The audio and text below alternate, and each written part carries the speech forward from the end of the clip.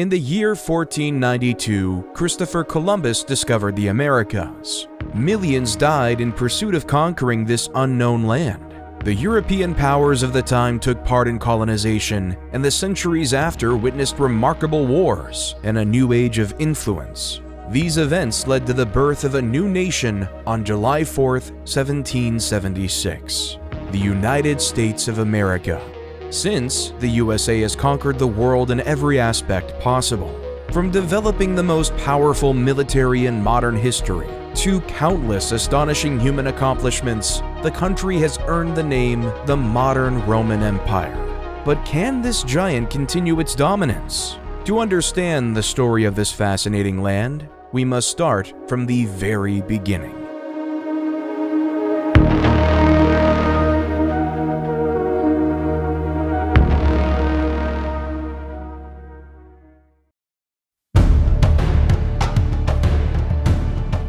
Long before European colonization, the native peoples of North America had developed complex and sophisticated systems of society and government. Hundreds of thousands warred, made peace, and governed over specific regions, and had done so for thousands of years. By the time the first European explorers began to arrive on the North American continent in the 15th century, the Native Americans had already established themselves and their communities for thousands of years. The North American continent, vast and rich with natural resources, would beckon all who came to know of its shores. And so, when a Norse navigator named Leif Erikson learned that there was a land west of Greenland from fellow explorer Bjarne Herjolfsson, he made preparations to set sail.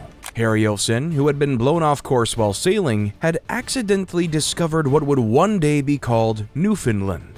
And although he did not land, his story gave Erikson the information he needed to successfully sail across the Labrador Sea and make landfall in North America. Erikson and the Norsemen would establish a small settlement in Labrador called Lonstow Meadows or Meadows Cove. This settlement and numerous small outposts built nearby it would be abandoned over the course of about 20 years. Afterward, it would be nearly another 500 years before Europeans set foot on the shores of North America.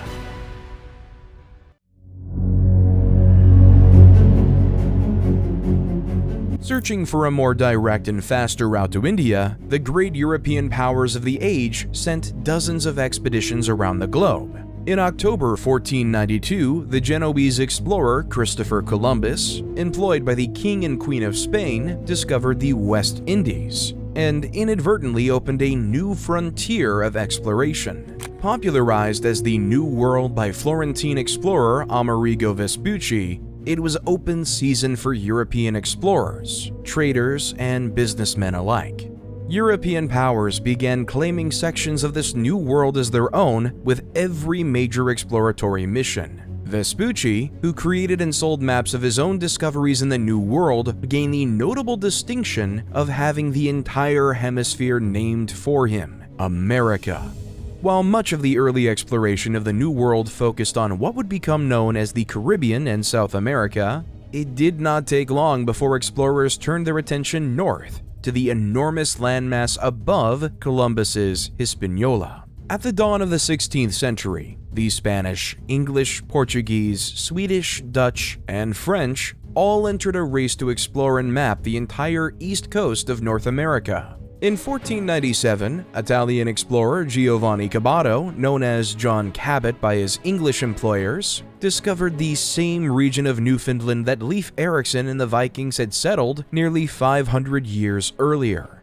Cabot's discoveries credited him as the discoverer of the North American continent, as no record of Erikson's expedition or settlement had yet been discovered. To the south, expeditions by Juan Ponce de Leon, Alvar Núñez Cabeza de Vaca, and Hernando de Soto would map Florida and the American southeast, as Spain prepared to establish permanent colonies in the New World. Likewise, to the north, Jacques Cartier explored the St. Lawrence River, while Giovanni de Verrazzano mapped much of the east coast for France. All along the coast, the Europeans encountered the numerous tribes of Native Americans. Early interactions ranged from welcoming to violent, as cultures from separate hemispheres met for the first time. As it had in the Caribbean and South America, First contact introduced these cultures to each other with the sharing of gifts and trading of information. Naturally, these meetings exposed Native Americans to European diseases and caused widespread illness and death. The first attempts to make permanent settlements in the New World began in the mid-16th century, with varying degrees of success. Surviving in the New World was not an easy task, and establishing a permanent settlement proved to be exceptionally challenging. In 1585, the English attempted to establish a permanent colony on Roanoke Island off the coast of what is today North Carolina. The journey across the Atlantic was brutal and left the colonists with few supplies when they arrived. Making contact with the local Aquascogoc, Pamela, and Socotan tribes, the colonists, many of whom were military personnel, became embroiled in an argument with the Aquascogoc and burned their village to the ground. Meetings with the Socotan went considerably better, outfitting the colonists with enough food to survive a miserable winter. Smallpox and influenza epidemics ran through every native village who encountered the colonists. Communication broke down, and violence finally convinced the colonists to move on, abandoning the colony. Arriving in 1587, a year after the first attempt to settle Roanoke failed, colonists, largely made up of middle-class Londoners with no military experience, landed on Croatoan Island and began to establish a settlement some 40 miles south of the first failed settlement. The colony suffered great difficulty surviving. In 1588, a relief mission to the colony was looted by Spanish naval vessels operating off the coast, leaving its new location unknown to English authorities. That same year, Spanish vessels sailed near Croatoan Island and found that it appeared abandoned. The next relief mission to the colony finally arrived in 1590 and found smoke rising from both Croatoan Island and Roanoke Island.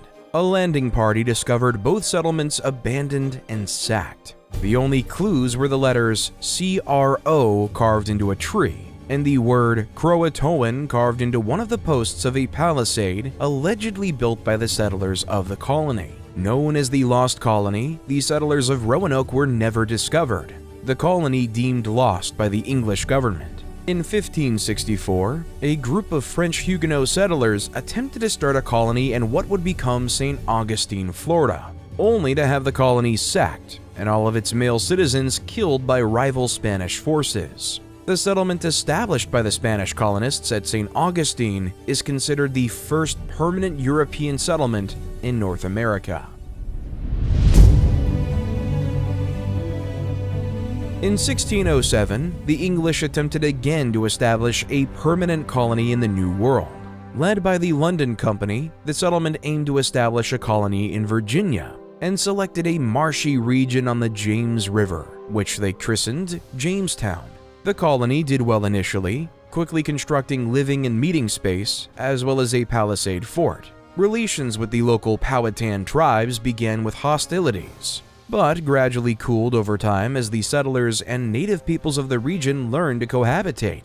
The Powhatan offered food and friendship to the colonists, who took the opportunity to search the surrounding region for gold and other precious metals. Instead, they found that the swampy region that they had inhabited held no riches, but disease. The people of Jamestown suffered from lack of coordination, disease, and the harshness of the environment around them, despite the aid of the Powhatan people. It was only when Captain John Smith took command of the colony and in near dictatorial fashion reorganized their efforts to establish trade with the natives and plant crops of their own in and around the colony. Smith returned home to England not long after his term as leader of the colony, but he had established a path for the colonists to follow that allowed Jamestown to endure difficult years of famine and struggle. Jamestown survived, and by the mid-17th century was thriving as more settlements began to grow around her. Jamestown has the distinction of being the first English settlement to survive in the New World. In 1619, 12 years after the colony's founding, Jamestown became the site of yet another first, when the first African slaves arrived in Virginia. 20 to 30 enslaved Africans who had been captured by English privateers from a Spanish slave ship were brought to Point Comfort, Virginia. From there, a number were sold or traded to the settlement at Jamestown. Slavery had existed in the New World since the mid-16th century, But this moment marked the beginning of 2.5 centuries of slavery in what would become the United States. The English continued their colonial settlement in 1620 with the establishing of the Puritan colony at Plymouth, Massachusetts. Unlike the financially motivated London Company at Jamestown, the Puritan colonists at Plymouth, known as Pilgrims, had come to America in search of religious freedom. They voyaged across the Atlantic in the Mayflower, suffering months of terrible weather at sea. When they arrived in the New World, they first landed near what would become known as Provincetown. There, the colonists, concerned over their rights to the land and their legal right to establish a colony, drafted and signed the Mayflower Compact, establishing their right to self-govern, while still holding allegiance to the English crown. However, without finding a reasonable place to begin building their settlement, and after a brief but violent encounter with a local tribe, the Puritans found Provincetown unfit and sailed up the coast for better ground. At last, they decided on Plymouth Harbor, building upon an abandoned Patuxet settlement as a base for their new home. Settled between two hills on which the colonists built two forts, the colony at Plymouth initially struggled through a difficult winter, living aboard the Mayflower and building their settlement by day. In March 1621, they made first contact with the Wampanoag. The Wampanoag chief, Massasoit, was hesitant to trust the Pilgrims. Also uncertain of the Puritans was Squanto, a Patuxet native who had been taken in by the Wampanoag. Squanto, or Tisquantum, spoke English and had spent time in Europe after he'd been kidnapped by an English explorer in 1614. He had returned to America with another explorer, whose party was ambushed and massacred by Massasoit and his tribe. Working as an interpreter, Squanto helped the Puritans and the Wampanoag reach an agreement of non-aggression. In the fall of 1621, the Pilgrims celebrated what has become known as the First Thanksgiving, along with Chief Massasoit and several of his men. The celebration lasted for 3 days, and both parties procured and presented various dishes of local game. Like Jamestown, Plymouth was well run, and its early success was built upon by enterprising companies and individuals in England. More and more companies began crossing the Atlantic and established new settlements. Throughout the 17th century, the English began spreading as more colonies were formed and amalgamated with their fellow English neighbors. The Massachusetts Bay Colony, for example, would absorb the Plymouth Colony, and others as it grew in size. As these settlements became more established, trade opened with Europe, and goods, money, and more colonists poured into the New World. Not to be outdone, other European powers attempted to create their own permanent settlements as they grabbed more and more of the coastal region for themselves. What started as small settlements along coastal waters soon became large swaths of territory, claimed in the name of kings and queens from far-off European nations. In 1614, the Dutch West India Company began to establish permanent settlements in the Northeast, around what would one day become New York and New Jersey. Small settlements and fur trading outposts on Governor's Island and along the Hudson and East Rivers marked what was called New Netherlands. In 1624, fearing military incursions from other European powers, they purchased the island of Manhattan from the Munsee Lenape tribe for $24 and constructed Fort Amsterdam at the southern tip of the island. The settlement, which grew within and alongside the fort, was called New Amsterdam. The settlement utilized its unique environment to expand trade and use hydropower to enhance its growth. New Amsterdam was a city of trade and commerce in its earliest form, and always would be. It was a tempting target for the English, who wanted control of the Hudson for themselves. In 1664, 4 English frigates sailed into the harbor of New Amsterdam and ordered the Dutch to surrender the city. They did so bloodlessly, although the event did spark the Second Anglo-Dutch War. In June 1665, New Amsterdam was reincorporated under English law and renamed New York City. Spain, whose early discovery of the New World gave them an advantage in colonizing South America and the Caribbean, began settling in what would become the American Southeast. From their earliest settlement in St. Augustine, the Spanish traveled inward toward their territorial conquests in Mexico. and upward toward Canada, carving a path through the center of the North American continent. By the end of the 17th century, Spain's North American empire would cover much of the Deep South, Midwest, and western portions of the continent. France, England's longtime rival and chief competitor in North America, set their sights for permanent settlement along the St. Lawrence River. Still hoping for an easy path to the Pacific, the settlements, Tadoussac, Quebec, Trois-Rivières, and Montreal, followed the winding St. Lawrence further and further inland.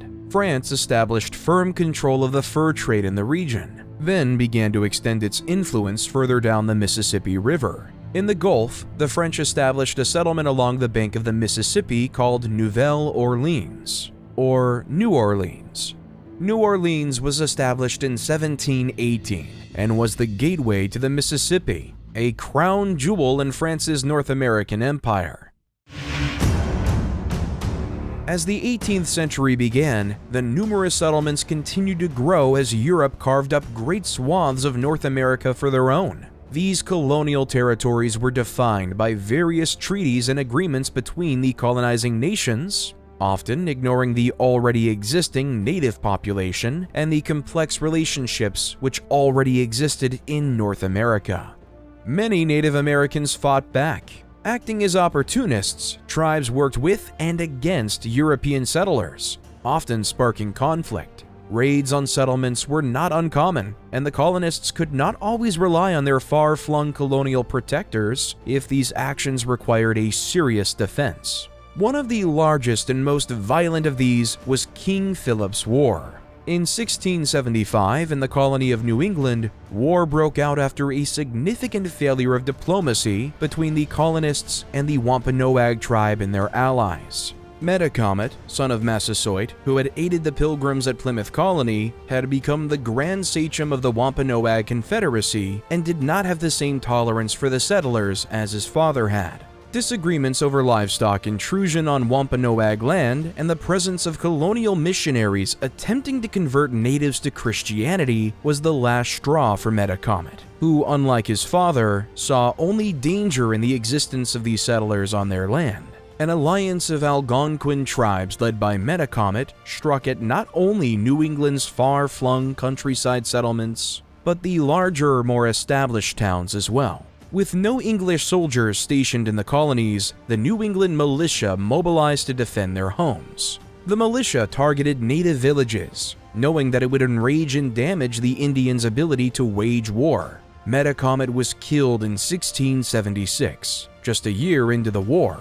His death spelled doom for the Wampanoag and their Narragansett allies. With no one guiding the conflict, things quickly turned in the favor of the New England militia, who all but destroyed the Wampanoag people and forced their allies out of the New England territory. It was the bloodiest conflict in North America to date. In the wake of King Philip's War, tension between the English colonists and their French and Dutch neighbors grew high. In the Northeast, 5 native tribes located north of the New England colony formed the Wabanaki Confederation after witnessing the demise of their southern Wampanoag neighbors in King Philip's War, increasing tensions with the English colonists. In 1689, just 2 years after King Philip's War had ended, the colonists were at war again, this time at the behest of their mother countries. Fighting broke out as the English-backed Iroquois tribes attacked French settlements, and the French-backed Wabanaki attacked English ones. As French and English soldiers made their way to the New World, the colonists of New England and New France prepared to fight each other. Known as King William's War, the conflict dragged on for nearly a decade and saw French successes in the colony of New York and English successes in Acadia, later known as Nova Scotia, and along the St. Lawrence River. Neither side was able to take their main goal. For the French, Boston. For the English, Quebec. And the war concluded in 1697. But King William's War was only the beginning. It was the first of 4 major conflicts between France and England which pitted their various native allies against one another, and peace was not kept for long. In 1701, King Charles II, The last Habsburg king of Spain died with no direct heir and a confusing web of potential replacements, bound by secret treaties and backroom agreements. English, Austrian, Prussian, and Dutch powers scrambled to stop the French from taking control of the Spanish throne. Known as the War of Spanish Succession, or Queen Anne's War in North America, the conflict originated in Europe and did not take long for the fighting to come to the shores of North America. In the South, Spanish Florida and French colonists in Louisiana were engaged by English colonists from the province of Carolina. The fighting decimated the native populations of the region and helped secure English control of Georgia. In New England, the Wabanaki again sided with the French, and continuous raids on New English settlements plagued the Massachusetts Bay Colony. Concerted efforts made by the English military once again failed to capture Quebec City, but made considerable gains in Acadia. The fighting in North America had little effect on the war's ultimate outcome in Europe, but more than 13 years of continuous fighting wreaked havoc throughout North America, permanently damaging native and colonial communities alike. In the end, the French would give away vital territory to the English, including the Hudson River Valley, Acadia, and Newfoundland. These concessions did not include the various native tribes engaged on either side of the war, and set the stage for future conflicts. For nearly 3 decades, there was relative peace between the major European powers in North America. In this time, the colonies grew larger and more complex, forming their own colonial governments, and expanding a new and thriving North American economy of agriculture, textile production, and maritime trade. As the value of the North American colonies grew, it did alongside her South American and Caribbean neighbors. Valuable gold and silver had been found in South America, and the Caribbean produced commodities which were by now a necessity in Europe and North America, namely molasses and other sugar products. The production of these commodities, of course, was powered by the sweat of slave labor. By now, the American colonies were all engaged in what was known as the Triangle Trade. Slaves from Africa were brought to the Americas, where the slave ships would deposit African slaves for sale and take on cargo of sugar bound for New England. These ships would then sell the sugar and slaves, and take on rum, tobacco, cotton, and other goods and return to Africa to trade them for slaves. On and on it went, an ever more valuable and grotesque sale of human lives. Slavery was rampant in the Caribbean and South America, and grew rapidly in North American colonies as well. From the first years of North American colonization in the early 1600s to the mid-18th century, the number of slaves imported to the Americas had increased from roughly 300,000 from 1600 to 1625 to more than 2 million from 1751 to 1775. The increased value of the Americas led directly to the third of the Indian Wars. Like Queen Anne's War before it, the conflict began well outside of North America. Distrustful of the Spanish control of the South American market, the British were displeased by the mercantile stranglehold Spain had over trade to South America and the Caribbean. Likewise, the Spanish were displeased with British encroachment in North America on what they believed was their territory north of Florida. After the 1721 founding of the colony of Georgia, following Queen Anne's War, the Spanish were convinced that the British had designs on removing them from Florida. Spanish vessels began boarding British trading ships, searching for contraband. While this action was legal due to past treaties, the boardings resulted in increased tensions between the two powers. In 1731, the British brig Rebecca was stopped off the coast of Cuba and boarded for inspection of contraband cargo. On board, the Spanish officials found an illegal cargo of sugar. Rebecca's captain, a man named Robert Jenkins, alleged that during the search, he had been tortured by the Spanish officials and had had his ear partially cut off. While the Royal Navy would admit that Jenkins was at fault for carrying illegal cargo, his story, told before the Houses of Parliament in England, struck a nerve. In 1739, the British found that, among other reasons, the Spanish were guilty of depredations upon British subjects and commenced war against the Spanish in the Americas, known as the War of Jenkins' Ear.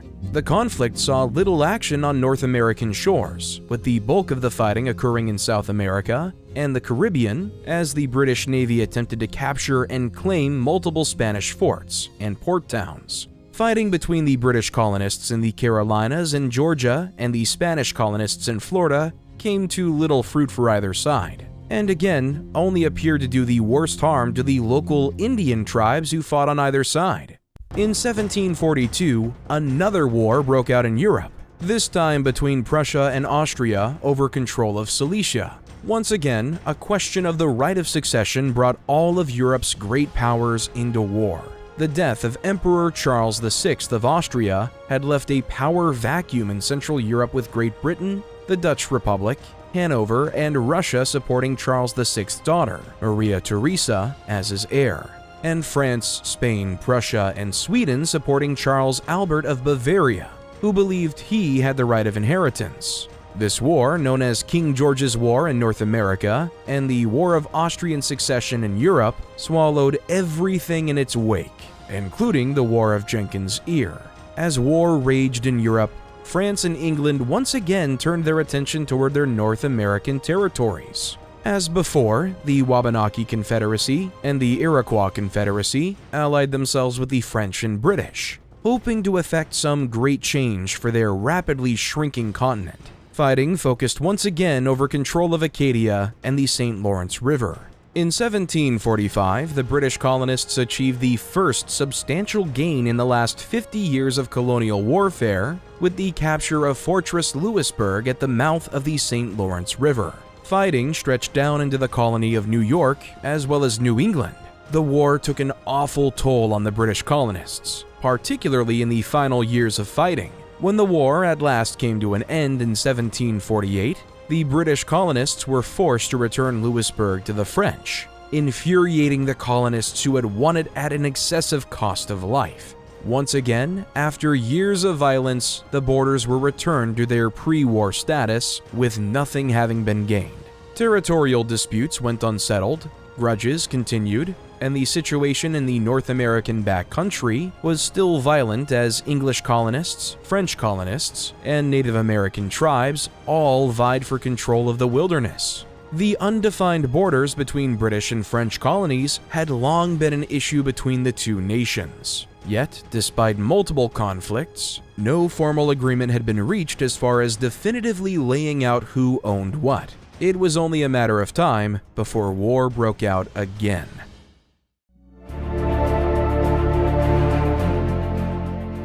In late 1753, the lieutenant governor of the Virginia colony, Robert Dinwiddie, ordered a young Virginia major named George Washington to remove French colonial troops from forts in the Ohio River Valley. The colony of Virginia claimed this territory as its own and felt that it was within their right to vacate the French from the forts, which still dotted the region from the last century of fighting.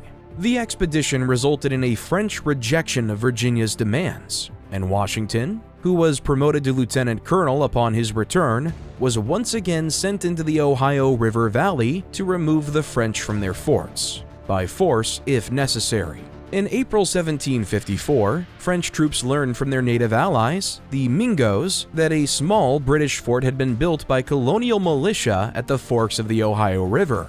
French troops marched to the fort and captured it. They built in its place a much later fortification which they named Fort Duquesne.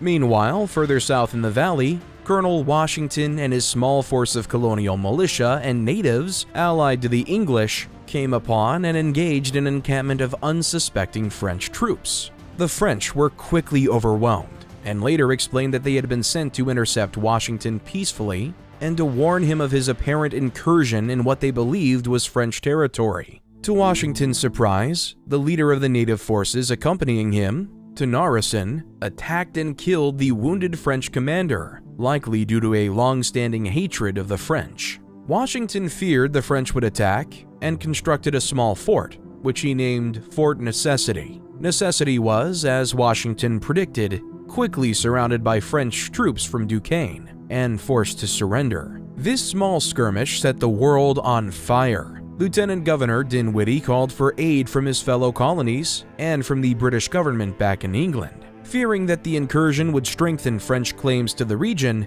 the British government immediately sent troops to strike at the various French forts still in and around the St. Lawrence River and the Ohio River Valley. The French sent additional forces to North America to hold off the inevitable British invasion. Quite suddenly, France and England were once again at war. Multiple early British forays into the Ohio River Valley and Canada failed spectacularly.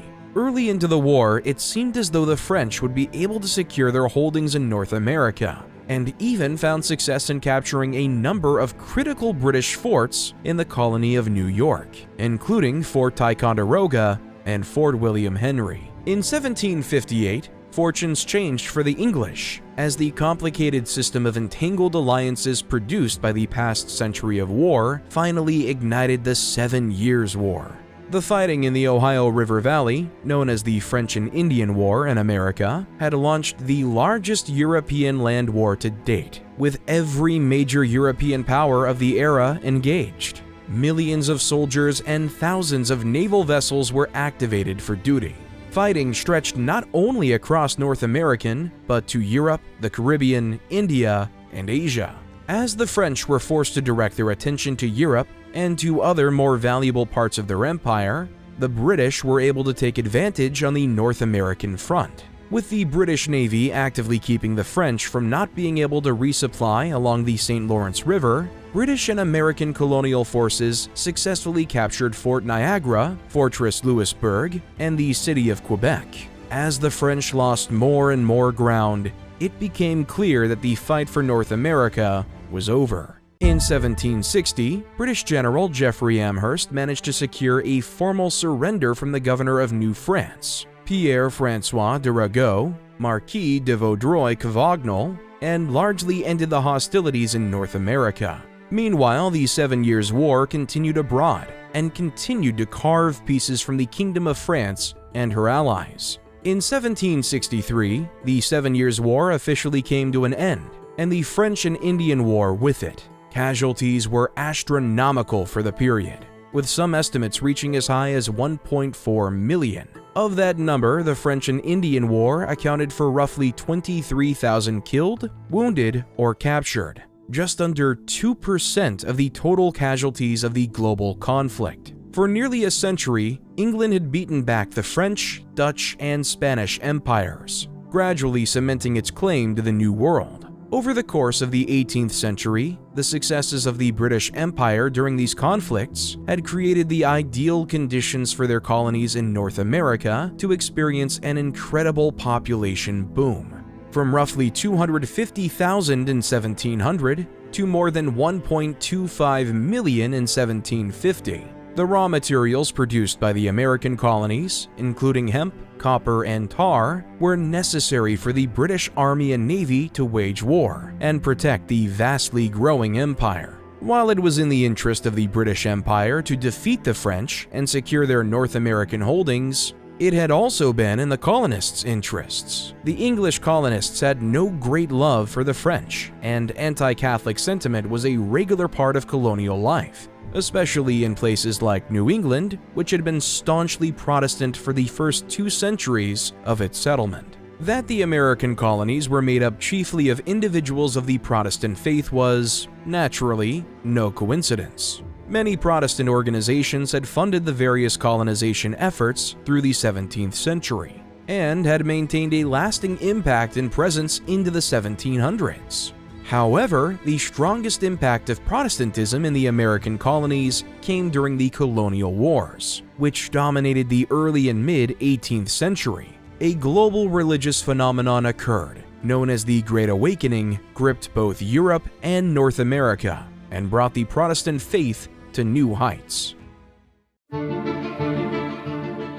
The Great Awakening was a major evangelical revival which expanded the Protestant faith throughout Europe and colonial North America. The revival brought about new religious theories and dogma, as concepts such as the nature of salvation and the idea of rebirth were spread by itinerant preachers who traveled the countryside giving sermons and lectures as they saw fit. These preachers were tremendous orators and captured captive audiences wherever they went.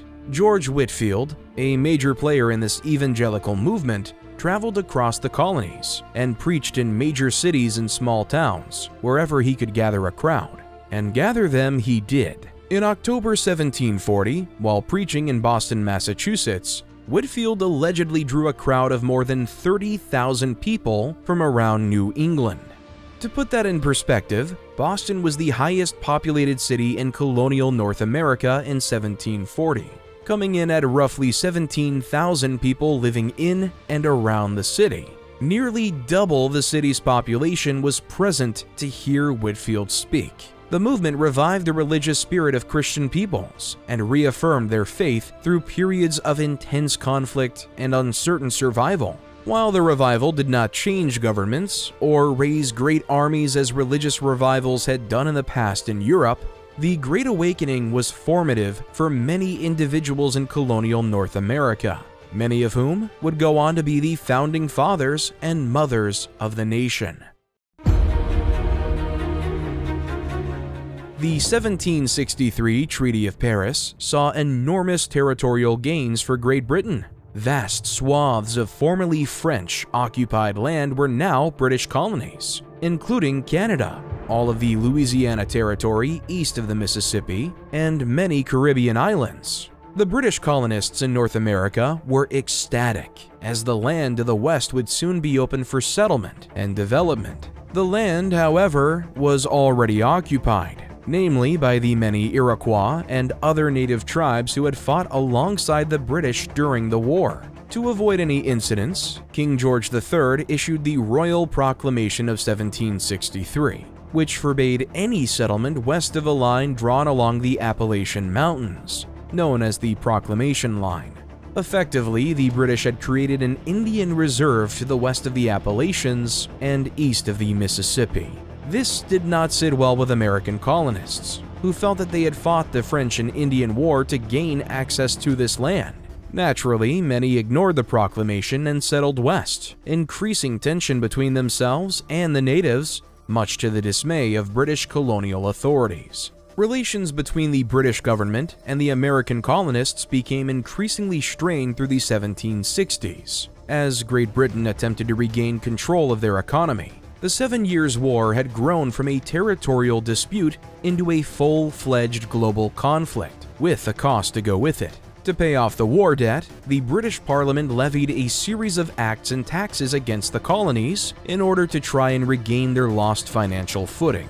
The colonists, who viewed themselves as loyal subjects to the British Crown, became increasingly agitated. It was not that the taxes were exorbitantly high. In fact, they were quite low, and often the measures taken by the British government were taken to lower the cost of British goods and raise the costs of those being sold by their French or Dutch competitors. For the colonists, the heart of the issue was not the cost, but rather the lack of consultation before levying the acts and taxes. As British subjects, the colonists believed they had all of the rights and liberties of any British citizen, which included representation. The British government argued that the colonists were represented virtually and that the Parliament acted in their best interests. Many Americans did not agree, and resentment began to grow. The rallying cry became, "No taxation without representation," as more and more colonists began to view King George III as a tyrant and the British Parliament as an aggressor toward them. Great Britain had always regulated the economies of its respective colonies through acts and laws passed by Parliament. Through the last century, these laws had only been loosely enforced, as the economic gains of the American colonies also benefit Great Britain. As the 1760s began, however, Britain needed to regain control of the financial situation, sparking animosity from the colonists who had long appreciated their free economic relationship, and raising questions on the constitutional rights of the American colonists. In 1764, the Sugar Act was imposed to regulate the amount of French and Dutch sugar and molasses being imported to the colonies in favor of sugar and molasses being sold by the British East India Company. While it lowered the cost of sugar from the East India Company, colonists saw the act as a violation of their rights to trade and conduct business. Colonists protested the Sugar Act by boycotting British goods affected by the act. While this form of protest was not widely successful from an economic standpoint, the East India Company had one of its best years in 1774. The protest was noted by British Parliament, and many Whigs within the British government warned that relations could worsen if some sort of agreement could not be met. The following year, in 1765, the Parliament passed the Stamp Act. It was the first act of Parliament ever directed specifically at the colonies, as opposed to across the empire. The Stamp Act would require any form of official paper to need an official stamp. The act affected newspapers, almanacs, and official documents, such as licenses, deeds, and wills. It even meant that playing cards required the official stamp. Such a direct tax had never been levied against the colonists, and many saw it as an attack by the Parliament in response to the boycotts the year before. Secret organizations known as the Sons of Liberty began to appear throughout the colonies and threatened violence on anyone who sold the stamps. Indeed, violence began to break out across the region as the Sons of Liberty targeted British officials who enforced the act. In one such case, the home of Lieutenant Governor of the province of Massachusetts Bay and Chief Justice Thomas Hutchinson was ransacked by an angry mob led by the Sons of Liberty. While Hutchinson and his family escaped the violence, their home was destroyed. Some colonists, however, did not act out in violence, but relied instead on a united political action. 9 colonies sent representatives to the Stamp Act Congress in New York City and compiled a Declaration of Rights and Grievances for the British Parliament. The declaration stated the position of many of the American colonists, stating that the British taxes levied without representation violated their rights as not only British subjects, but as men. Again, the Americans engaged in protest by boycott, this time with significant results. The income from imports to the American colonies fell from £2,250,000 in 1764 to £1,944,000 in 1765. In England, American statesman Benjamin Franklin argued the case of the American colonies to Parliament and warned that continued abuse of the colonists could and would result in rebellion. Fortunately for the colonies, the Parliament experienced a shift in government which had sympathy for Whig politics, which resulted in the repeal of the Stamp Act. The Parliament passed the Declaratory Act in 1766, reversing the Stamp Act, but at the same time insisting that the Parliament as a legislative body had the right and power to make laws for the colonies in all cases whatsoever. Both sides viewed the result as a political victory, believing that their interpretation of the rights of the colonists had been heard and secured.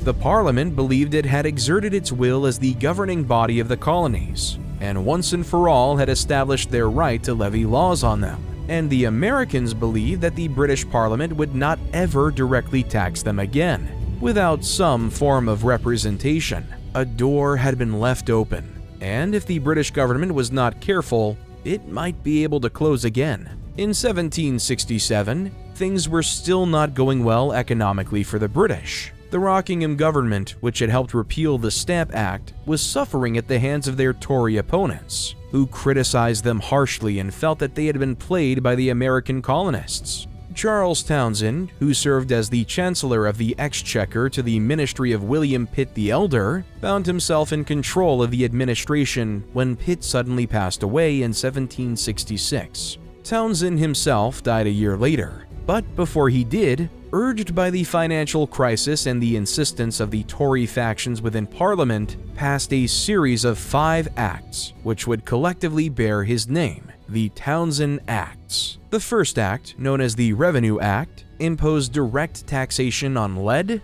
glass, paper, paint, and, notably, tea. The second created a new customs board for the North American colonies in Boston, and allowed customs officials unprecedented control over vessels coming in and out of colonial ports. The third suspended the New York Assembly from conducting business until it had complied with the requirements of the Quartering Act, passed in 1765 alongside the Stamp Act. The fourth act, known as the Indemnity Act, colloquially known as the Tea Act, lowered the commercial duties on tea imported by the East India Company, hoping to combat the smuggling of Dutch East India tea into English ports. The final act, known as the Colonial Trade Act, passed after Townsend's death in 1767, also aimed to target smuggling, and granted admiralty courts jurisdiction over all matters concerning customs violations, taking away the authority of local colonial courts. Before his death,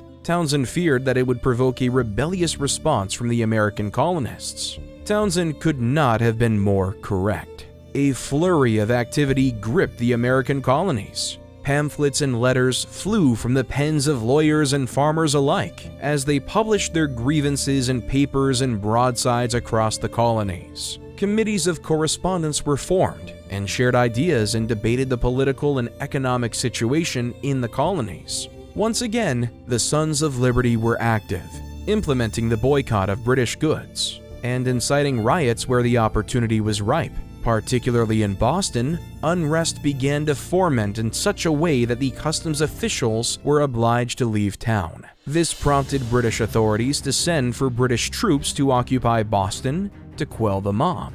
On March 5, 1770, the consequences became quite clear when a young British sentry guarding the Boston Customs House was set upon by an angry mob of colonists. Accounts of the event state that the incident began as an argument between the private and a young wigmaker's apprentice, who upon insulting the private and his officer, was warned away from the post. Refusing to go and further insulting the officer, he was struck in the head by the private's musket. A crowd began to gather as the altercation grew louder, and bells rang out indicating a fire, drawing yet more Bostonians toward the lone sentry. The sentry sent a runner to get help, as the crowd became more violent, throwing ice and oyster shells at the sentry and calling for him to fire his weapon. Captain Thomas Preston and a handful of men from the Grenadier Company of the 29th Regiment of Foot arrived at the scene and deployed around the sentry with bayonets fixed. The crowd, now grown to 300 or 400 by some estimates, pressed in around the British troops, still throwing objects and shouting for them to fire. Preston shouted for the crowd to disperse and ordered his men to load their muskets. As the crowd pressed in on Preston and his men, they shouted, "Fire, damn you, fire!" A young private was struck in the head by a flying object, causing him to drop his musket. He bent to retrieve it and stood up and unintentionally fired into the crowd without orders. In a panic, the rest of the soldiers fired into the crowd in a ragged volley. As the crowd broke in horror and the smoke cleared, it revealed 3 dead colonists: Samuel Gray, James Caldwell, and Crispus Attucks. A mixed-race former slave, Samuel Maverick and Patrick Carr, were wounded and would die shortly after. 5 colonists had been killed in what would be known as the Boston Massacre. The city was put on high alert, and British troops mustered in full force, preparing to defend against further riots. The trial which followed was a media circus, as the Sons of Liberty latched onto those who had died as patriots and martyrs. Attorney John Adams defended the British soldiers despite his own personal feelings toward the British abuse of the American colonies, and his relationship to his cousin Samuel Adams, who was one of the founding members of the Sons of Liberty. Adams, whose devout loyalty to the law led him to believe that all men were entitled to a trial, no matter who they were or what they had done, successfully argued the men were not guilty of murder and had 6 of the soldiers acquitted and 2 others found guilty only of manslaughter. Adams' experience in the aftermath of the trial did little to move him closer to his cousin's patriot leanings, but did affirm his belief in the legitimacy of a government of laws. Tensions remained high in Boston, but gradually began to recede elsewhere. In 1773, amidst one of the worst banking crises of the 18th century, the British Parliament again made an attempt to ensure the survival of the British East India Company by undercutting the illegal importation of Dutch tea to the American colonies, while lowering the cost of EIC tea to the lowest possible amount. Known as the Tea Act of 1773, the act allowed the EIC to unload its cargo in the American colonies without paying any duties on it, while charging an exorbitant amount on Dutch tea. The act prompted the Sons of Liberty to organize a raid on 3 merchant ships docked in Boston Harbor, carrying loads of East India Company tea which had yet to be offloaded. Known as the Boston Tea Party, the Sons of Liberty boarded the ships and dumped 342 crates of tea into the harbor. The loss of tea amounted to approximately 9,659 pounds in 1773, the equivalent of $1.7 million today. Parliament was outraged and responded by passing a series of acts known as the Intolerable Acts in 1774. The first 3 acts, the Boston Port Act, the Massachusetts Government Act, and the Administration of Justice Act, all targeted Massachusetts alone and punished the city of Boston and the Massachusetts Bay Colony for its role in the Tea Party. The Boston Port Act closed the port of Boston until the colonists paid for the destroyed tea. The act angered citizens in Boston who had not even participated in the Tea Party, and they felt they were being punished unjustly without being able to testify in their own defense. The Massachusetts Government Act revoked Massachusetts' charter and brought the colony under direct British control. Town meetings were limited, and all appointments had to be appointed by the royal governor. The Administration of Justice Act allowed the royal governor of Massachusetts to order the trial or retrial of any royal official to take place in Great Britain if the accused could not get a fair trial in Massachusetts. The final act, which affected all of the colonies, was the Quartering Act of 1774, which allowed royal governors to house soldiers in buildings if suitable quarters were not provided by the colonies.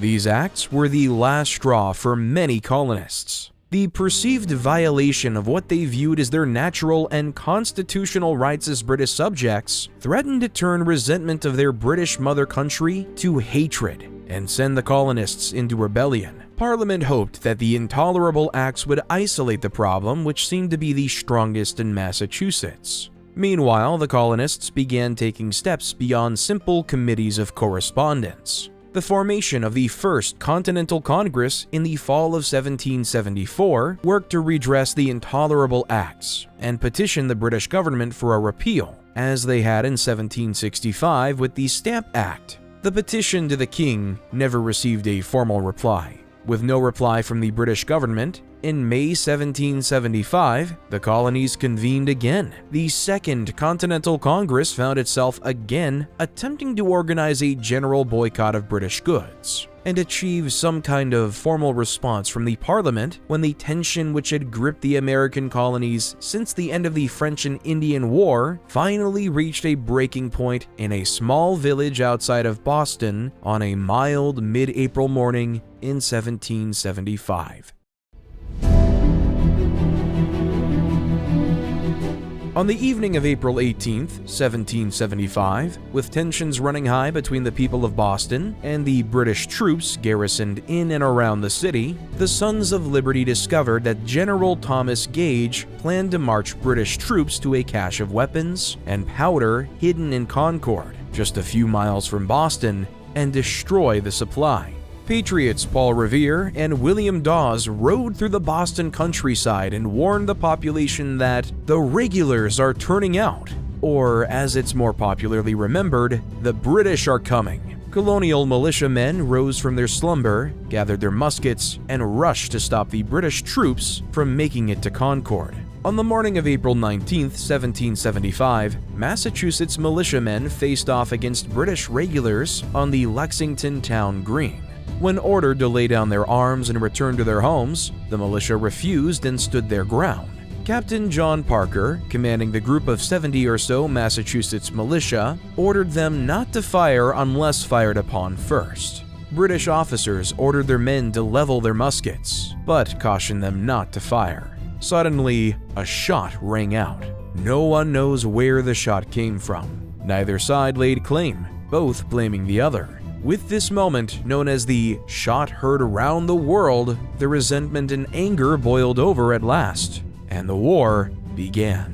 When the American Revolution began, it did not start as a revolution. While certainly the ideas it generated were revolutionary, the actions of the First Continental Congress were those of a legislative body, hoping to attain a form of reconciliation with the mother country. Better characterized as a rebellion, the earliest stages of the war were fought by the colonists to reclaim what they saw as their natural-born rights as British subjects and citizens. On the home front, early victories for the militias kept the spark of rebellion lit. However, it was not long before the British put a concerted effort into putting down the uprising. At the Battle of Bunker Hill in June 1775, British troops stormed earthworks held by the colonial militia near Boston in a costly victory. It was becoming clear to many that if the colonies did not unify, they would be crushed one by one. While some representatives in the Continental Congress, now in its second session, still erred on the side of caution, believing that a reconciliation could still be made, the Congress made the decision to form a single unified army to prevent their forces from being wiped out piecemeal. At the head of this new Continental Army would be a colonel from the colony of Virginia named George Washington. Washington, born from one of the most prominent families in colonial Virginia, had had aspirations to be a naval officer in the English Navy when he was a young man. His mother, Mary Ball Washington, was wary. She knew that a life at sea was a difficult one and could lead to an early death or maiming. She implored her son not to enlist in the Navy and to pursue a career in the Army instead. Washington obeyed and would spend much of his young adult life attempting to gain a commission in the British Army. He worked as a surveyor and endeared himself to the Royal Governor of Virginia, hoping to obtain that commission. It never came. Instead, Washington served as a colonel in the Virginia militia and implemented his own particular style of leadership, modeled after the British. Serving in this capacity, a young George Washington found himself at the center of some of the most important moments of the French and Indian War. At Fort Necessity and the Battle of Monongahela, Washington served alongside British soldiers as a colonial officer. And despite surviving numerous close calls with death and leading his troops valiantly, he was never made an official offer for a commission in the British Army. More than a decade after the end of the French and Indian War, Washington was serving as a representative of Virginia at the Second Continental Congress. When it came time for the Congress to decide who would lead this new united army, Washington was a natural choice. While his track record on the battlefield was less than stellar, his experience was unquestioned. And the fact that he was a Virginian pleased many of the Southern delegates of the Congress, as the war thus far had been fought by and almost entirely took place in the northern colonies. In June 1775, after receiving a unanimous vote of approval from the Congress, Washington rode north for Boston and began to construct the necessary administration for the new Continental Army. The Continental Army struggled with many issues. Supply was always a chief concern. Lack of food and a reliable supply chain meant that the army needed to constantly forage for sustenance. This meant a tense and sometimes violent relationship with the civilian populations near where the armies had camped. Command differences plagued the army as well. Beyond disgruntled and entitled officers, this army consisted of troops from nearly every once colony on the East Coast. These soldiers were as different from each other as if they had come from another country. In one early instance, General Washington literally had to pull soldiers off of each other during a snowball fight outside of Boston, which had turned into an outright brawl between soldiers from Massachusetts and Virginia. Uniting these men into a fighting force was a war unto itself.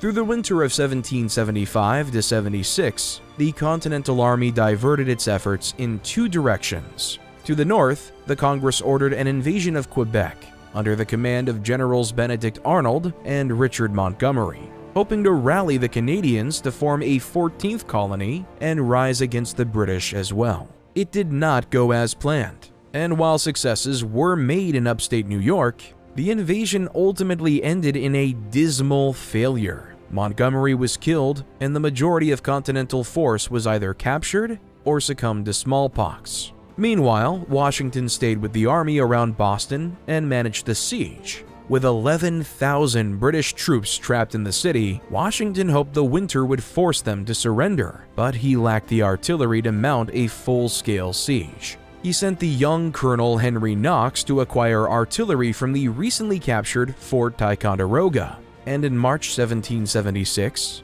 Knox returned to Boston, having successfully gotten the guns over the Berkshire Mountains through the winter. With Knox's guns looking down from Dorchester Heights, the British decided to evacuate the city. On March 17, 1776, the Continental Army reoccupied Boston, much to the joy of the civilian population. In the spring of 1776, the war was beginning to spread to other parts of the 13 colonies. Fighting had broken out in the Carolinas, and a British siege of Charleston was thwarted by a daring defense of Sullivan's Island. In upstate New York, the survivors of the Canada expedition fought to hold on to the gains they had made at Fort Ticonderoga and other key locations on Lake Champlain. Washington's forces in Boston moved south to occupy New York City. The Continental Congress ordered Washington to defend the island city, despite the lack of a meaningful navy. Washington was uncertain his army, many of whom were untrained and undisciplined militia, was going to be capable of standing up to a British assault on the city. In Philadelphia, now the American capital, the Second Continental Congress had shifted from a government body imploring the British government for a redress of grievances to a government body responsible for the management of a war. The Olive Branch Petition, sent to England in July 1775, had been the last attempt of the Congress to make peace with the mother country. It had been met with the naming of the Congress as traitors and the Revolution as illegal. After the action in Boston, it had become clear to a faction of the Congress, led by John Adams, Benjamin Franklin, Thomas Jefferson, and others, that a return to the pre-war status the American colonies in Great Britain had shared was no longer a possibility. The necessity for self-rule had surpassed any possible reconciliation with England. Many of the representatives also realized that victory in this conflict could only be achieved with the assistance of a foreign power, namely France. They knew France would not intervene on behalf of rebel colonists, but they might for a sovereign nation. Consequently, by early summer 1776, the majority of the provincial congresses were prepared for a complete separation. On June 11th, the Congress formed a committee to draft a document stating the justification on their separation from Britain. The Declaration of Independence was written largely by Thomas Jefferson of Virginia. It laid out in plain words the reason for the former colonies, now states, desire for separation, and affirmed the assertion that they had every right as men to make the separation. After considerable revisions to the original drafts, including the removal of a section condemning the British slave trade, the declaration was adopted by Congress on July 2, 1776, and its final wording formally ratified on July 4, 1776. Its most prolific line read, "We hold these truths to be self-evident, that all men are created equal, that they are endowed by their Creator with certain unalienable rights, that among these are life, liberty, and the pursuit of happiness."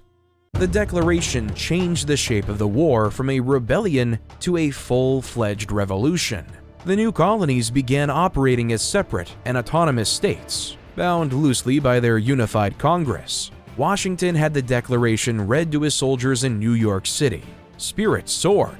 At last, the soldiers of the Continental Army felt they had something to band together for: independence. The British struck back in August 1776, launching a series of devastating attacks in and around New York City. As Washington had feared, his army was not prepared for the professional and well-disciplined British troops, and without a navy, he had no hope of defending the island of Manhattan.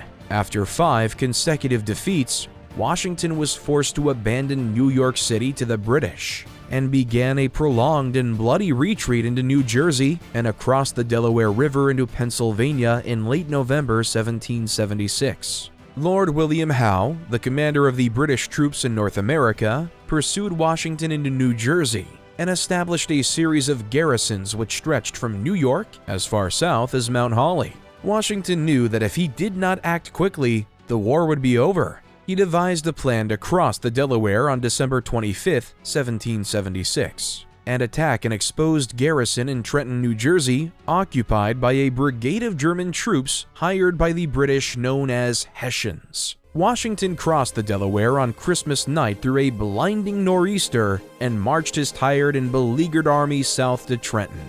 The Hessians were surprised by the arrival of the Continental Army, as fighting and maneuvering troops through the winter was generally viewed as difficult and dangerous for 18th century armies. He achieved a swift victory fighting through the streets of Trenton and won his first battle as commander of the Continental Army. 9 days later, after a tactically brilliant running engagement on January 2nd, the Continental Army again achieved victory on the morning of January 3rd in Princeton, New Jersey. The 3 battles fought kept the Revolution alive in its darkest hour. In 1777, the British were desperate to regain control of the situation and launched 2 separate offensives. The British, led by Sir William Howe, captured the American capital of Philadelphia after defeating Washington at Brandywine and Germantown in the fall of 1777.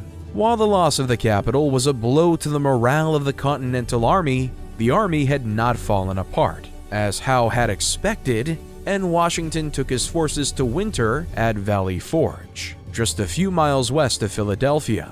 In upstate New York, British General John Burgoyne pushed his army south from Canada, capturing Fort Ticonderoga and hoping to sever New England from the rest of the United States in order to bring about a swift end to the war. Instead, Burgoyne faced off against Continental Generals Benedict Arnold and Horatio Gates, fighting a series of battles near Saratoga, New York.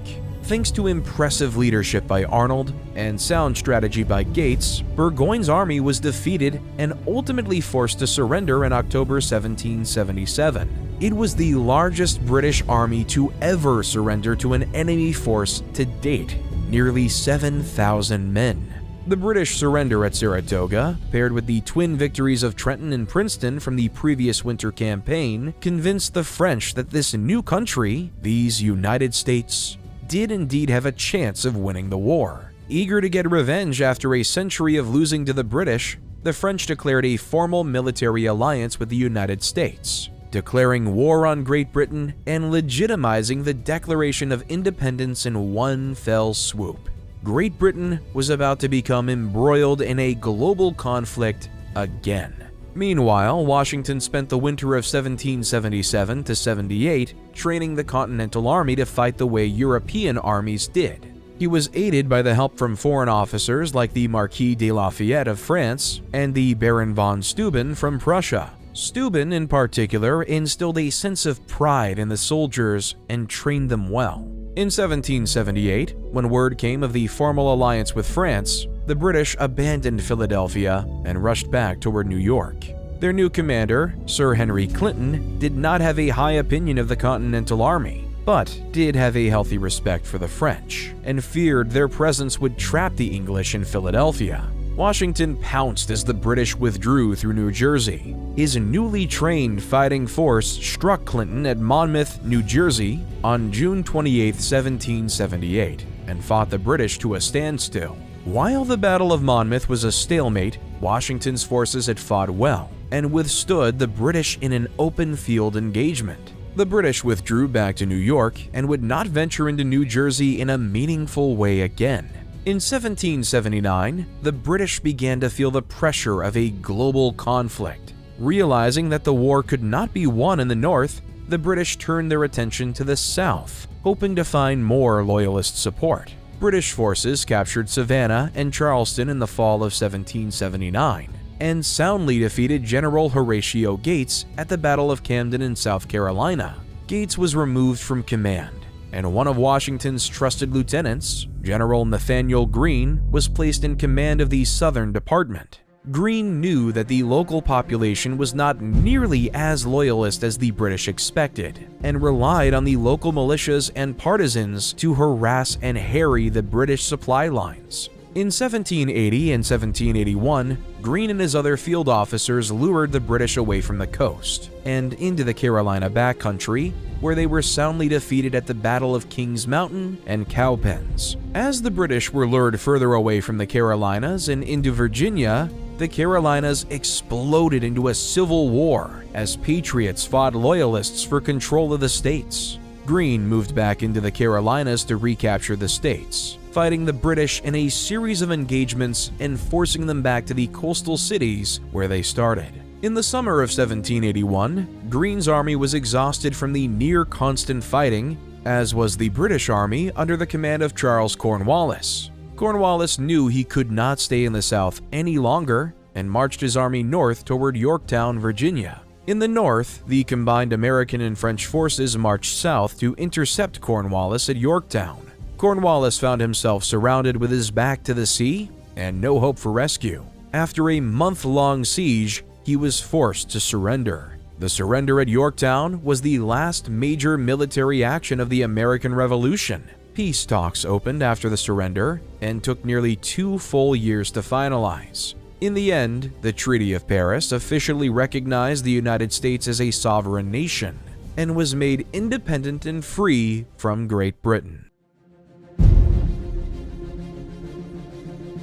As the American Revolution raged on, the Continental Congress, having declared independence, found themselves not only with the necessity to conduct a war as a sovereign body, but to unite the now independent states in a loose confederation government. On November 15, 1777, the Congress adopted the Articles of Confederation, creating a weak central government which bound the states together only in times of great conflict, such as the ongoing Revolution.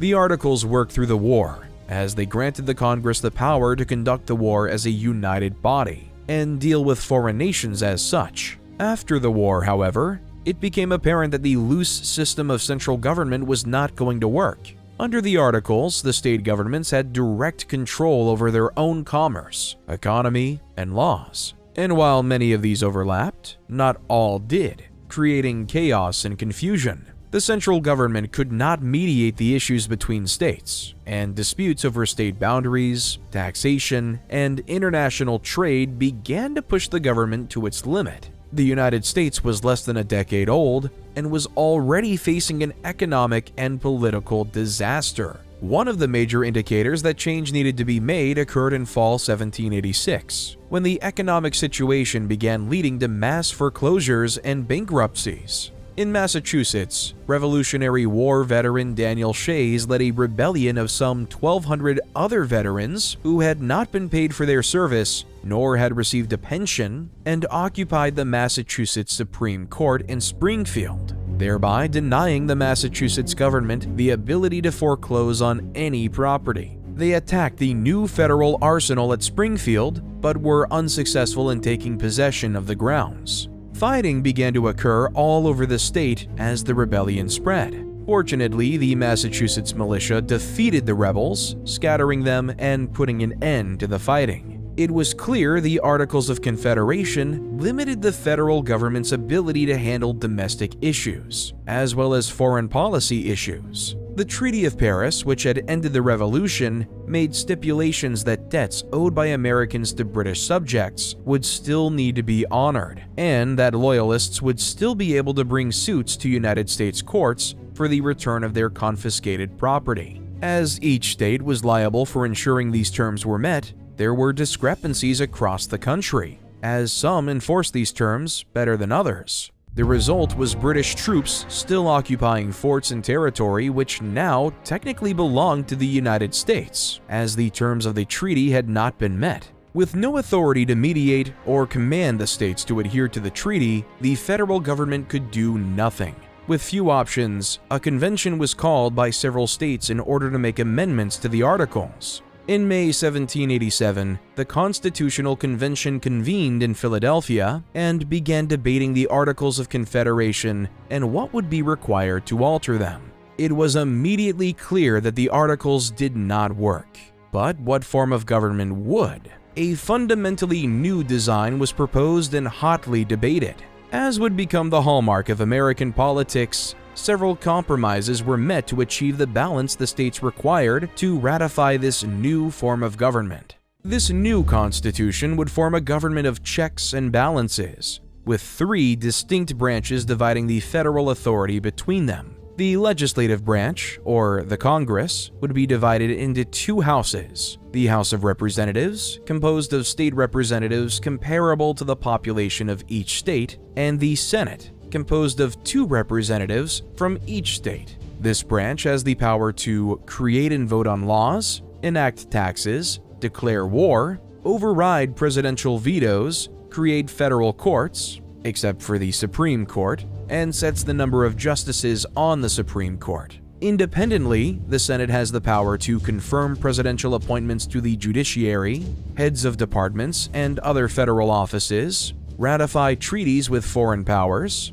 remove impeached officials from office. The House of Representatives has the power to impeach federal officials, including the president. The executive branch would be led by a president, elected by an electoral college, who would be vested with the power to execute, enforce, or veto federal laws, appoint federal officers, grant pardons, and act as the primary role in all matters relating to foreign policy. As the commander-in-chief, it was also the role of the president to lead the military forces of the United States at the direction of Congress. The third branch, the judicial branch, would consist of a Supreme Court, appointed by the president and approved by the Congress. The Supreme Court is responsible for the interpretation of the laws passed by Congress and acts as the final ruling on matters of legality. In a later Supreme Court case, Marbury v. Madison, 1803, the Supreme Court added the determination of which laws of Congress are unconstitutional. While this check was not in the original Constitution, it is an essential part of the function of the court. A government by the people, for the people. It was the first time any nation's constitution had included the people as instrumental in the establishment and validity of the government. The Constitution was drafted in September 1787 and distributed to the Congress of the Confederation. Instead of the amendments to the articles they had expected, the Constitution offered an entirely new form of government. Immediate debate began as the Constitution needed to be ratified not unanimously by each state, as under the Articles of Confederation, but rather by a 2/3 majority. In October 1787, the first of 85 pamphlets championing the Constitution were published and widely distributed. Known as the Federalist Papers, they were published anonymously at the time, although we know now that its authors were Alexander Hamilton, James Madison, and John Jay. Quickly, two factions began to form. On one side were the Federalists, who supported the Constitution and a powerful central government. On the other were the Anti-Federalists, who saw the Constitution as too powerful and detracted from the power of state governments. One by one, however, the states ratified the Constitution. The need for a change in government had become too dire, and most states realized that this Constitution would be the best way forward. The Constitution was officially ratified by the states over the course of 1787 to 88. And on June 21, 1788, the 9th state, New Hampshire, voted in favor, making the Constitution the new law of the land. George Washington, hero of the American Revolution, was elected in early 1789 to be the first president of the United States. John Adams, having received the second most votes, was elected his vice president. While Washington did not ally himself with either the Federalist or Anti-Federalist factions which had taken root, he did favor Federalist policies in order to strengthen the fledgling government. He wisely filled his cabinet with the brightest political minds of the age, from both Federalist and Anti-Federalist factions, including Thomas Jefferson, Alexander Hamilton, Henry Knox, and Edmund Randolph. During his presidency, Washington attempted to focus on the myriad domestic issues facing the country. He pushed the Congress to pass tariffs on imported goods in an effort to raise revenue for the federal government, and worked closely with his Secretary of Treasury, Alexander Hamilton, to pass a series of economic programs and laws which would create a national bank and establish a national debt for the government. He selected the permanent location for the future capital of the United States, and would bear the name Washington, District of Columbia, in honor of the first president. In times of crisis, Washington took his role as commander-in-chief literally. In 1790, in response to the Distilled Spirits Duties Act or Whiskey Act, which taxed domestically distilled spirits, farmers in western Pennsylvania began an armed insurrection. They attacked tax collectors and clashed with federal forces, prompting Washington to summon the Pennsylvania and Virginia militias to active duty. He personally led the troops into western Pennsylvania, and with little show of force, his commissioners were able to broker the end of what became known as the Whiskey Rebellion. In foreign affairs, Washington suffered from attacks on all sides. In France, their one-time ally, King Louis XVI, had lost control of his government and his people, resulting in an increasingly violent revolution. Trouble with Barbary pirates in the Mediterranean threatened to disrupt a fragile American maritime trade. England had begun the practice of impressment, or the stealing of sailors and ships from other nations, forcing Washington to demand satisfaction. Sending his friend and political confidant, John Jay, to England, Washington hoped to achieve an amicable trade agreement and cessation of American impressment. Jay returned with a treaty in hand and represented the American government well in Washington's eyes, bringing Great Britain and the United States closer together. Conversely, the Jay Treaty angered pro-French factions in his administration and around the country. Washington was elected for a second term in 1792, again with Adams as his vice president. He continued to struggle with the new French Republic, as in 1793, they executed King Louis XVI and were engulfed in a series of revolutionary wars. Washington leaned hard into his desire for American isolation from Europe, much to the frustration of the pro-French members of his cabinet, like Thomas Jefferson. In 1793, during his second term, Washington was forced to remove himself and the government from their temporary capital in Philadelphia due to an outbreak of yellow fever. The government moved to Trenton, New Jersey, where the Continental Congress had once briefly met in 1784. Washington struggled with the growing rift within his administration. The Anti-Federalists, now the Democratic Republicans, had grown further and further apart ideologically from the Federalists. Washington feared the creation of two political parties and warned repeatedly that their existence could lead to a serious fracture within the government. The Washington administration set many precedents for the United States government and the office of the president. From pushing domestic policies to foreign intervention or lack thereof, Washington set the tone for his successors. His final act as president was to step down. While Congress had not yet placed any term restrictions on the office of the president, it was widely expected that Washington might just remain president or establish a kind of dynasty, not unlike a king. Instead, after 2 terms served, Washington stepped down and did not run for office for a third term.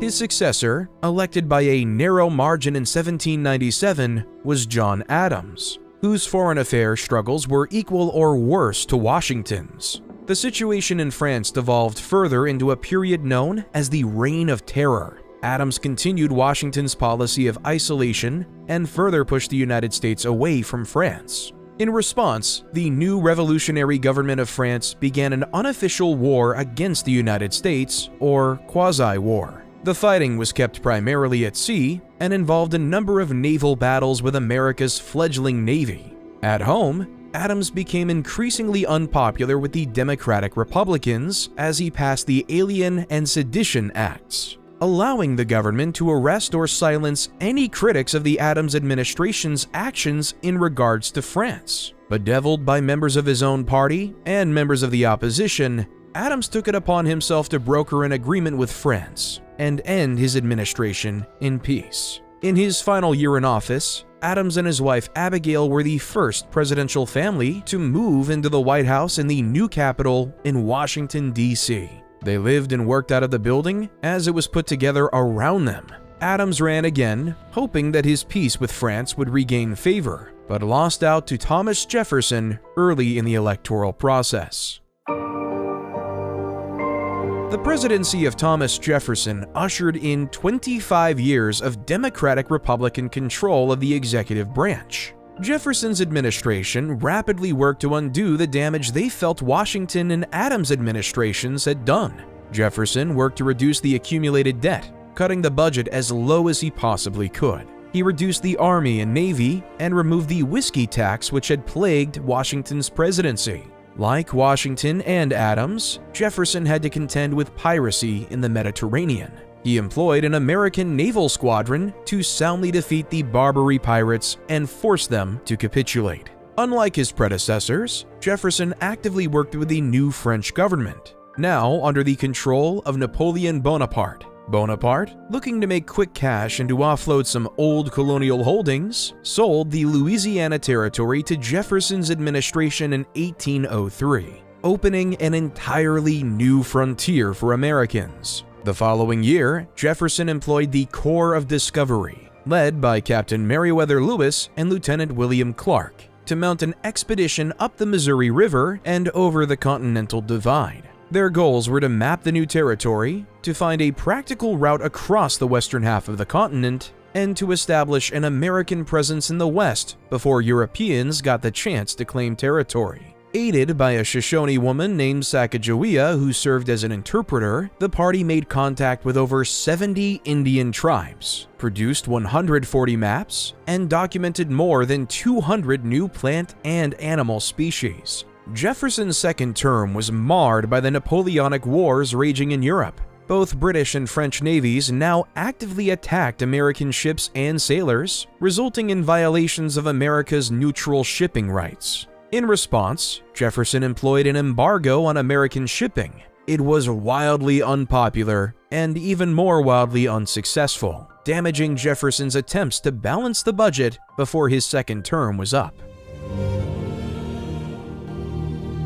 Despite the unpopularity the Democratic Republicans faced at the end of Jefferson's administration, his protege, James Madison, was elected as the fourth president of the United States. Madison, who had been instrumental during the Constitutional Convention, inherited a complicated and messy relationship with England and France, and mounting tension within the United States. Madison continued Jefferson's embargo for the first 2 years of his presidency, realizing that trade was necessary for the betterment of the United States, and at the behest of Congress, Madison reopened American shipping to France and England, asking them once again to honor America's neutrality. Naturally, the capturing of ships and impressment of sailors began again, almost immediately.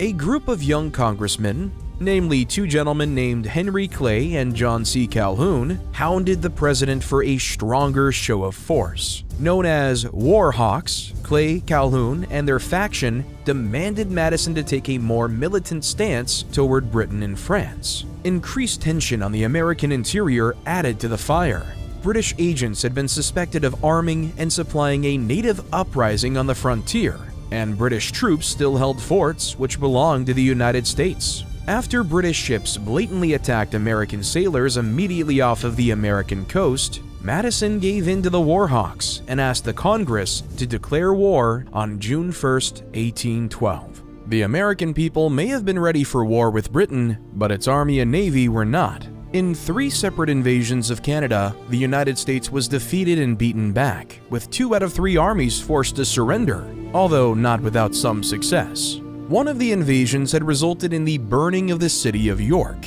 the provincial capital in Canada. Naval battles fared much better. In one instance, the USS Constitution and the HMS Guerriere faced off in a swift naval engagement lasting less than an hour. The British were horrified to find that their cannonballs bounced harmlessly off of the Constitution's 22-inch hull. The USS Constitution would go on to wreak havoc among the British Navy throughout the war. Many native tribes had banded together under the leadership of the Shawnee chief Tecumseh and his brother Tenskwatawa or Lalawethika, known as the Prophet. Tecumseh's confederacy of tribes sided with the British in the last desperate gamble to establish control over the continued American expansion west. The British and Tecumseh's confederacy kept the American military at bay in Canada, where Tecumseh was ultimately killed at the Battle of the Thames in 1813. Tecumseh's death fractured the confederacy of tribes and ultimately drew them out of the war. The British, on the other hand, turned on the offensive and attacked American positions along the Chesapeake, aiming to capture the United States capital, Washington, D.C. In August 1814, the British successfully sailed up the Patuxent River, south of Washington, and landed troops who marched toward the U.S. capital city. A disastrous defense of the city at Bladensburg left Washington, D.C. open to attack and occupation. In the White House, Madison was forced to evacuate and watch the disaster from afar. His wife, Dolly Madison, realized that if the British captured the city, they would wreak havoc and likely set fire to the various government buildings. Mrs. Madison had her enslaved servant, Paul Jennings, take down and secure the famous copy of the Lansdowne portrait of George Washington, which hung prominently in the White House.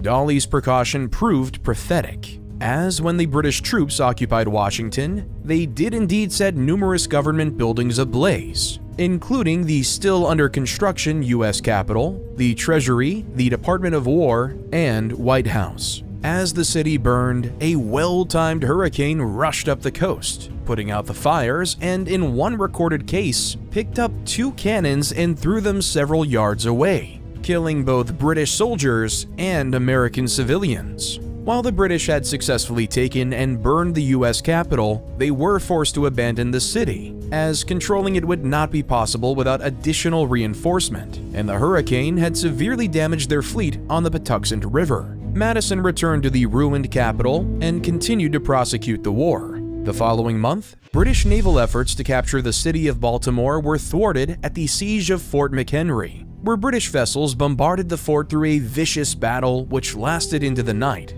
In the morning at Reveille, Fort McHenry ran up its oversized Star-Spangled Banner flag as it prepared for another day of fighting. Instead, the British fleet sailed back out to sea, unwilling to engage more American positions, and began diverting their resources for an attack on New Orleans in Louisiana.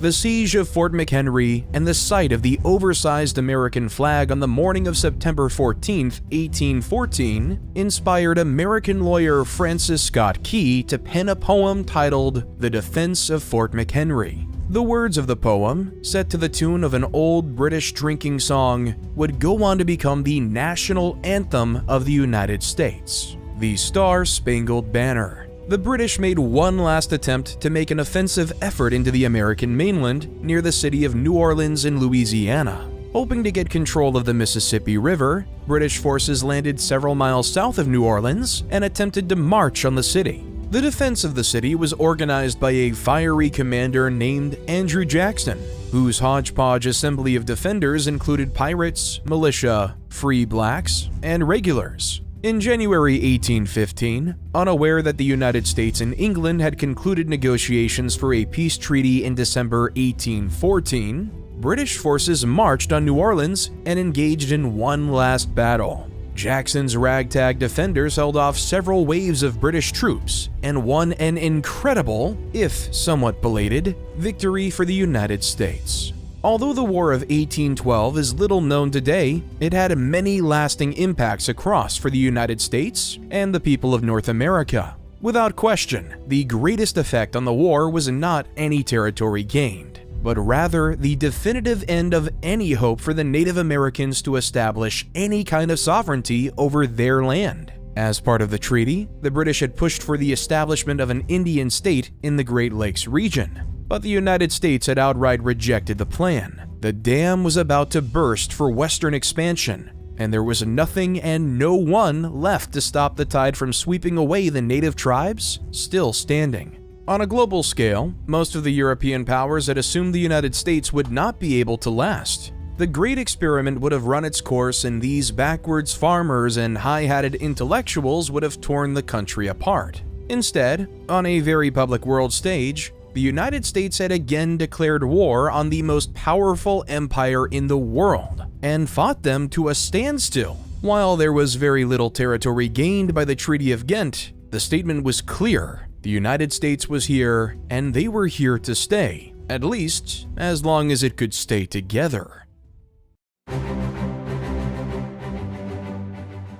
As the 19th century progressed, many Americans became enamored with the concept of continentalism, a belief that the United States would one day stretch from sea to shining sea and cover the North American continent. The Treaty of Ghent did very little to enhance the territory owned by the United States in the aftermath of the War of 1812. Although Jefferson's Louisiana Purchase had increased the territory owned by the United States all the way to the Rocky Mountains. Political treaties with Spain and Great Britain helped to expand and clarify these borders through the 1820s, and Americans became increasingly ravenous to fulfill this continental dream. At the same time, President James Monroe's 1823 warned European powers that the Western Hemisphere was no longer theirs to play with, and that the United States would exert its influence as the major power in the region if they attempted to colonize here again. The message was clear, and an idea began to take shape in the minds of the American people.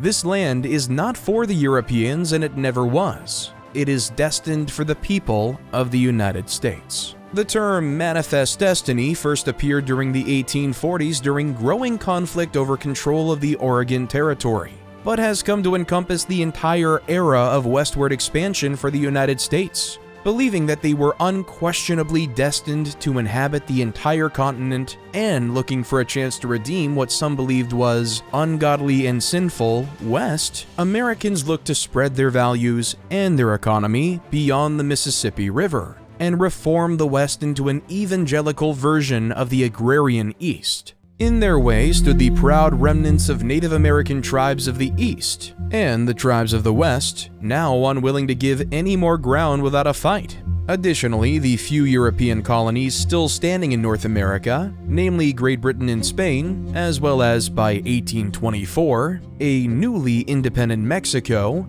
would not simply roll over and allow the United States to expand unchecked. When he purchased the Louisiana Territory, President Jefferson wanted to establish lasting diplomatic relationships with the myriad of tribes in the West, and, as became the custom through the 19th century, hoped to civilize and assimilate the tribes into American society. It did not take long, however, for plans to assimilate the Native Americans becoming plans to remove and relocate them, especially in the aftermath of the War of 1812.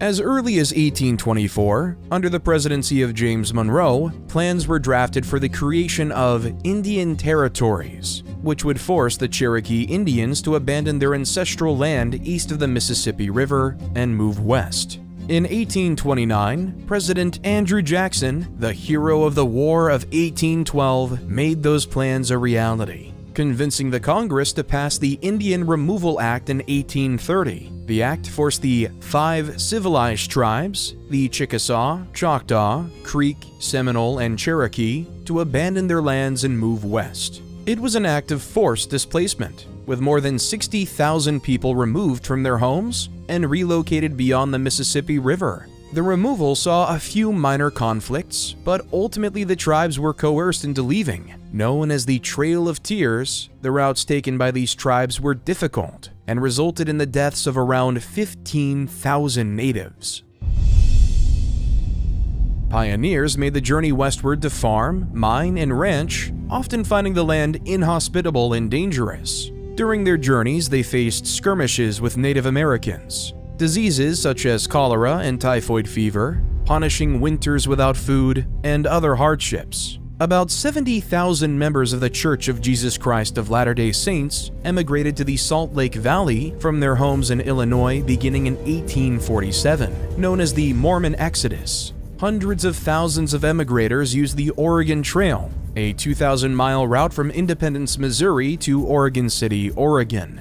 Land speculators would sell cheap plots with promises of unbounded opportunity, inspiring thousands to make the journey. In the winter of 1846-47, members of the infamous Donner Party were traveling by wagon train west on the Oregon Trail, but became snowbound in the Sierra Nevada mountains. The party members were forced to resort to cannibalism to survive. The overland journey was so risky and difficult that some westward emigrants opted for the 6-month route by sea around Cape Horn at the tip of South America instead. In 1848, gold was discovered in the foothills of the Sierra Nevada mountains in California, which had the same year become part of the U.S. as a consequence of the Mexican-American War. Once word got out about the gold, men from near and far sought their fortunes in the Sierra Nevada foothills in what became known as the Gold Rush. In 1849, San Francisco's population skyrocketed from 812 to 20,000 people,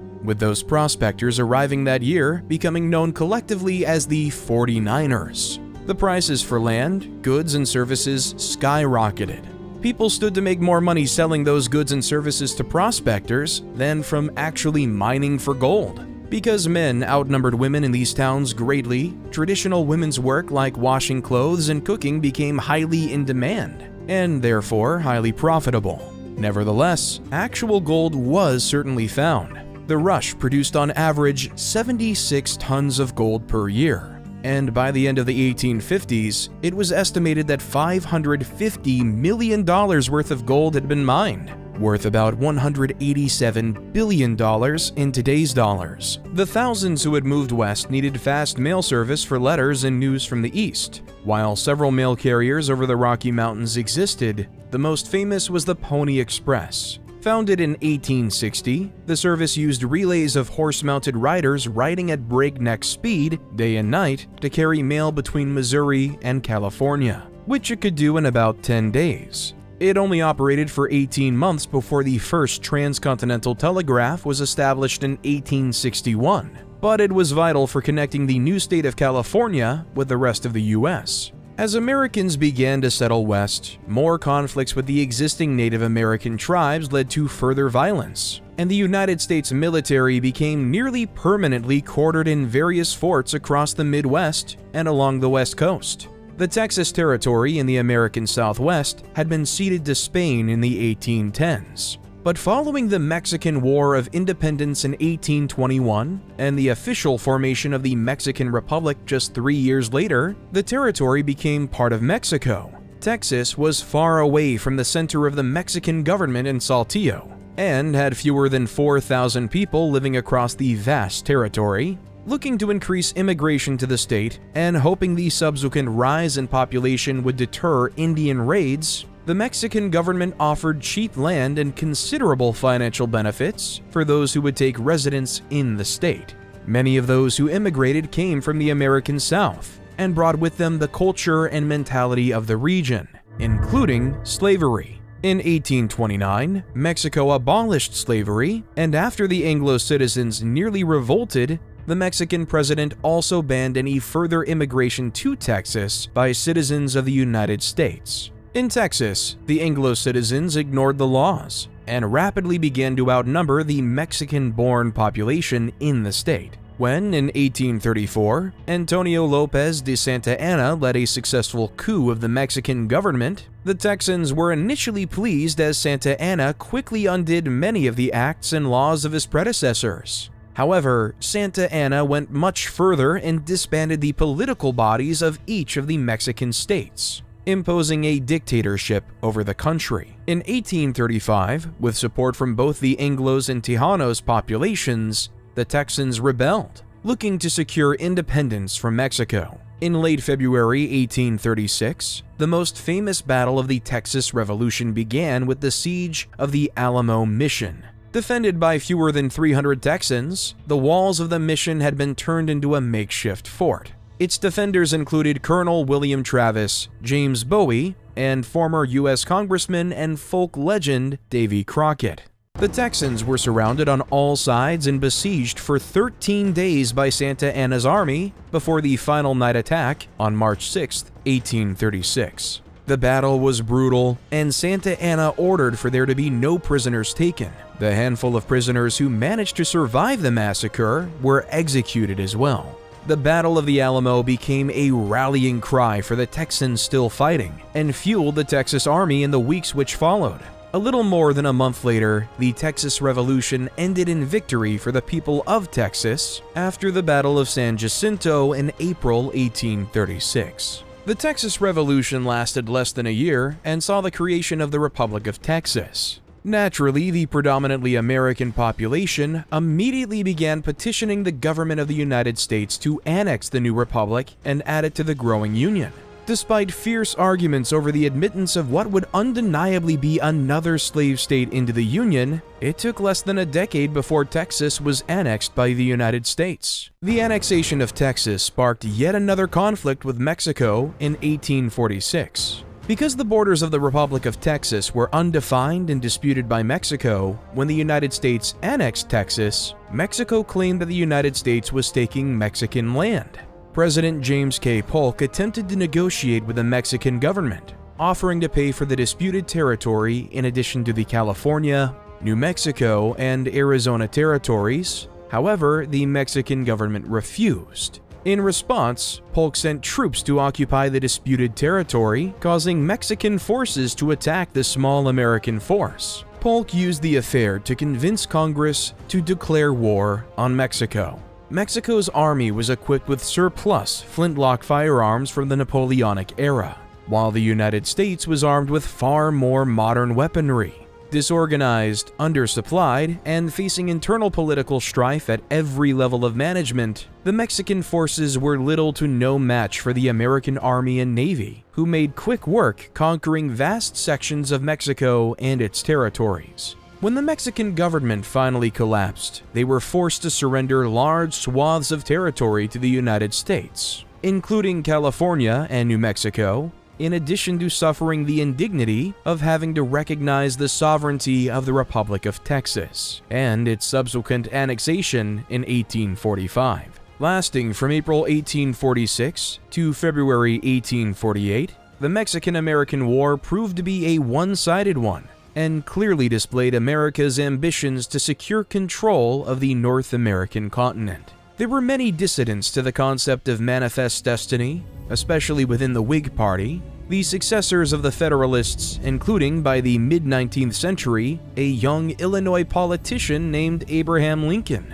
In 1844, manifest destiny took center stage as territorial disputes with Great Britain over Oregon and the ongoing tensions with Mexico over the Texas Territory split political parties further. As Western territories grew in population and were being considered for admission to the Union, whether these areas would allow or ban slavery became a crucial question. The fragile balance of power in Congress between slave states and free states was at risk.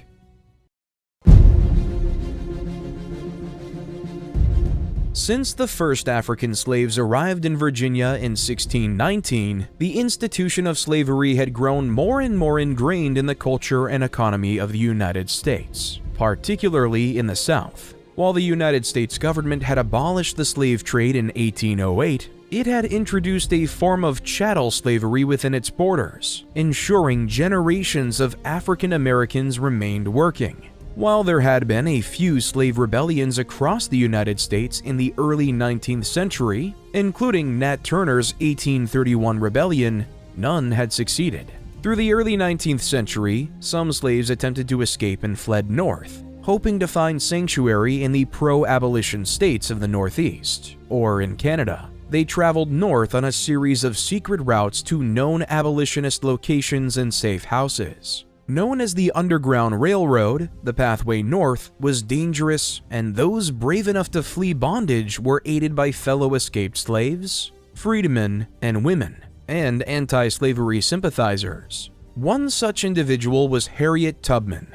Tubman had escaped slavery herself in 1849. And spent many years after aiding more than 70 slaves escaping slavery in the South. As the issue of slavery pressed closer and closer to a breaking point, so too did the tension within the federal government. In 1854, South Carolina Congressman Preston Brooks caned Massachusetts Senator Charles Sumner on the floor of the Senate. Pro-slavery sympathizers from around the country sent Brooks new canes congratulating him. Abolitionists saw the public attack as the embodiment of the control the South seemed to have over the country. Could they simply do whatever they wanted and expect nothing but compromise in return? The polarization of the country was made perfectly clear as a result of the incident. It had taken years of agreements and compromises to come to this stalemate. In 1820, the Missouri Compromise declared that Missouri would be a new slave state and Maine as a new free state. and that slavery would be prohibited north of the southern boundary of Missouri in the rest of the Louisiana Purchase.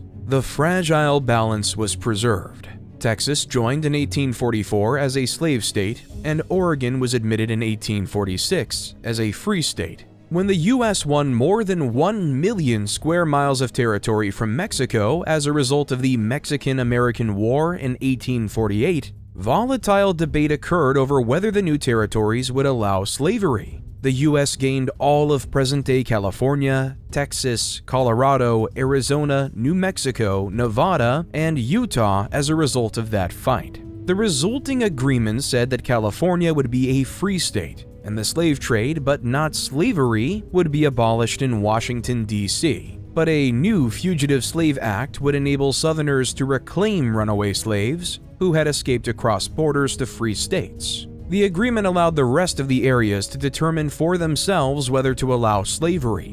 In 1854, 2 new states, Kansas and Nebraska, were set to be established in the Louisiana Purchase area. But Southern legislators objected because, according to the terms of the Missouri Compromise, both states would be free. A new compromise called for popular sovereignty, or once again allowing the settlers of the territories to determine the question for themselves. The battle for Kansas and Nebraska came to embody the soul of the nation. People flooded to the territories and tried to influence the vote, many of them voting illegally. Soon, Kansas spiraled into civil war, a conflict that killed hundreds and which became known as Bleeding Kansas. Among those who had joined in the violence was one of the most notorious freedom fighters in American history, John Brown. Brown was a radical preacher and a staunch abolitionist. He had on multiple occasions attempted to incite an armed slave rebellion, and in Kansas ramped up the violence to such an extent that he and his followers hacked 5 Kansas slave owners to death with broadswords. Brown then began planning a raid on Harper's Ferry in Virginia, hoping to once again inspire the enslaved peoples of the South to rise up against their oppressors. He planned on capturing the armory and arsenal in Harper's Ferry, in addition to the rifle factory, in order to arm his rebellion. Brown's raid commenced in October 1859 and was swiftly put down by the United States Army. The U.S. forces, led by a young colonel named Robert E. Lee, quickly surrounded the engine house Brown's men had occupied, and after Brown refused to surrender, took the building by force. Brown was tried and executed for treason by the state of Virginia, and in so doing became a martyr for anti-slave forces around the country. Brown's raid on Harper's Ferry was a defining moment for the country. It seemed now inevitable that there would be some great conflict to decide the fate of the nation. The election of 1860 was the final straw for the South. Republican presidential candidate Abraham Lincoln ran on a platform of liberal policies, which included raising tariffs, infrastructure improvements, and expanding the railroads. While Lincoln was an abolitionist and vehemently opposed slavery, he understood that the issue would inevitably tear the country apart, and had initially promised to do everything in his power to keep the South from breaking away from the Union. Lincoln's election to the presidency, however, was enough for some southern states to make the break. In December 1860, South Carolina led the charge and seceded from the United States. Other southern states quickly followed, and sitting President James Buchanan faced a growing disaster. As southern states seceded, they began to confiscate federal forts and arsenals which belonged to the United States military. One such location was Fort Sumter in South Carolina. President Buchanan had been unwilling to resupply the garrison, and when Lincoln took office, he faced a near impossible decision. Lincoln, unwilling to surrender an American fort to the rebels or recognize their authority, sent a letter to the governor of South Carolina informing him that a ship carrying food but no ammunition would attempt to resupply the fort. This allowed Lincoln the satisfaction of knowing that if the South fired on the fort, they would be the aggressor in any conflict, and if they did not, he would have made strides in negotiating with the rebels, as well as holding the fort. It was not to be. On the 9th of April, Confederate President Jefferson Davis ordered General P.T.G. Beauregard to take the fort before the supplies would arrive.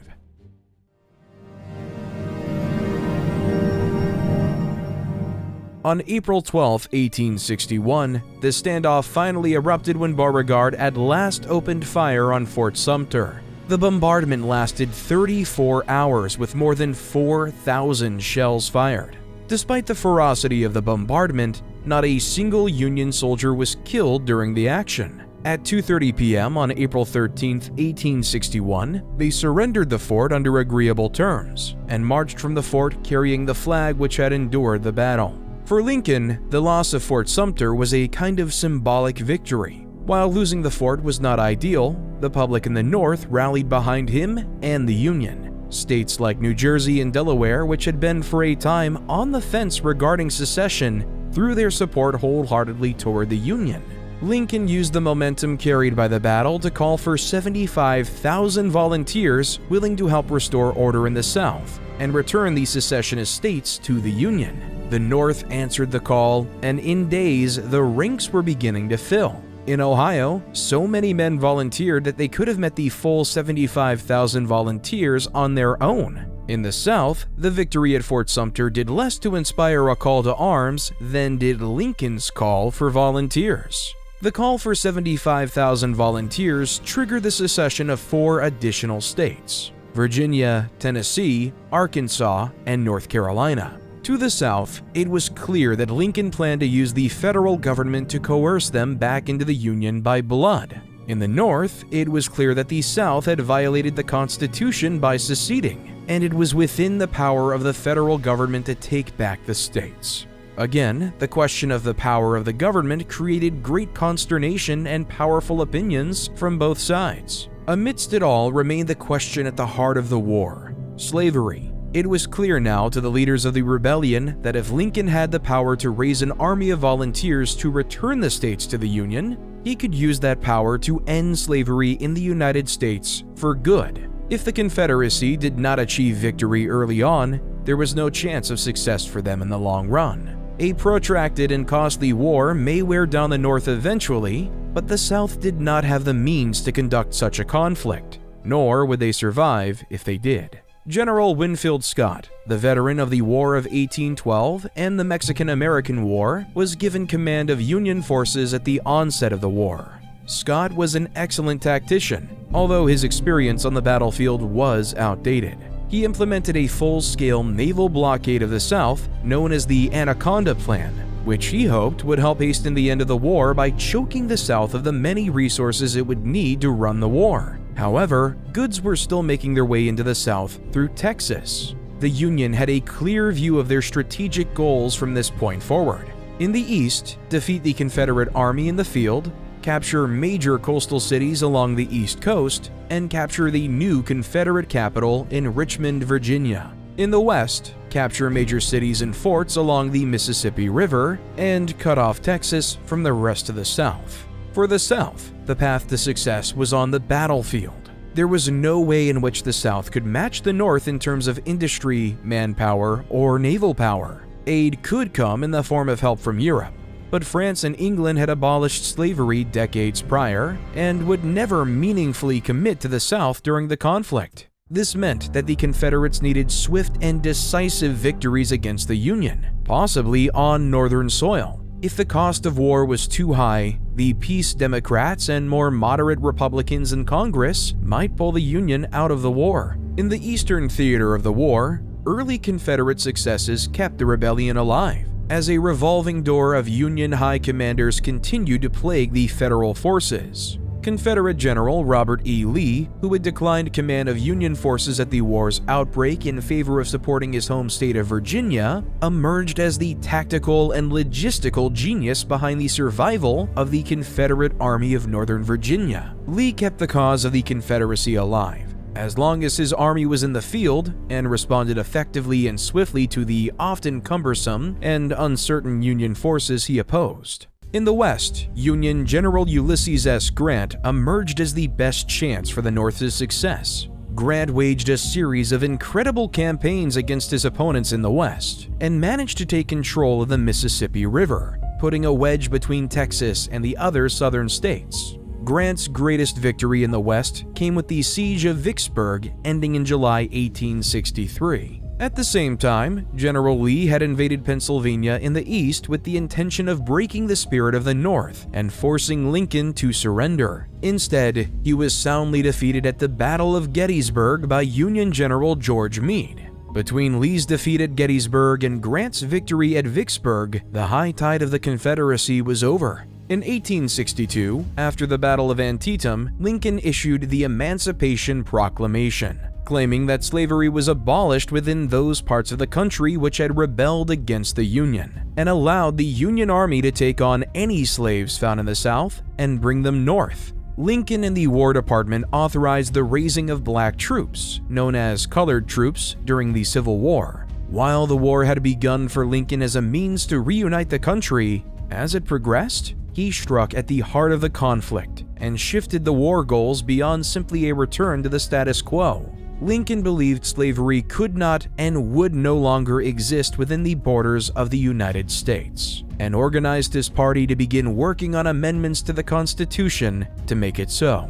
Grant was given command of the entire Union Army and was moved to command the Eastern Theater of the war. He left General William Tecumseh Sherman in command of the Western Theater, and the two began to prosecute total war against the South. Grant threw his army repeatedly at Lee, forcing engagement after engagement. While Lee did win several battles, they were battles he could not afford to fight. And even when Grant lost, he moved swiftly, unlike his predecessors, and immediately got back into the fray. In the West, Sherman moved south, cutting through the South toward Atlanta, Georgia, leaving a path of devastation in his wake. Atlanta was burned as Confederate forces fled before Sherman's army. Unable to stop the Union juggernaut, Sherman marched his armies to Savannah by Christmas of 1864 and presented the captured city to President Lincoln as a gift. In spring 1865, Lee was finally defeated for the last time at Appomattox Courthouse and surrendered to Grant on April 9, 1865.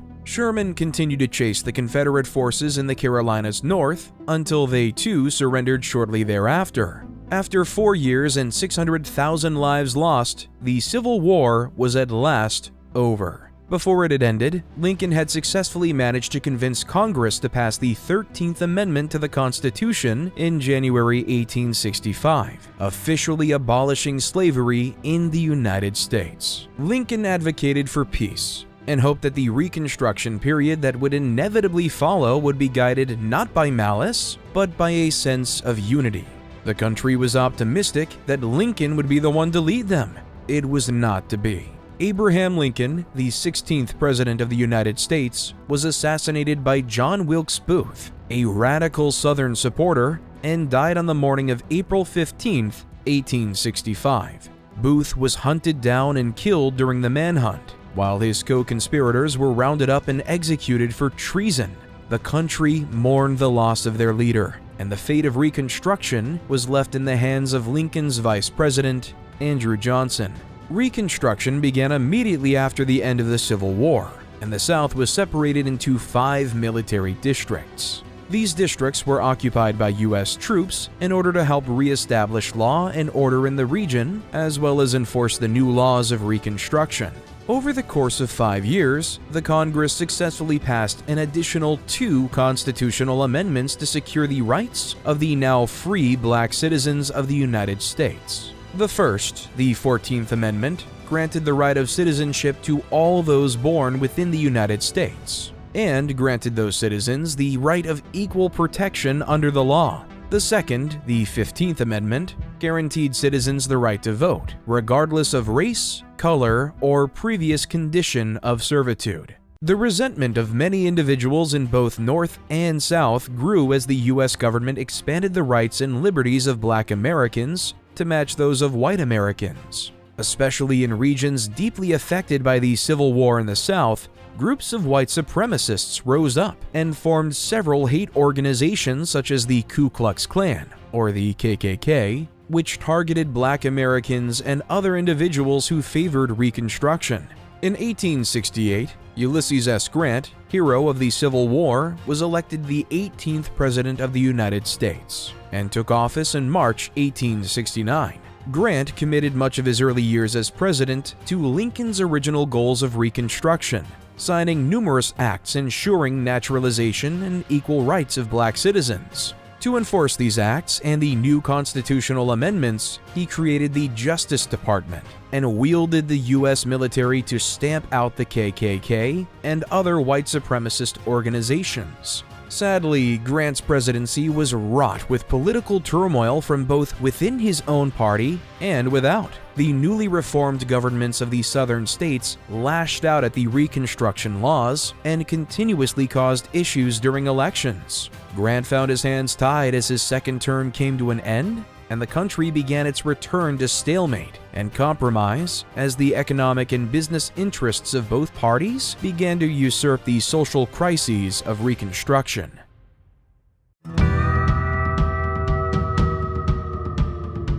With the end of the American Civil War and the question of slavery at last resolved, many people within the United States continued the exodus out west in the footsteps of the early 19th century pioneers. With the territories along the West Coast fairly well established and a growing number of cities dotting the Midwest, moving away from the chaos of the East Coast and the memory of the war was appealing. Access to the West had only grown over the course of the mid-19th century, with the introduction of the Transcontinental Railroad.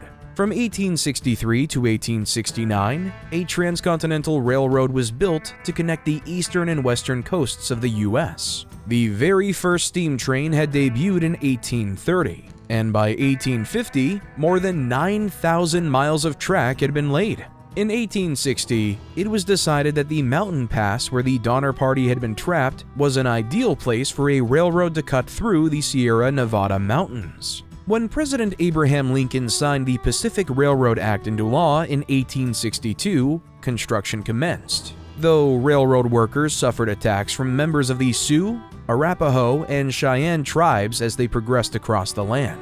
Wherever the railroad went, ramshackle settlements of the sort immortalized in Wild West culture were soon to follow. These places were hotbeds for drinking, gambling, prostitution, and violence. When construction of the Transcontinental Railroad finished at Promontory Summit, north of the Great Salt Lake in Utah, a final spike made of 17.6 karat gold was ceremoniously driven into the ground before a crowd of workers and dignitaries. With the railroad's completion, the travel time for making the 3,000-mile journey across the United States was cut from months to under a week. This made the economic export of Western resources to Eastern markets easier and increased the speed of westward expansion. As settlers entered newly accessible territories, conflicts with Native Americans increased. During this time, the exploits, both real and exaggerated, of notorious outlaws gained the perpetrators' infamy at the time, and an enduring legacy today.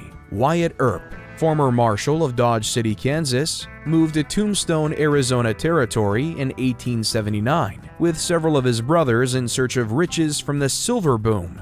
While there, the Earps ran into a gang of outlaws called the Cowboys, led by Ike Clanton. The Earps all had law enforcement backgrounds, with Virgil Earp acting as both town marshal for Tombstone and as a deputy U.S. Marshal. They teamed up with the temporary policeman Doc Holliday. The lawman had a long-standing feud with the Clanton gang, but things came to a head when Virgil made the decision to enforce a city ordinance prohibiting carrying weapons in town, which meant disarming the gun-toting cowboys. This intervention led to the shootout at the OK Corral, a 30-second gunfight that nevertheless became symbolic of the Old West, a time when the frontier was virtually lawless as a consequence of lawmen being spread incredibly thin over vast territories.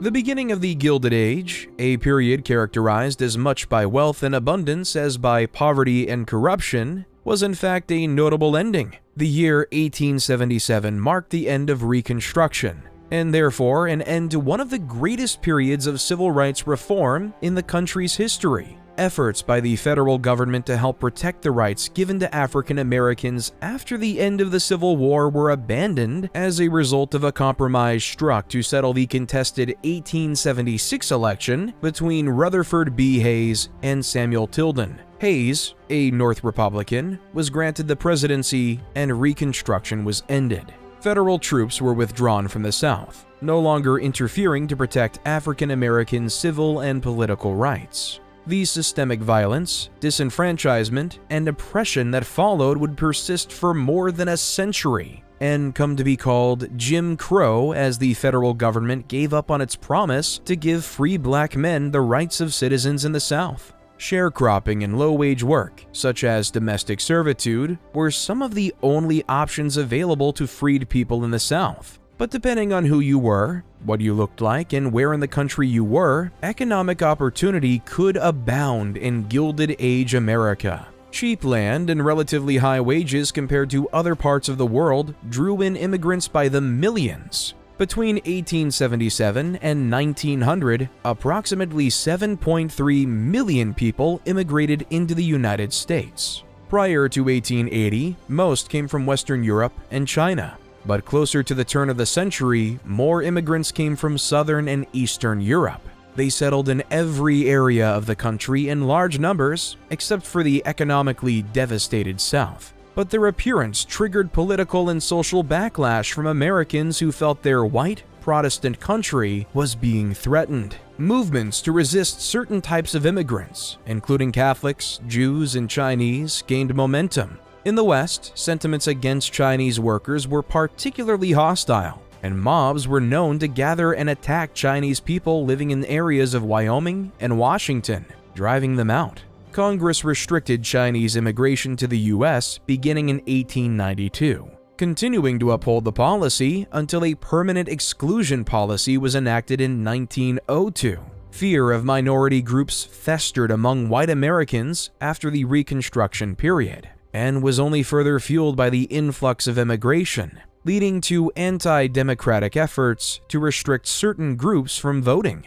As immigrants flooded into the country, many of them went west. As a result of the Homestead and Railroad Acts of 1862, the federal government had handed most of the lands owned by the Native Americans over to railroad corporations and white farmers, including immigrants. The Homestead Act did not require American citizenship, and the railroad sold land grants at low prices, even going so far as to advertise in Europe. Advances in technology, such as improved plow designs, meant just one family could officially farm a large area of land without need for intensive effort or hired labor. But not all farmers were happy. Increasingly, political movements like populism were drawing in hard-pressed wheat farmers of the Midwest and resentful white cotton farmers in the South who were fed up with wealthy elites, monopolistic corporate interests, and gold.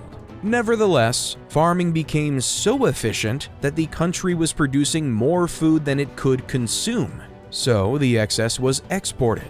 This was all made possible by the expansion of railroads that had occurred in the 1850s and 60s, for they made previously inaccessible land much more feasible and profitable to work. Between 1865 and 1898, America's output of wheat increased by 256%, corn by 222%, coal by 800%, and the miles of railway track by 567%.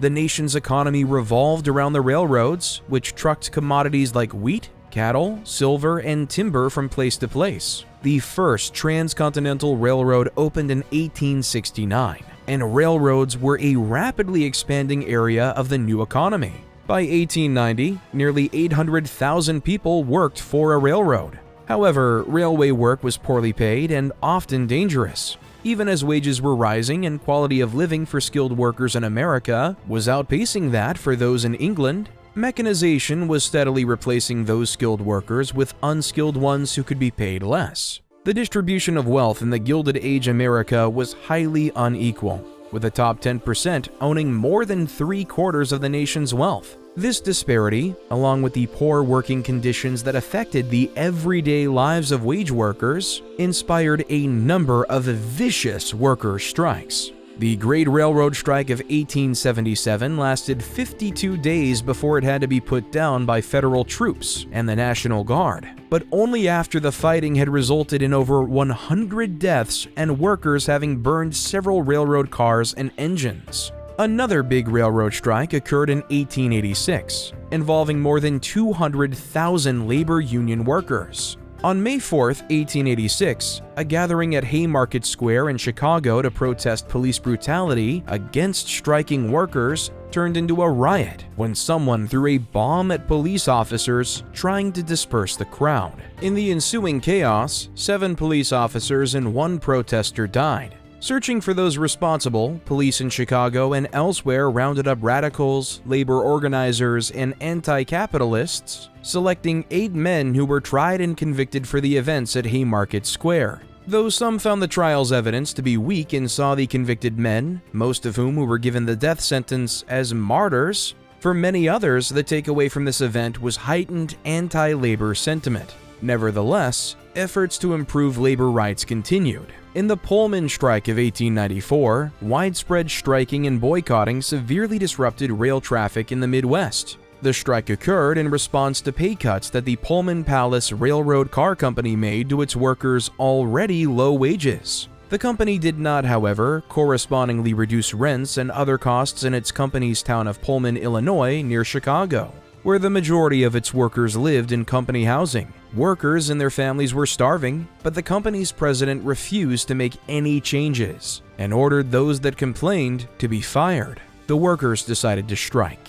Some of the workers belonged to the American Railway Union, and union delegates found a way to support the strike. ARU members across the country would boycott the Pullman Company, refusing to hitch Pullman-made cars to trains and unhitching any Pullman cars already attached. The strategy, masterminded by ARU president and future U.S. presidential candidate Eugene V. Debs, soon had 125,000 workers on 29 railroads quitting work rather than handle Pullman cars. Some estimates say the number was closer to 250,000 workers across 27 states. Though the strike was successfully holding up trains, workers were still angry, and in addition, they set fire to engines and engaged in various riots. President Grover Cleveland sent federal troops to Chicago to quell the violence and obtain the court injunction, which said the ARU could no longer communicate with any of its members nor do anything to stop its members from working. Violence erupted between the striking workers and the federal troops, culminating July 6, 1874. When more than 6,000 rioters destroyed hundreds of rail cars in the South Chicago Panhandle yards. The strike only finally came to an end when the railroad started hiring non-union workers to replace those it lost. The train started moving again. The ordeal had cost the railroads millions of dollars in lost revenue and destroyed property, and the strikers had lost more than $1 million in wages. The Pullman Company was forced to divest its company town, which became part of Chicago, after the federal government conducted an inquiry and called the company's actions in the town un-American. In the aftermath of the strike, in an effort to placate still angry workers, the Cleveland administration designated the first Monday in September as Labor Day. But public sentiment had been stirred against the strikers, who were largely immigrant workers. The influx of immigrant workers took advantage of the growing number of industrial jobs available in cities, but these jobs tended to be exploitative and low-paying as well, even as the country's GDP became the greatest in the world. Wealthy Gilded Age moguls such as John D. Rockefeller, Andrew Carnegie, Cornelius Vanderbilt, and J.P. Morgan were known for their philanthropy. But their critics also labeled them robber barons for building their empires on the backs of an exploited working class, using tactics like intimidation, union busting, fraud, and monopolies to gain an edge on their competition.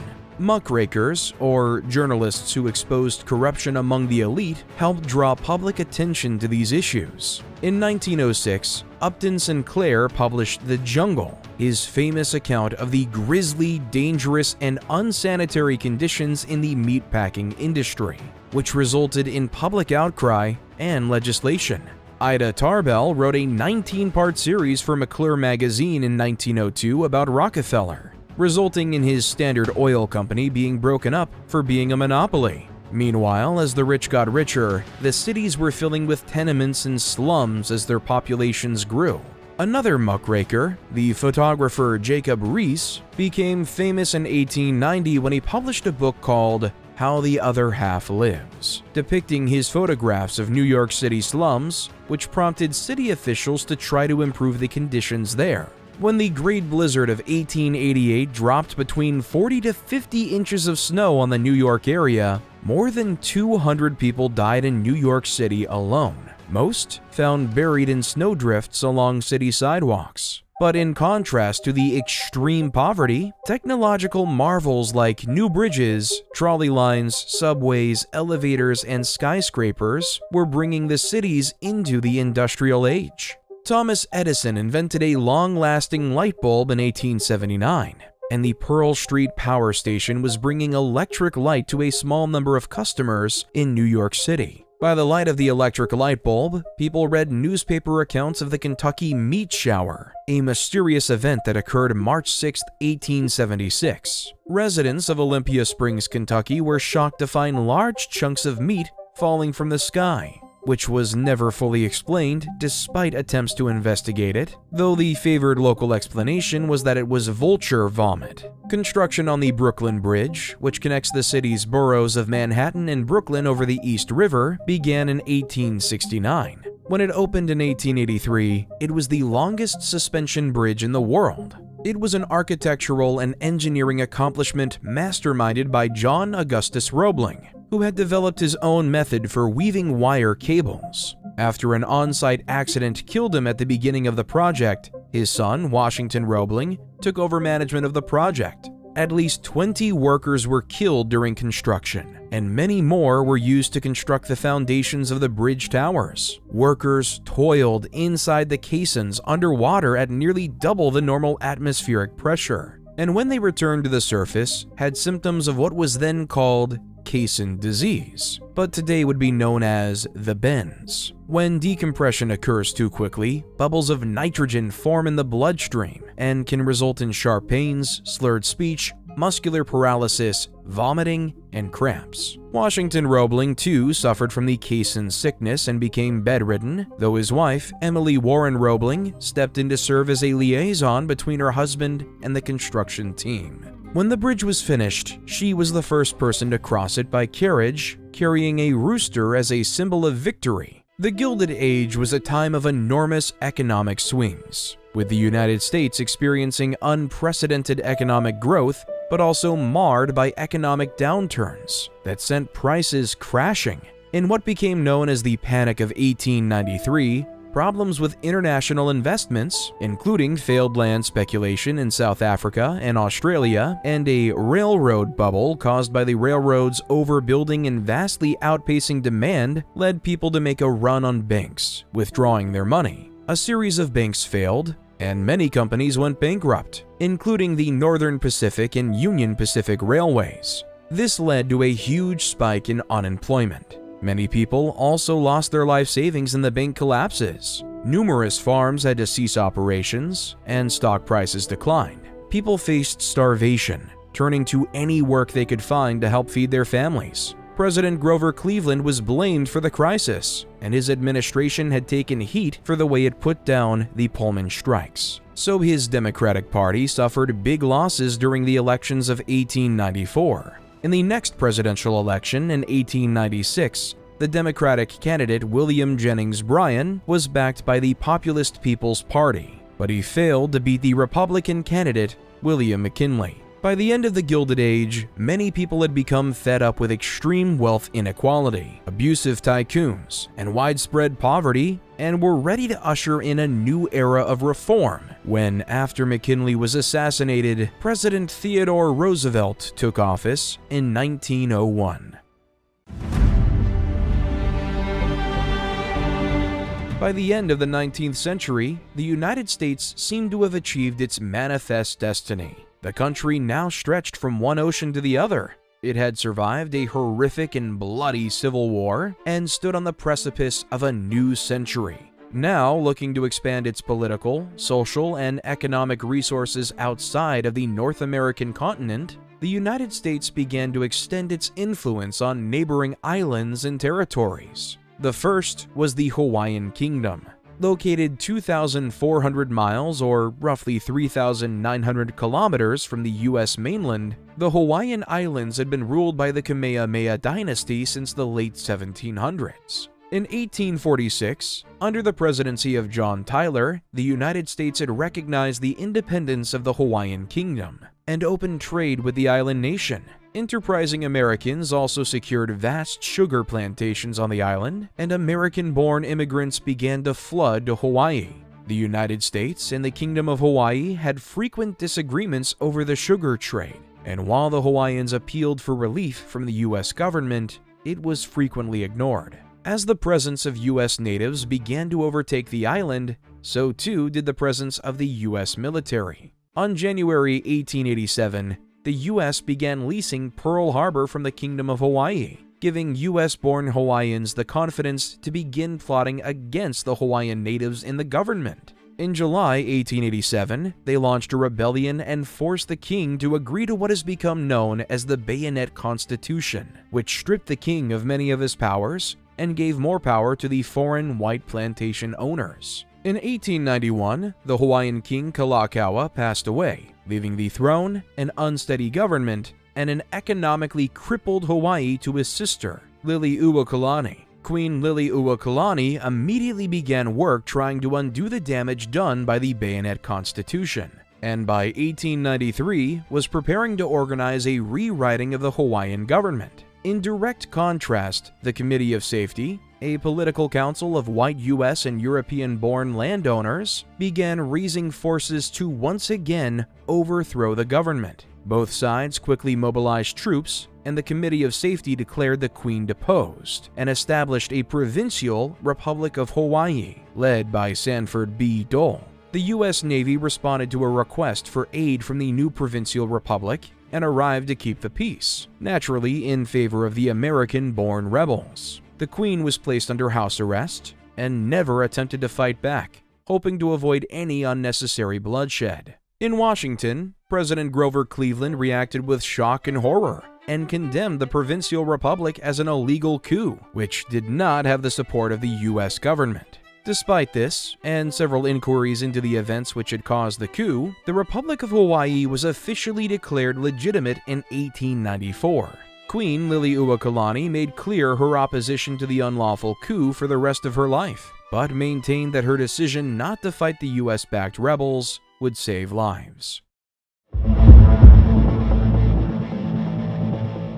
In February 1895, on the island of Cuba, rebels were fighting for independence from Spain's colonial rule. Graphic portrayals of Spain's efforts to quell the rebellion were shared by several U.S. newspapers, and among the American public, support for the rebels grew. The fighting also created economic and political instability in an area very close to the U.S., which concerned some Americans. In April 1895, Spain announced an armistice and instituted a program to give Cubans limited powers of self-government. However, the U.S. had long been interested in ridding the Western Hemisphere of European colonial powers. The U.S. saw its opportunity when an American battleship, the USS Maine, mysteriously sank while stationed in the Havana harbor on February 15, 1891, killing 268 members of the crew. Using "Remember the Maine" as a call to action, pro-war propagandists drummed up public support for the conflict, blaming Spain for the sinking of the Maine.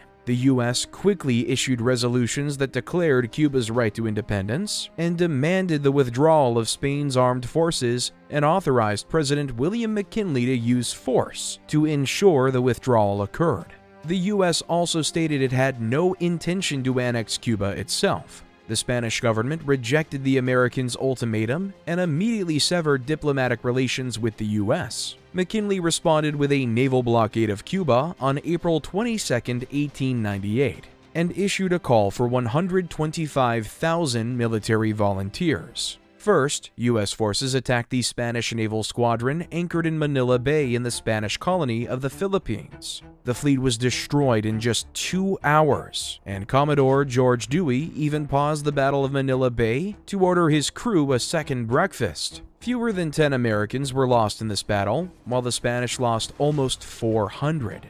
Next, American forces zeroed in on the Spanish Caribbean fleet. Under General William Shafter, an army which included future President Theodore Roosevelt and his 1st Volunteer Cavalry, the Rough Riders, advanced on land toward the city of Santiago. The Rough Riders were instrumental in the Battle of San Juan Hill, in which they captured the hill and used it as a strategic place from which to attack the Spanish military stronghold in Santiago. The U.S. Army drove the Spanish Navy out of Santiago's port by approaching the city from multiple points. Then, the U.S. Navy proceeded to destroy Spain's ships on July 3rd, allowing for a relatively safe siege on the city. A ceasefire was signed August 12th. The U.S. military's force had so dwarfed Spain's power that future Secretary of State John Hay described the conflict as a splendid little war. The Treaty of Paris officially ending the war was signed December 10, 1898. In it, Spain renounced its claims to Cuba, ceded Guam and Puerto Rico to the United States, and transferred the Philippines to the United States for $20 million. However, Filipinos were not happier under American control, and the Philippine-American War began in February of 1899 and lasted until 1902. 10 times more U.S. troops died suppressing revolts in the Philippines than in defeating Spain. The McKinley administration also used the Spanish-American War as a pretext to annex the independent state of Hawaii. The U.S. emerged from the war a world power with a new stake in international politics. This would soon lead the U.S. to play a determining role in the affairs of Europe and the rest of the globe.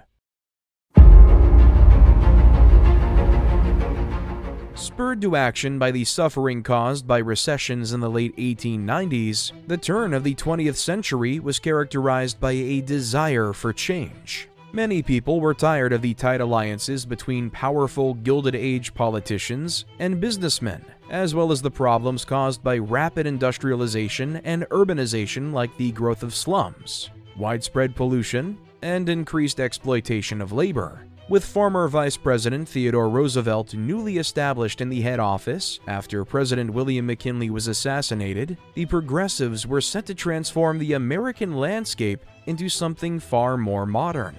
Roosevelt, who at 43 was the youngest president in the nation's history, came into office in 1901 with enthusiasm for the public good.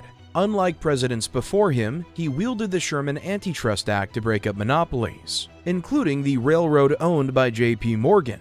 The company, Northern Securities, controlled almost all railroad shipping across the northern U.S., and in 1902, Roosevelt went on the offense and took the matter to the Supreme Court, which sided with Roosevelt. And whereas the former president, Grover Cleveland, had sent federal troops to quell a railroad strike in the 1880s, when Roosevelt was faced with a large-scale coal miner strike in 1902, he sent representatives to serve as neutral mediator. Roosevelt easily won re-election in 1904, campaigning on his Square Deal platform of trust-busting, conserving natural resources, and protecting the consumer. Like in the Gilded Age, immigrants from Southern and Eastern Europe were continuing to arrive in the U.S. in large numbers during the Progressive Age. Between 1900 and the outbreak of war in Europe in 1914, more than 13 million immigrants arrived. This meant the issues of slums and tenements that were so prevalent during the Gilded Age were only growing.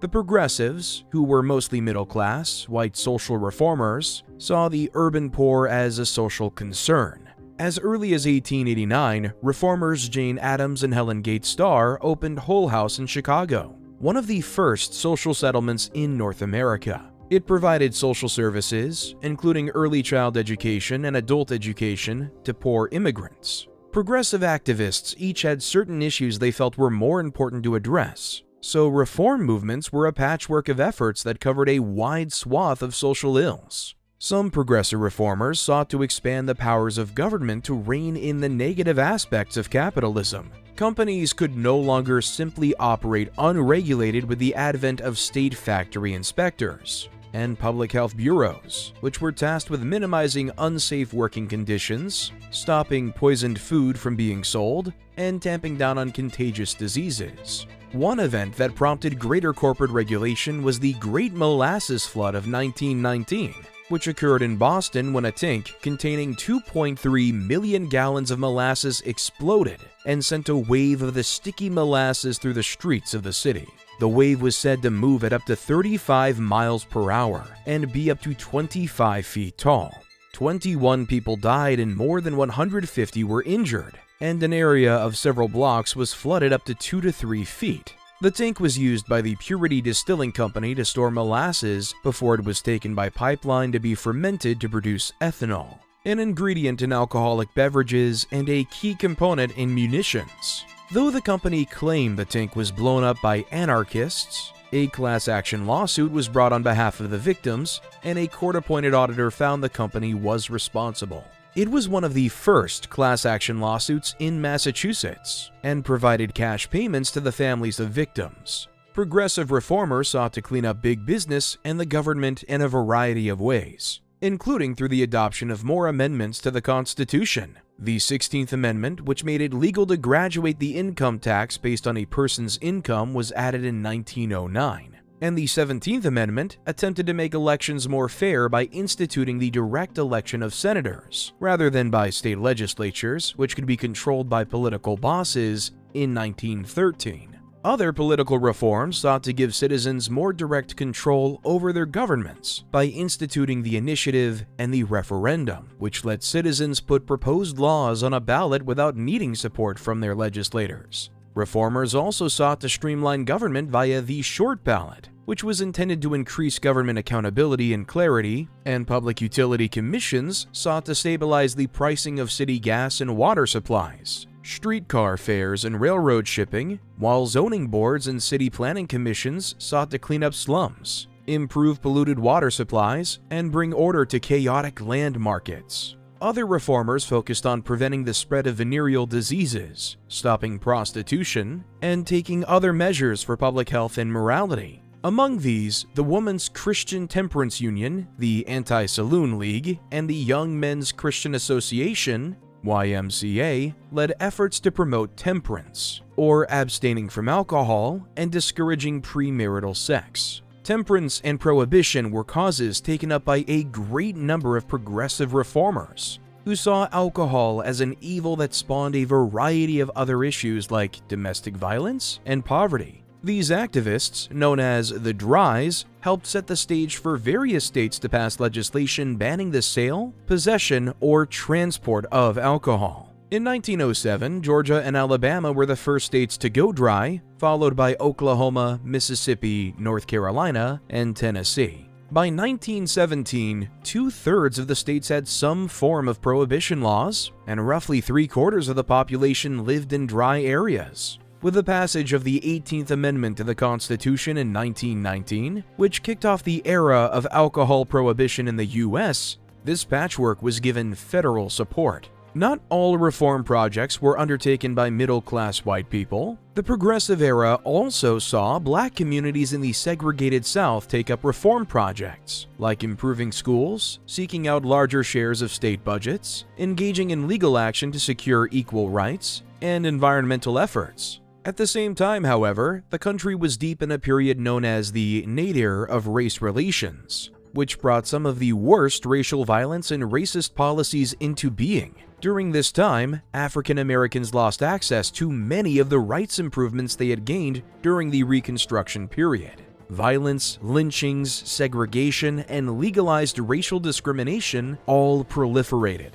In reaction, African Americans began increasingly to move north, in a period known as the Great Migration.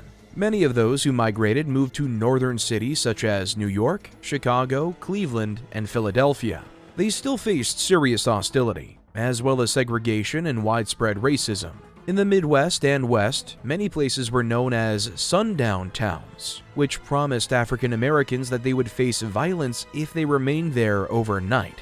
When President Woodrow Wilson was voted into office in 1912, he made new efforts to segregate the federal government's facilities. The 1915 film Birth of a Nation celebrated the original Ku Klux Klan and is credited with bringing the Klan back into power in the 1920s. More power, in fact, than it had ever had before. By 1924, the Klan had 4 million members and significant influence over the governments of several southern and western states. Mob violence against African Americans was widespread. 36 cities across the U.S. saw white supremacist violence in the summer of 1919, which became known as the Red Summer. White mobs murdered at least 43 black men that year, but a report delivered to President Wilson indicated that the states were unwilling to take any action to prosecute the murders. Many former black soldiers who had returned from deployment in World War I were angered and frustrated by these conditions after having fought for their country.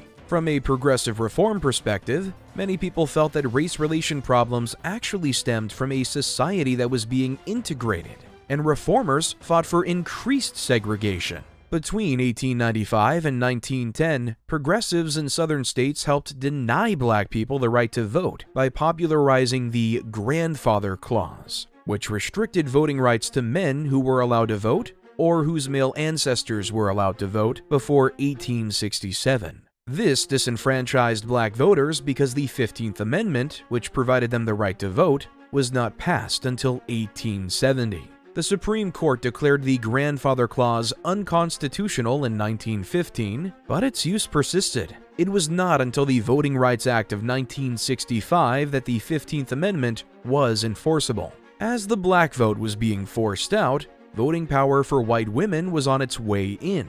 Organizations like the Women's Christian Temperance Union advocated for women's suffrage, while they worked on other issues like prohibition. In addition to sexist attitudes of the time, some opposed female suffrage because they feared the women's vote would tip the scales on issues they were against, such as eliminating child labor and prohibiting alcohol, and increase the share of socialists in the voting pool. In 1916, Alice Paul formed the National Women's Party, which was focused on getting women the right to vote nationally.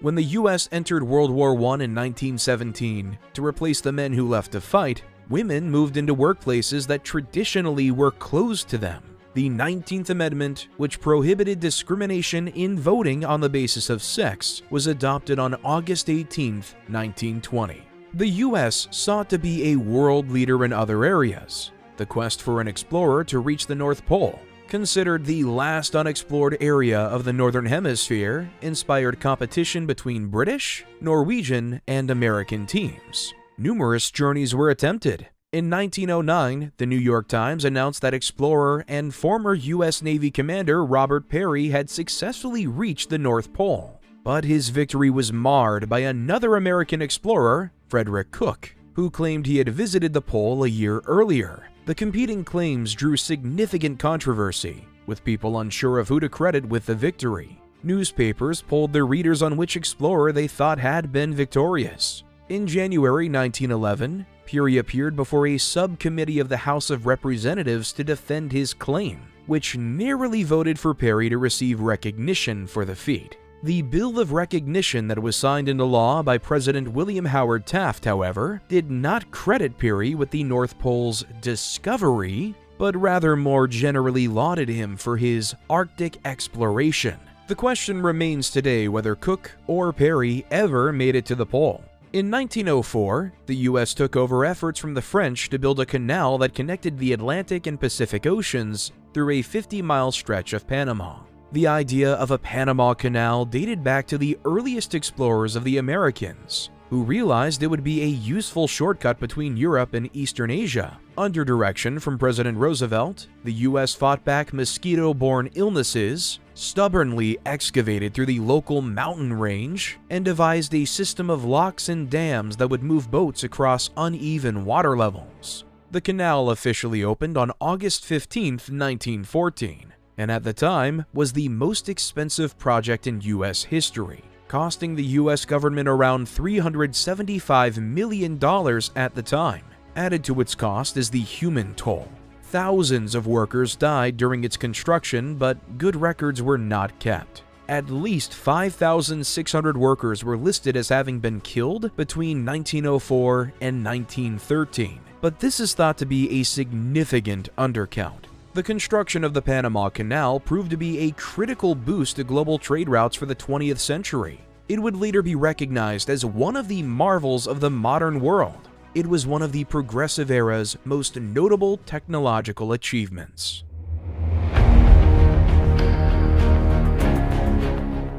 As European countries took sides in the conflict between Austria-Hungary and Serbia in 1914, President Woodrow Wilson declared the United States was going to remain neutral in what was then being called the Great War. However, after a German submarine sank the British ocean liner Lusitania in 1915, killing over 1,000 people, including 128 Americans, public opinion on U.S. involvement began to change. In 1917, the British intercepted a coded message from German Foreign Minister Arthur Zimmermann to the German minister in Mexico proposing an alliance between the countries to take back Mexican territory if the U.S. were to enter the war on the side of the Allies. Public outcry against this plan, as well as against the ongoing German submarine attacks on non-military vessels, led Wilson to ask Congress to declare war on Germany. Congress agreed on April 6, 1917, and soon passed the Selective Service Act,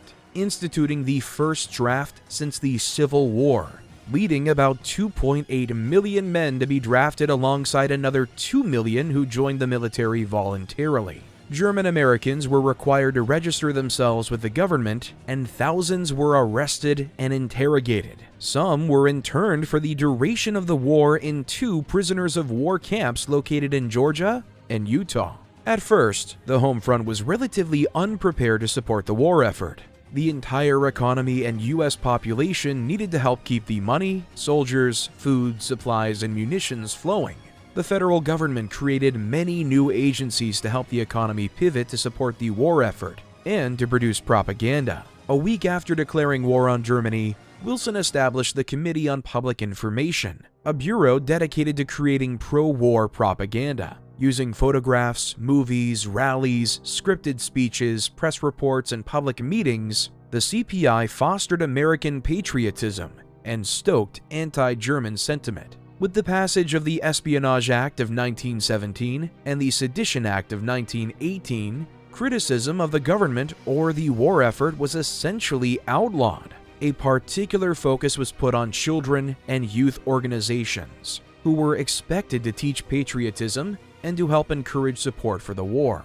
The U.S. Food Administration instructed the American public to economize their food budgets and grow what were known as victory gardens in their backyards to feed their families. A constitutional amendment applied an income tax to high earners, and businesses faced other new taxes on their excess profits, which all helped fund the war. Most new funding, however, came from the sale of war bonds. Many women began working in traditionally male professions to assist the war effort, such as on assembly lines making munitions. Others worked for the military as support personnel or nurses stateside and overseas. The Army Signal Corps employed female switchboard operators to help with communication along the Western Front. These women were highly trained and bilingual in English and French. But because the War Department forbade women except as nurses in hospitals, they were hired only reluctantly. Ultimately, women were accepted in order to free up more men for the front. American men who went to fight in France were enthusiastically greeted by the worn-down Allied troops, the first elements of the American Expeditionary Forces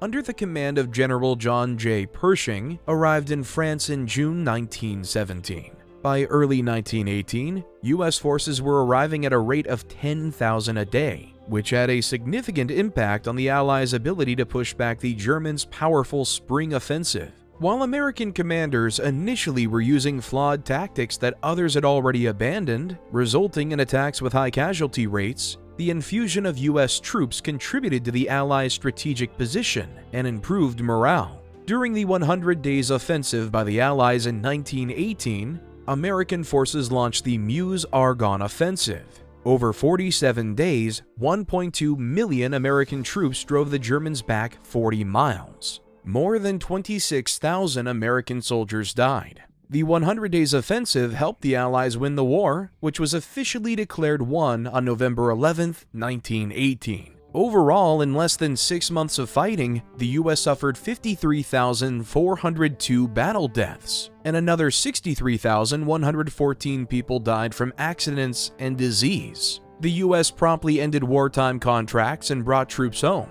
but the US at the time lacked programs to help veterans readjust to civilian life.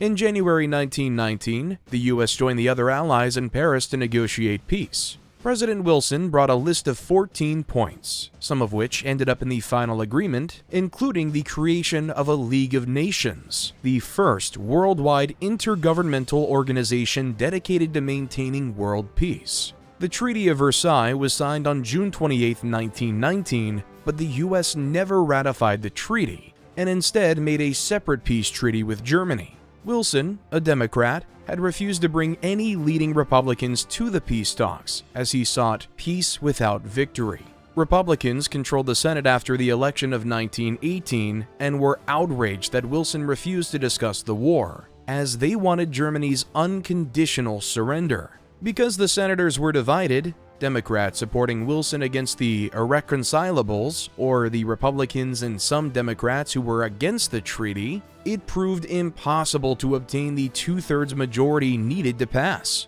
The Democrats who opposed the treaty represented those among the American public, mostly Irish Catholics and German Americans, who were intensely opposed to the treaty because they thought it favored the British. On November 19, 1919, for the first time in its history, the Senate rejected a peace treaty. Under Wilson's successor, Warren G. Harding, the U.S.-German peace treaty was signed August 25, 1921. The treaty allowed for American-German cooperation, not under the purview of the League of Nations.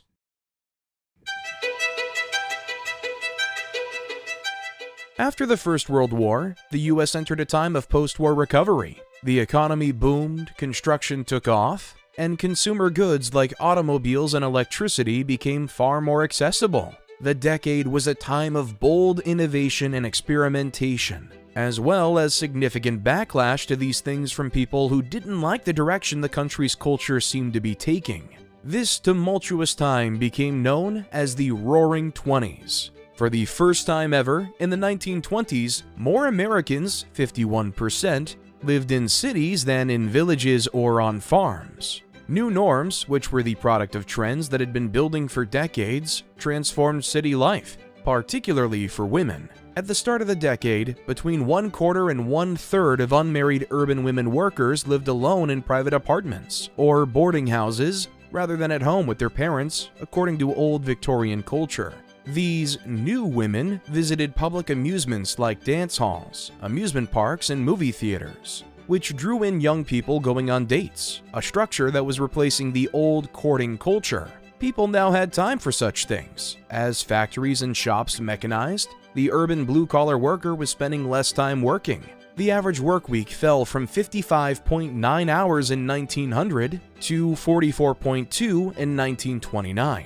While blue-collar wages rose by 25%. Many Americans had extra money to spend in the 1920s due to rising incomes and easily available credit, and it was becoming increasingly socially acceptable to spend money on consumer goods and accumulate debt on those goods, even if they were not absolute necessities. The nation's total wealth more than doubled between 1920 and 1929.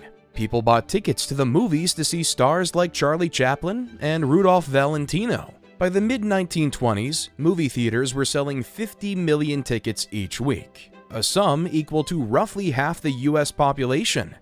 They bought ready-to-wear fashion, which was being mass-produced and therefore becoming more affordable. They bought radios. In the first ever live radio transmission to the public, radio station KDKA in Pittsburgh, Pennsylvania broadcast the presidential election results on November 2, 1920. By the end of the 1920s, there were radios in more than 12 million households. In 1912, an estimated 16% of American households had electricity. By the mid-1920s, more than 60% did. Appliances that required electricity, like the washing machine, the freezer, and the vacuum cleaner, were popular purchases. And people bought automobiles, which were an affordable luxury. The Ford Model T cost $260 in 1924, which translates to just about $4,000 today. But even as some people were experiencing wealth and prosperity, others were struggling to get by. Extreme wealth inequality, which had troubled the progressives and defined the Gilded Age, persisted.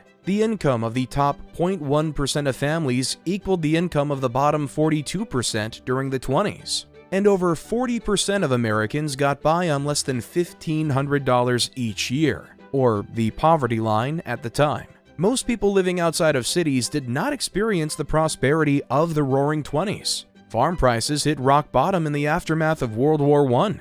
The proliferation of cars meant people were more able to travel wherever they wanted, and many of the young people of the day wanted to go out and dance at jazz clubs. Jazz music was brought north by black artists who had come from New Orleans, where the form originated. Chicago became the art form's new center, with the city boasting more than 100 jazz clubs. Whites and blacks began mixing socially for the first time in the black and tan clubs of Chicago. Poet Langston Hughes wrote that midnight was like day, referring to the city's music-filled nightlife. Musicians such as Louis Armstrong, Jelly Roll Morton, and Ethel Waters drew crowds to dance halls, and people danced in new African-American-inspired styles. The Charleston, the Cakewalk, the Turkey Trot, and the Flea Hop were all popular dances of the time. Some major dance clubs of the time were the Cotton Club in Harlem, New York, where Duke Ellington's band played, and the Grand Terrace Cafe in Chicago, where Earl Hines' band played. Later, the center of jazz music moved to New York City, where the Harlem Renaissance was in full swing. But because jazz music was pioneered by African Americans and represented a departure from traditionally white forms of music, significant backlash built in response to jazz's rising popularity. People decried it for the supposed moral disasters it created, its roots in black culture, and some termed it the devil's music. By the end of the 1920s, at least 60 communities across the nation had banned jazz from being played in public dance halls. Radio stations carried jazz tunes to listeners across the nation, and 100 million jazz phonograph records were sold in 1927 alone. But because of discrimination and racism, these were mainly recordings of white bands that sounded similar to the black musicians who pioneered the genre. Thomas Edison, the inventor of the phonograph, ridiculed jazz music, saying it sounded better played backwards. And Shaw Faulkner, president of the General Federation of Women's Clubs, a powerful alliance of women's social and reform groups that launched a crusade against jazz in 1921, once said that jazz was originally the accompaniment of the voodoo dance, stimulating half-crazed barbarians to the vilest of deeds. The increasing visibility of black culture in jazz and blues music, as well as the appearance of millions of African Americans who moved north during the Great Migration, inspired significant racist backlash. Millions of people joined the Ku Klux Klan in the 1920s, raising its membership to 5 million by 1925. By mid-decade, the group was in control of the governments of Indiana, Texas, Oklahoma, and Colorado, and was enormously powerful in several other states, including California and Georgia. The fundamentalist conservative paramilitary group initiated white supremacist violence, and also targeted Jews, Catholics, Asians, and the so-called New Women. One of the worst instances of violence was the Tulsa Race Massacre in 1921, when a mob burned the black neighborhood of Greenwood in Tulsa, Oklahoma, to the ground, killing dozens. The KKK only grew in power in Oklahoma after the incident. In general, the 20s were a time characterized by nativism and anti-immigrant feelings. A Red Scare in which people attempted to hunt, expose, and prosecute communists occurred from 1919 to 1920, and the Klan-backed National Origins Act of 1924 severely restricted immigration from Eastern Europe and Asia, while favoring immigrants from Northern Europe and Great Britain. The federal prohibition of alcohol in 1920, which banned the production and sale of alcoholic beverages nationwide, was as much inspired by reformers wishing to cure the country's ills of poverty and violence as by those who were against the growing population of urban-dwelling immigrants in the U.S. Anti-German sentiment after World War I inspired the nickname Kaiser Brew for the beer made in German breweries. Beer, as well as wine, whiskey, and gin, were all banned under the statute, but enforcement proved nearly impossible for the federal government. Smuggling and bootlegging were widespread, and speakeasies, or secret clubs that served illegal alcohol, popped up in cities. In 1927, there were an estimated 30,000 illegal speakeasies, twice the number of legal bars before Prohibition. Federal agents conducted raids on these establishments looking for lawbreakers, but prosecuting the cases proved tricky. In New York, 7,000 arrests for liquor law violations resulted in 17 convictions. Organized crime, such as mafia groups and gangs, worked a profitable and violent black market for alcohol, which flourished as consumer demand went unmet via legitimate means. These organizations operated in part by bribing police officers and federal investigators. Al Capone's Chicago organization reportedly took in $60 million in 1927 and had half the city's police on its payroll. John D. Rockefeller, who did not drink, observed in 1932 that because of Prohibition, drinking has generally increased. The speakeasy has replaced the saloon, and a vast army of lawbreakers has been recruited and financed on a colossal scale. While that may have been true anecdotally,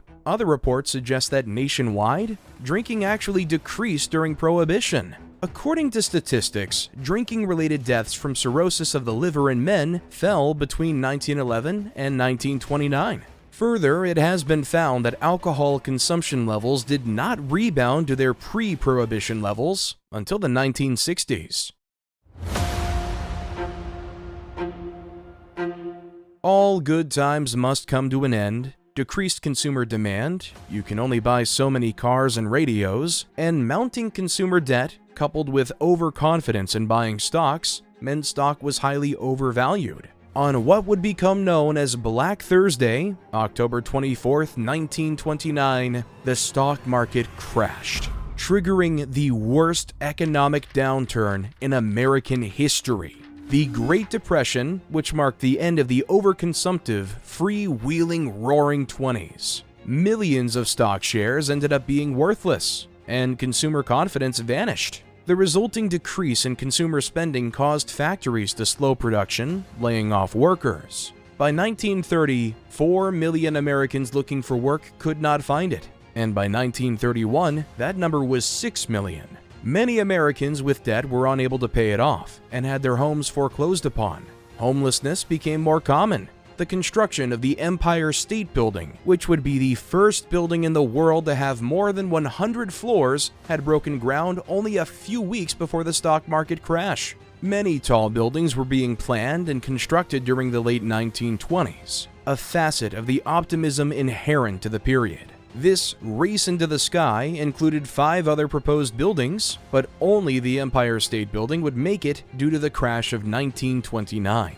The project was completed in just 1 year and 45 days, a record-setting speed. But because of the Great Depression, there was virtually no demand for office space, and the building sat mostly empty until the 1940s. In addition to the economic woes, in 1930 severe drought swept from Texas to Nebraska, bringing with it high winds and dust that killed people, livestock, and crops. This became known as the Dust Bowl, and it inspired many more people to migrate from the plains to the cities in search of work. From 1930 to 1933, the economic crisis only continued to get worse, as thousands of banks were forced to close. President Herbert Hoover tried supporting the failing banks, but Hoover was a Republican who believed the government should not directly intervene in the economy or provide economic relief. In 1932, with close to 15 million people unemployed nationwide, voters overwhelmingly elected Democrat Franklin D. Roosevelt, who took immediate action. During his first 100 days in office, The Roosevelt administration passed legislation to reform and reopen banks, stabilize industrial and agricultural production, and create jobs. The unemployment rate in 1935 was at a staggering 20%. So, via executive order, Roosevelt created a permanent jobs program called the Works Progress Administration.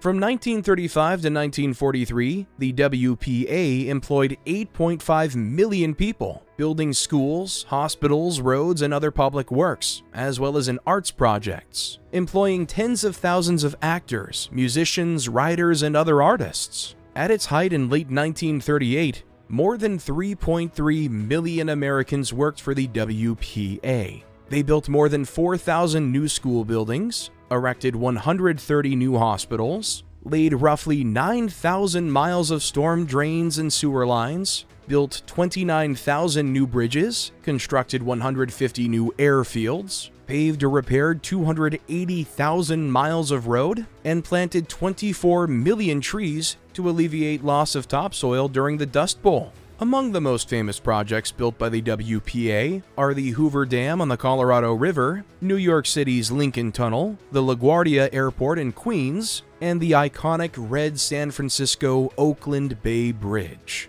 New Deal funds were also used for the construction of Mount Rushmore in South Dakota. U.S. Presidents George Washington, Thomas Jefferson, Theodore Roosevelt, and Abraham Lincoln into the side of the mountain were carved by a total of about 400 artists. Tools were forged by blacksmiths, and tramway operators shuttled people and equipment to and from the base of the remote mountain. The project cost nearly $1 million, about 85% of which was from federal funds. The WPA was criticized for the project's slowness and inefficiencies, but it was celebrated for the employment it offered millions of people suffering during the Depression. Other notable New Deal programs included the creation of the Social Security Administration to protect older Americans financially, the Agricultural Adjustment Act to help farmers get out of debt, and the U.S. Housing Authority was created to address homelessness. The National Labor Relations Act was passed to protect labor organizing in 1935, and the Fair Labor Standards Act of 1938 set maximum hours and minimum wages for most workers. But not everyone was a fan of Roosevelt's reforms, with conservative opponents calling them government overreach. After the elections of 1938, New Deal policies became more difficult to enact because the new Congress was less liberal and less supportive of spending. The election of these new conservative members of the Congress was largely due to a dip in public opinion towards the Roosevelt administration during the economic recession of 1937 to 1938. With Roosevelt claiming responsibility for the previous economic improvements, people blamed him for the backslide. Nevertheless, the New Deal's popularity helped the Democratic Party remain the majority party in national politics into the 1960s.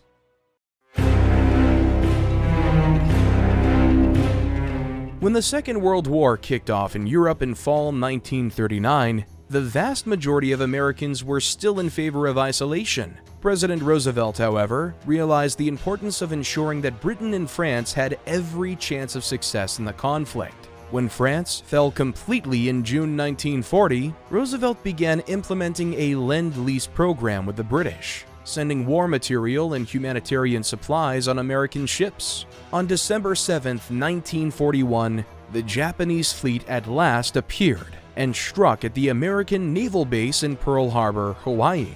The attack did serious damage to the fleet, destroying 3 battleships and damaging several other vessels. However, the Japanese were unsuccessful in destroying the American aircraft carriers. The attack shocked and appalled Americans. Japan had hoped the attack would cripple the American Pacific Fleet and allow them to swiftly take control of the Pacific theater. Instead, the Americans recovered with nearly inhuman speed and in less than 6 months struck a devastating blow against the Japanese Navy at the Battle of Midway. The American victory at Midway opened the Pacific to the U.S. fleet and allowed for U.S. ground troops to be safely shuttled to Japanese-held islands. In Europe, following the general declaration of war on Japan after Pearl Harbor, Adolf Hitler, the leader of Nazi Germany, declared war on the United States, joining his Axis ally. The United States, now a part of the Allied powers, was eager to help Britain regain control of the European theater. The War Department began planning a series of military operations to retake North Africa and Europe from fascist control, whilst simultaneously planned for a prolonged invasion of the dozens of islands in the Pacific to aid Australia and the Philippines from Japan.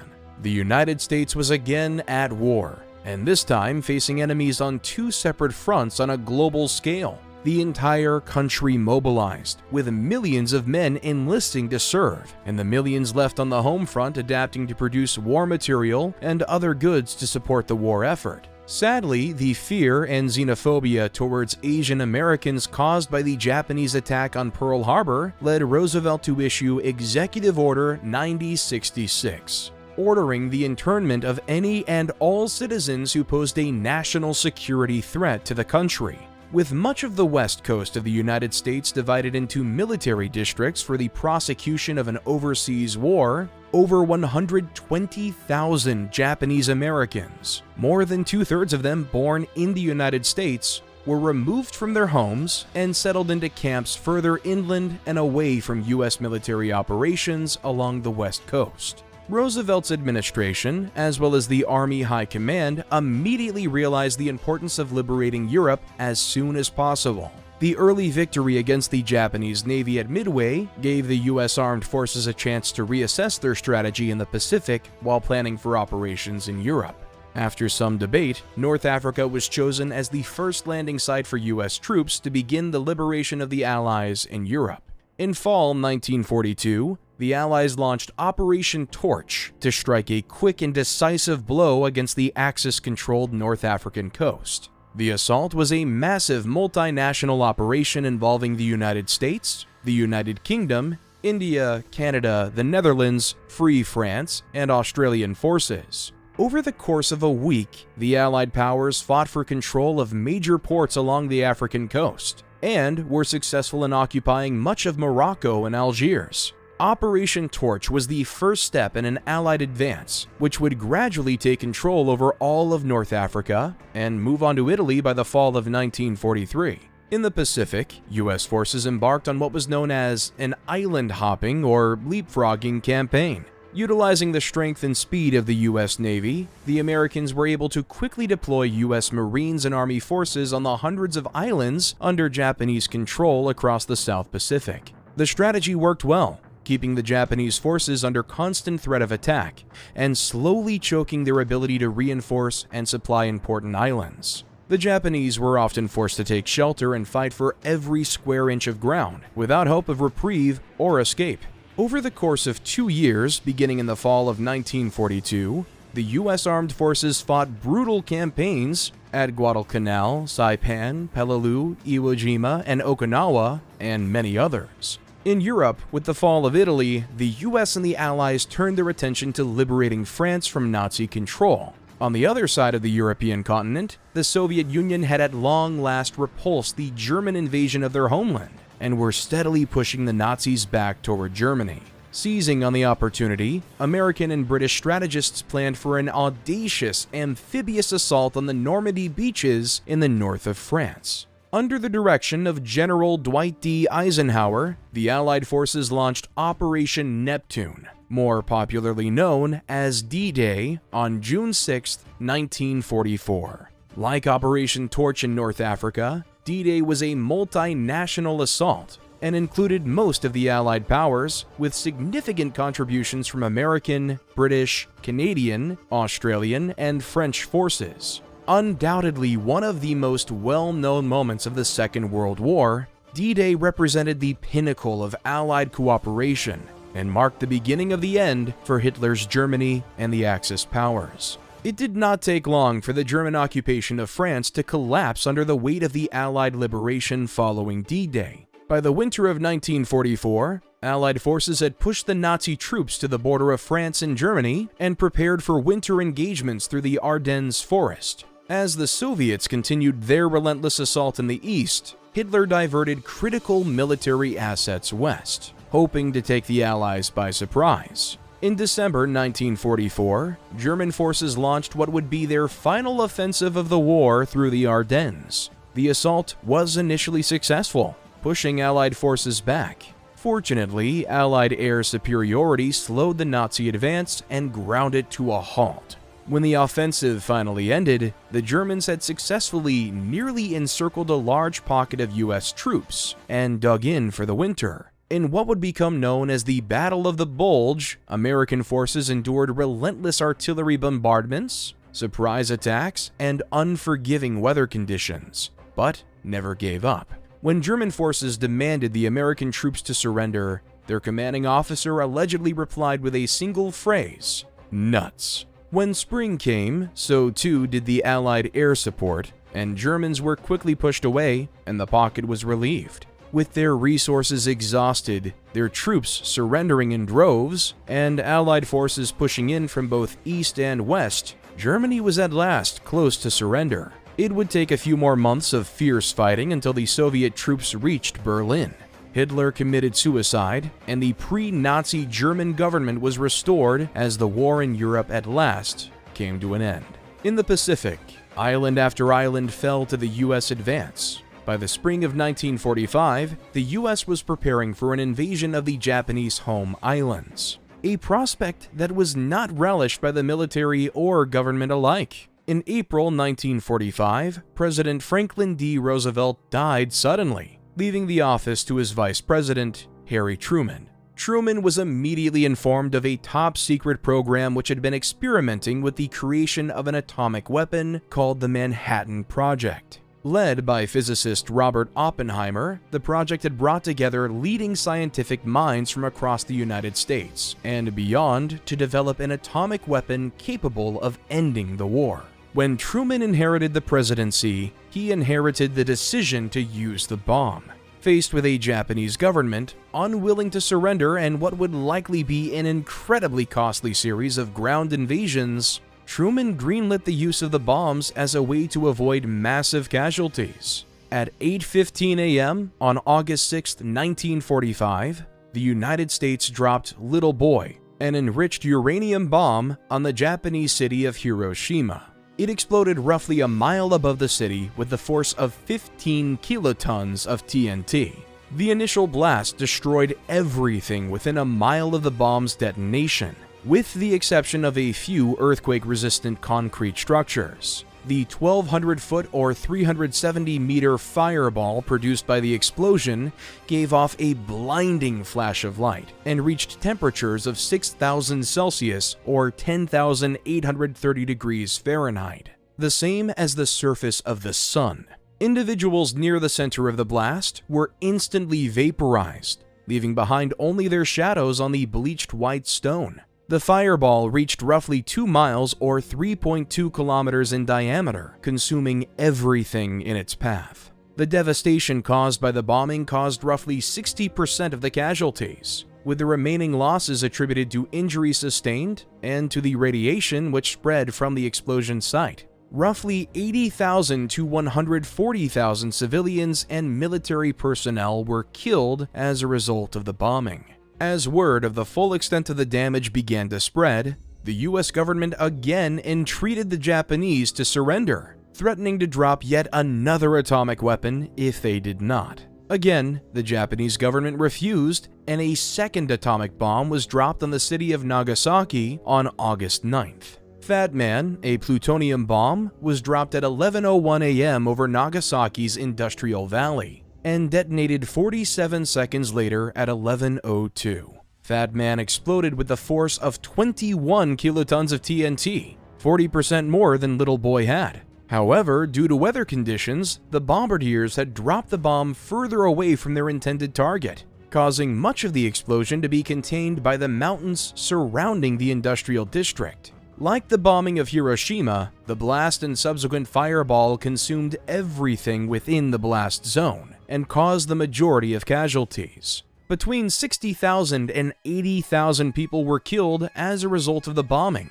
with hundreds of thousands wounded. In total, the bombings of Hiroshima and Nagasaki took the lives of an estimated 129,000 to 226,000 individuals, the vast majority of whom were civilians. On August 10th, the Japanese government signaled their willingness to surrender if their government could remain intact. The United States answered that the terms would be discussed after the Japanese formally surrendered. A brief military coup was attempted on the evening of August 14th by factions within the government who wished to fight to the bitter end. However, it was quickly put down by the Japanese government. The following morning, the Emperor of Japan issued a formal statement of surrender. The Second World War had finally come to an end. More than 16 million men and women served in the U.S. Armed Forces over the course of the war, and some 420,000 Americans had given their lives to help liberate the free world.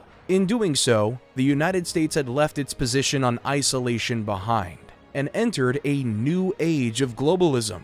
The United States was now a world power and held much of the responsibility of what would come next in its hands. While their alliance with the Soviet Union during the war had been one of necessity, relations had deteriorated even before the war had come to an end. Worse, with the unleashing of atomic weaponry, the United States had unwittingly brought on a new age of warfare and technology, one that would define the decades to follow.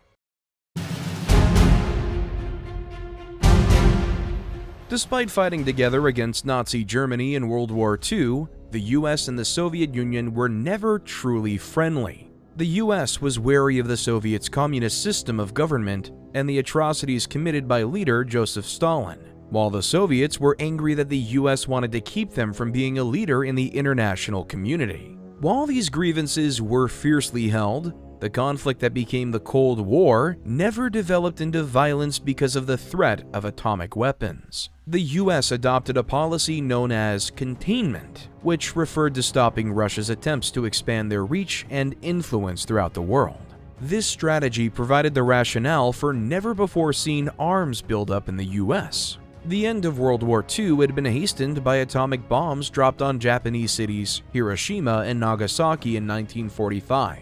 Demonstrating the US's power with a new class of weapons. By 1949, the Soviet Union had tested its first nuclear weapon, heating up the rivalry. They were racing to develop even more powerful weapons, the hydrogen bomb. In late 1952, the US detonated a hydrogen bomb in the Marshall Islands as a test, resulting in an explosion hundreds of times more powerful than the bombs dropped in Japan. The Soviet Union followed suit with its own test in Kazakhstan in 1955. These tests resulted in devastating health effects for nearby residents in both locations. Nevertheless, testing only ramped up in 1958, during which the US, the Soviets, and the United Kingdom detonated more than 100 bombs worldwide. Following this, the three countries voluntarily paused testing. The Cold War affected American life in a variety of ways. Fears of nuclear warfare inspired drills in schools and people to build bomb shelters in their backyards. Perhaps most destructively, fears of communist sympathy within the US inspired the government to form the House Un-American Activities Committee in 1947, which was tasked with carrying out investigations of suspected communists. Thousands of federal employees were investigated, many were fired, and some were even prosecuted. Liberal college professors lost their jobs, were forced to testify against colleagues, and others forced to take loyalty oaths. In Hollywood, hundreds of people were investigated, and more than 500 movie industry professionals lost their jobs for having liberal beliefs. Many of these blacklisted writers, directors, actors, and others were unable to work again for more than a decade. This period became known as the Red Scare and is also referred to as McCarthyism after Senator Joseph McCarthy, a vehemently anti-communist politician who led the efforts. Another key symbol of the Cold War was the Berlin Wall, built in 1961 between the communist East German and capitalist West German parts of the city. Though the communist government claimed its purpose was to keep the so-called Western fascists out of East Germany, the wall really functioned to stop mass defections from East to West. It was also a solution to the Berlin Crisis of 1958, when Khrushchev demanded the Allies give up West Berlin, which they had taken after World War II ended in 1945. Tensions were high between the Westerners and Soviet-backed Easterners even after the wall was constructed. West Berlin grew prosperous, in great contrast to the poverty of the surrounding East German territory. The wall between them soon became an iconic image of the Cold War in Europe. The impact of the Cold War on daily life was particularly felt during the nearly 2-week conflict that came to be known as the Cuban Missile Crisis, when many Americans thought the world was on the brink of an all-out nuclear war. The country's standoff nearly tipped into conflict in October 1962 when U.S. spy planes discovered secret Soviet missile bases being constructed in Cuba, just 90 miles from U.S. shores. Just a year earlier, in 1961, the U.S. had mounted the disastrous Bay of Pigs invasion to try to depose Cuba's Soviet sympathetic leader, Fidel Castro. During the 13-day standoff, U.S. President John F. Kennedy ordered a naval blockade of Cuba and publicly announced the U.S. was ready to use military force to neutralize the threat. But the crisis was resolved when Soviet leader Nikita Khrushchev offered to remove the missiles in exchange for the U.S. vowing not to invade Cuba and removing missiles it had secretly placed in Turkey to target Russia. The event sobered both the USSR and the U.S., and the following year, a direct hotline was installed between Washington and Moscow to help defuse similar situations. The two countries, along with the United Kingdom, signed a treaty in 1963 agreeing to ban several types of nuclear testing.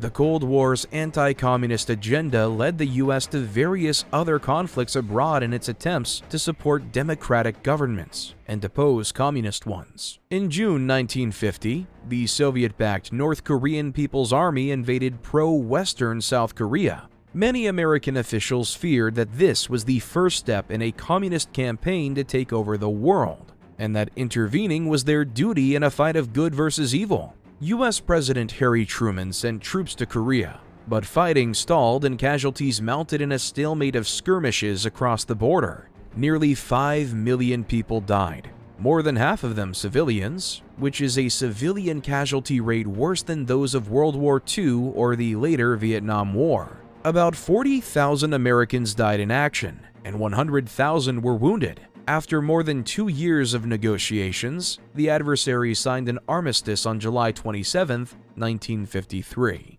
Then, when the French colonial regime in Vietnam fell to communists in 1954, President Dwight D. Eisenhower called for American intervention under the domino theory, which held that allowing a communist government to keep power in one nation would lead to communist takeovers in neighboring nations, with each falling to communism like a row of dominoes. However, what was intended as a brief military venture spiraled into a bloody, unpopular, and unsuccessful 10-year conflict in Vietnam. While remaining staunchly anti-communist, upon taking office in 1969, U.S. President Richard Nixon immediately tried to soften U.S. relations with the Soviets and dial back the Cold War via diplomacy. In 1972, the U.S. and the Soviet Union agreed to limit the number of nuclear missiles in their arsenals.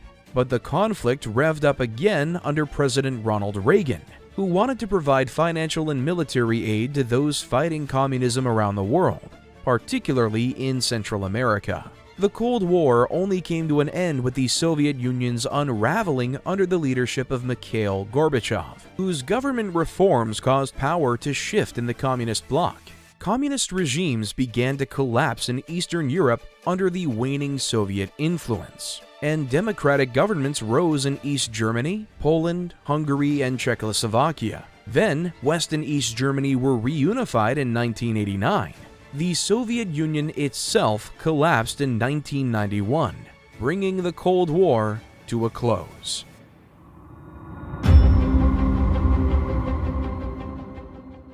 While the Declaration of Independence may have declared that all men are created equal, the institution of slavery and persistence of bigotry throughout American history meant African Americans faced an uphill battle to make that Declaration of Equality feel true. Despite slavery being abolished in 1865, and the addition of the 14th and 15th Amendments to the Constitution in 1868 and 1870, which strengthened the legal rights of freed slaves, the fact that slavery had been the law of the land for nearly 100 years cast a long shadow. Legalized segregation policies, as well as everyday racism and bigotry, meant that in many places, black people and white people were not allowed to occupy the same public spaces, such as buses, restrooms, hospitals, prisons, and schools. At the turn of the century, conservative Democrats in the South passed policies that disenfranchised African Americans further through various social, economic, and political means, such as being prevented from voting, sometimes through violent means. These practices were further entrenched in 1896 by the Supreme Court in the case of Plessy versus Ferguson, in which the court ruled against a black man, Homer Plessy, who was protesting his arrest for refusing to give up his seat to a white man on a train in New Orleans, which was required by Louisiana state law. If one race be inferior to the other socially, the Constitution of the United States cannot put them upon the same plane, the court wrote in its decision. The court continued to apply this logic to its decisions on matters of segregation in the years that followed, upholding laws that established different rules for blacks and whites, laws which were known as Jim Crow, a derisive term for a black man. Not all of segregation was attributable to laws, however. Discriminatory customs, such as barring black people from certain jobs, housing developments, or stores, were also commonplace. Throughout these years, groups fought to desegregate the South and end disenfranchising practices. In 1950, fed up with overcrowded, poorly funded, inferior schools, the National Association for the Advancement of Colored People, which had put in decades of work fighting racial segregation in education, put together its most compelling legal case against racial segregation in public schools. Brown versus Board of Education. Brown v. Board was actually a grouping of 5 cases that all challenged the claim that it was constitutional for public schools to be racially segregated by law. The effort was led by lawyer Thurgood Marshall, who argued that separate educational facilities were inherently unequal. In 1954, the Supreme Court ruled unanimously in agreement with Marshall, legally ending racial segregation in schools and overruling the doctrine established by Plessy. While this was a big victory for civil rights advocates, in reality, it did little to end school segregation right away, due to resistance from racist whites who didn't want their children to go to school with black children. Meanwhile, resistance was also mounting against segregated seating on public transportation, a fight brought to prominence by the actions of Rosa Parks, an African-American seamstress and civil rights activist, in 1955 when she refused to give up her seat in the colored section of a Montgomery, Alabama bus to a white man. Parks was arrested and fined, but her actions inspired local black leaders to organize the Montgomery bus boycott, led by a young Reverend Martin Luther King Jr. During the boycott, 40,000 African Americans, who made up the majority of the city bus's riders, refused to ride the buses in protest of how they were treated.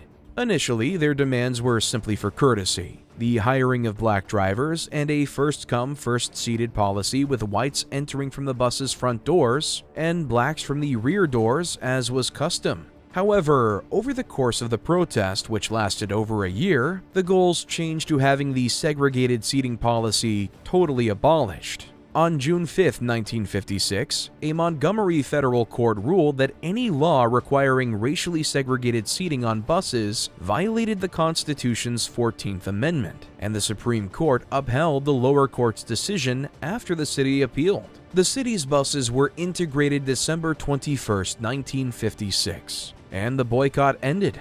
It had lasted more than a year and is regarded as the first large-scale demonstration against racial segregation in the U.S. Civil rights advocates were obtaining victories, but the road towards equality was a difficult one. The buses may have been integrated, but the bus stops remained segregated, and the new laws were met with significant resistance and violence. In one instance, snipers shot into a bus and shattered both legs of a pregnant African-American rider. In January 1957, 4 black churches, as well as the homes of several prominent black leaders in the Montgomery area, were bombed. In 1956, a group of Southern senators and congressmen signed the Southern Manifesto, which declared they would resist racial integration by all lawful means. After the decision in Brown v. Board, state and local officials in a number of southern states resisted school integration, and members of the public fought back as well. When 9 African-American students attempted to attend Central High School in Little Rock, Arkansas, in September 1957, Arkansas Governor Orville Faubus ordered the state's National Guard to block their path on the first day of school, September 2nd. 2 days later, a belligerent mob appeared in addition to the National Guard, again preventing the 9 students from attending class. By the end of the month, September 23rd, the 9 were being escorted by Little Rock police and attempting to enter the school through a side door when another angry mob appeared and tried to rush into the school after them. Fearing for the students' lives, officials sent them home. In response, President Dwight Eisenhower federalized the National Guard and sent U.S. Army troops to the scene to personally guard the students who were finally able to start attending regular classes, though they still had to endure threats and harassment. Nonviolent protests against segregation, such as sit-ins at whites-only lunch counters and the 1961 Freedom Rides, were signature methods used by civil rights activists protesting segregation in public spaces throughout the South. These demonstrations only increased during the presidency of John F. Kennedy, when hundreds of demonstrations erupted across the nation, drawing national and international news coverage, as well as backlash and violence. The Freedom Riders, who were interracial members of the student activist group Congress for Racial Equality, CORE, met significant opposition when they challenged segregation on interstate buses and bus terminals by riding from Washington, D.C. to Jackson, Mississippi. Though a federal ruling in 1946 had already declared that segregation in interstate transport was illegal, they faced resistance and arrests in Virginia and violent beatings in South Carolina, and were met by a violent mob of over 100 people, including hostile members of the local police and members of the Ku Klux Klan, when they reached Anniston, Alabama. The violence that occurred there prompted organizers to end the ride, though efforts continued on a smaller scale. The media attention garnered by these efforts, as well as Dr. King serving as spokesman for the rides as they rose to national prominence, prompted the Kennedy administration to take action, directing the Interstate Commerce Commission to ban segregation in all buses and facilities it oversaw. The ruling took effect November 1st, 1961. Though King did not take part in the rides himself, the rides are credited with showing him and others involved in the campaign that nonviolent, peaceful protest against the violence of white Southerners could garner significant national media attention, attract sympathy for the cause, and force federal action. In the spring of 1963, the Southern Christian Leadership Conference, led by Dr. King, launched a large-scale campaign of sit-ins, meetings, boycotts of segregated stores, and marches in Birmingham, Alabama to protest segregation there in partnership with the local activist group, the Alabama Christian Movement for Human Rights, ACMHR. Activists registered people to vote, listened to speeches by King about the philosophy of nonviolence, and staged sit-ins. The boycotts of local businesses were particularly effective as they were taking place right before Easter, the second busiest shopping time of the year. Hundreds were arrested, filling the local jails. After about a week, the city government obtained a state court order that said the protests must stop, but the activists decided to defy it. The efforts continued on May 2nd when more than 1,000 African American students marched in downtown Birmingham in what became known as the Children's Crusade. Hundreds more were arrested, overcrowding the jails. The city's Commissioner of Public Safety, Eugene Bull O'Connor, authorized the use of high-pressure hoses against children protesters. And when adults watching reacted by throwing rocks and bottles at those wielding the hoses, Connor ordered the use of police dogs against them. images of the violence triggered outrage nationally and internationally. Under pressure, the White House sent a facilitator to help speed negotiations between protest leaders and members of Birmingham's business community, who were weakening under the sustained boycott. On May 8th, the group struck a compromise. Street protests would end immediately, and signs proclaiming whites only and blacks only on restrooms and drinking fountains would be removed. The Birmingham Truce also called for the release of jailed protesters on bond, a plan to desegregate lunch counters, and the hiring of more African Americans for jobs around the city. It was not everything the protesters had hoped to achieve, but rather a partial success that proved divisive among activists who thought the protesters should have held out until all their goals were met. The city was slowly desegregated in the months that followed the truce, but the campaign was not a huge local success. Rather, its significance was in the amount of national and international attention it drew to the civil rights cause. It also led King's reputation as a leader to grow exponentially. On August 28th, King delivered his "I Have a Dream" speech at the March on Washington for Jobs and Freedom, which was organized in the nation's capital to advocate for African American civil and economic rights. It is estimated that 250,000 people attended, making the assembly, which was planned in cooperation with DC police, a logistical feat. The march sought to address the fact that many jobs were entirely closed to black applicants, and those that were open to them often paid poorly or offered little upward mobility. The year 1963 was the centennial anniversary of the Emancipation Proclamation, the declaration of the end of slavery, and organizers of the march wished to emphasize that change was long overdue. The march brought together many different activists and organizers, but it was King's speech at the Lincoln Memorial that was memorialized as a masterpiece of rhetoric, as it called for an end to racism. The march and the speech are credited with inspiring the federal government to act on civil rights through the Civil Rights Act of 1964, which outlawed discrimination based on race, color, religion, sex, or national origin in public accommodations, public education, and employment, and the Voting Rights Act of 1965, which prohibited racial discrimination in voting. These were the two most important pieces of civil rights legislation to be passed since the Reconstruction period, and brought many of the Jim Crow policies to an end.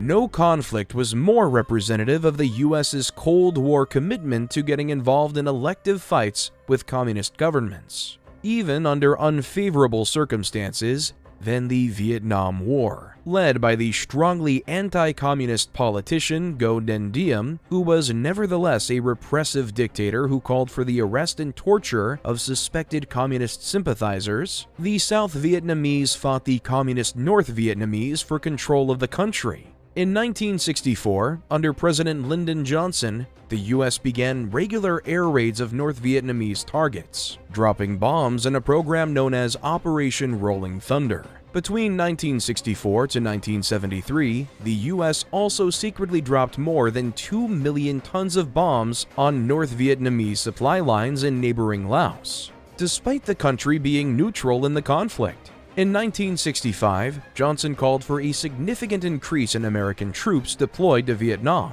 By June 1965, 82,000 combat troops were stationed in Vietnam. At the end of July, 100,000 troops were sent, and another 100,000 were sent in 1966. South Korea, Thailand, Australia, and New Zealand also sent troops, but in much smaller numbers. North Vietnam was aided by China and the Soviet Union. By November 1967, the number of American troops in Vietnam was approaching 500,000, but support for the unsuccessful war was waning. A strong anti-war movement in the U.S. spawned protests against the draft, the large number of civilian casualties the war was generating, and against the U.S.'s support for the corrupt Southern Vietnamese dictatorship. Many troops stationed in Vietnam were also low on morale, with many turning to drugs, initiating mutinies, and developing post-traumatic stress disorder. Between 1966 and 1973, more than 503,000 U.S. military personnel deserted, and another 500,000 dodged the draft. Nevertheless, when President Nixon took office, he announced that he believed a silent majority of Americans supported the war. Over the next few years, the death toll grew, including the more than 400 unarmed civilian U.S. troops killed in the village of My Lai in 1968. Peace talks were unsuccessful. Anti-war sentiment in the U.S. only increased. Over 250,000 people gathered to demonstrate against the war in Washington, D.C. on November 15, 1969. Nixon ended the draft in 1972, moving to an all-volunteer army. But in 1971, the leaked Pentagon Papers had revealed the results of a secret DoD study that showed Nixon's administration had escalated conflict in Vietnam, further eroding public support for the war. In January 1973, the United States and North Vietnam ended open hostilities, though conflict between North and South Vietnam continued until 1975, when the North took over the southern city of Saigon. The U.S.'s effort had failed, and the 20-year war took an enormous toll. An estimated 2 million Vietnamese were killed, while 3 million were wounded and another 12 million became refugees. About 58,000 Americans were killed. Many anti-war Americans lost trust in their government, while others who may have been pro-war no longer felt invincible. The conflict bitterly divided the U.S., and its impacts would be felt for many years. Following the end of World War II in 1946, tensions rose between the capitalistic United States and the communist Soviet Union. Each country wished to prove its economic system to be better than the other, and to show the world they had the key to political superiority. Both countries sought to demonstrate their technological superiority by being the first nation to put a human being into space, which at the time was an as-yet undone feat that each knew was only a few years away. Both countries had developed intercontinental missiles, which provided critical electronic technology and rocketry that could boost small payloads into orbit. The competition began on August 2, 1955, when first the US, then the USSR announced they intended to launch artificial satellites. 2 years later, on October 4, 1957, the USSR was the first to launch its satellite, the Sputnik 1. Which was the first Earth-orbiting satellite in history. They followed up with the Sputnik 2 the next month, and this time the satellite carried a dog named Laika, who became the first living organism to enter orbit. It was not until the following January 31, 1958 that the US entered the race by launching and reaching orbit with the satellite Explorer 1. Later that year, the US created NASA, the National Aeronautics and Space Administration, an independent agency within the federal government that is responsible for the civil space program, aeronautics programs, and space research. On December 18, 1958, the U.S. launched the world's first communications satellite, known as SCORE. It earned international attention when it broadcasted a pre-recorded Christmas message from U.S. President Dwight D. Eisenhower. It was the first instance of a human voice being broadcast from space. In August 1959, the U.S. launched Explorer 6, the world's first weather satellite. It took the first picture of the Earth from space. In September, the USSR launched Luna 2, which became the first spacecraft to reach the surface of the Moon. But these unmanned missions were just the beginning. In August 1960, the USSR's Sputnik 5 was the first spacecraft to return its contents. 2 dogs, Belka and Strelka, and some plants, alive after being in space. The US matches this achievement the following year, returning Ham, a chimpanzee, alive from space. While the first 5 years of the space race demonstrated mostly matched capability, the USSR took a marked lead on April 12, 1961, when cosmonaut Yuri Gagarin traveling aboard the Vostok 1 became the first human being to reach space. Gagarin made a single orbit around the Earth, which took just under 2 hours to complete. This milestone sent the competition into a new decade with increased vigor. In September 1962, U.S. President John F. Kennedy announced that the U.S. would land people on the Moon and return them safely to Earth before the end of the decade.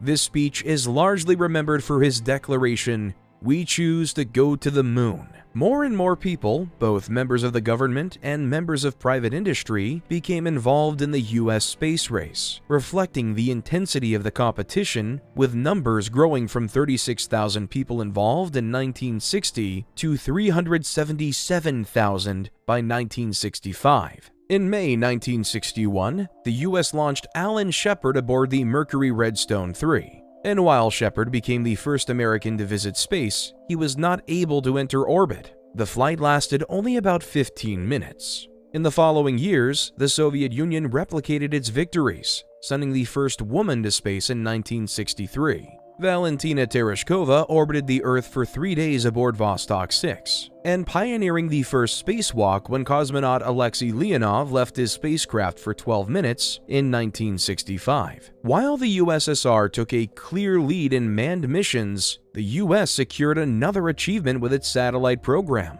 On July 14, 1965, the American satellite Mariner 4 was the first to voyage to Mars and take close-up images of the planet's surface. The US did not give up on manned missions despite tragedy. In January 1967, 3 American astronauts died when a fire broke out inside their capsule while it was still on the launch pad. At the end of the following year, however, the US spacecraft Apollo 8 became the first manned craft to reach the moon, orbit it, and then return to the Earth. This victory showed the US it was time to move full speed ahead on missions to the moon. The next year, in July 1969, Neil Armstrong and Buzz Aldrin became the first men to walk on the moon. The televised landing by Apollo 11 was broadcast around the world, securing for the US what people saw as victory in the space race. The Soviet Union transferred its focus to building a space station, which it completed in 1971. In 1972, the US and the Soviet Union negotiated a warming of relations, which paved the way for cooperation in the realm of space travel. In 1975, the first joint space mission between the two countries occurred. Separately, the Apollo and Soyuz spacecrafts traveled into orbit and docked in space, where their two commanders shook hands. This was a symbolic end to the space race. After it occurred, the two countries engaged in future missions together, like the Shuttle Mir program in 1993. The space race had broader implications for the world beyond just the development of spaceflight technology. The race to send humans to space resulted in the development of other widely used technology, including communication and weather satellites, which are used today for things like broadband and GPS. The imaging technology used in CAT scans was initially developed during the space race for deep space photography. NASA also made innovations in shock-absorbent material, which became useful for developing better artificial limbs, and wireless headsets were first developed for astronauts to use in space.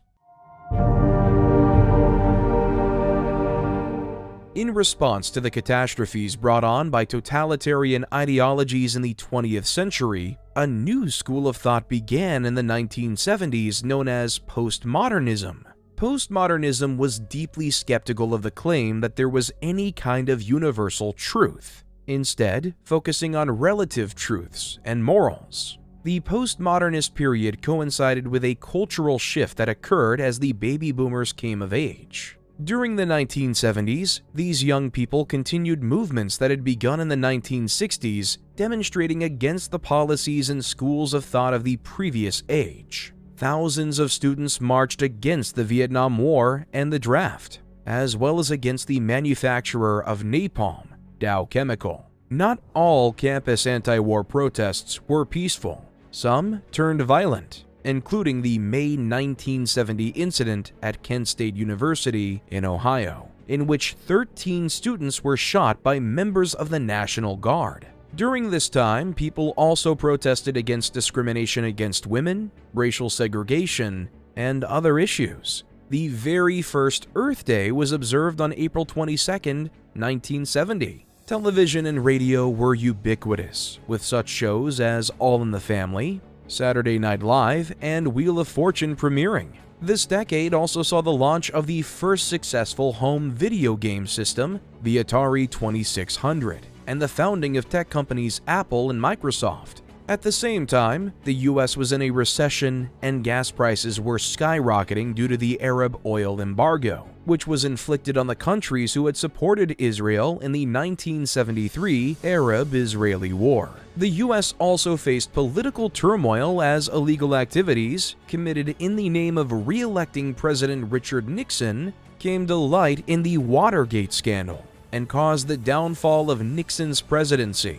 The legacy of Watergate deeply damaged the Republican Party's reputation, so Democrat Jimmy Carter was able to win the presidency in 1976. Carter prioritized calming conflicts around the world, signing a nuclear arms reduction treaty with the Soviet Union and giving ownership of the Panama Canal back to Panama. Most notably, he helped broker peace in the Middle East, where conflict had been ongoing since the 1948 Arab-Israeli War.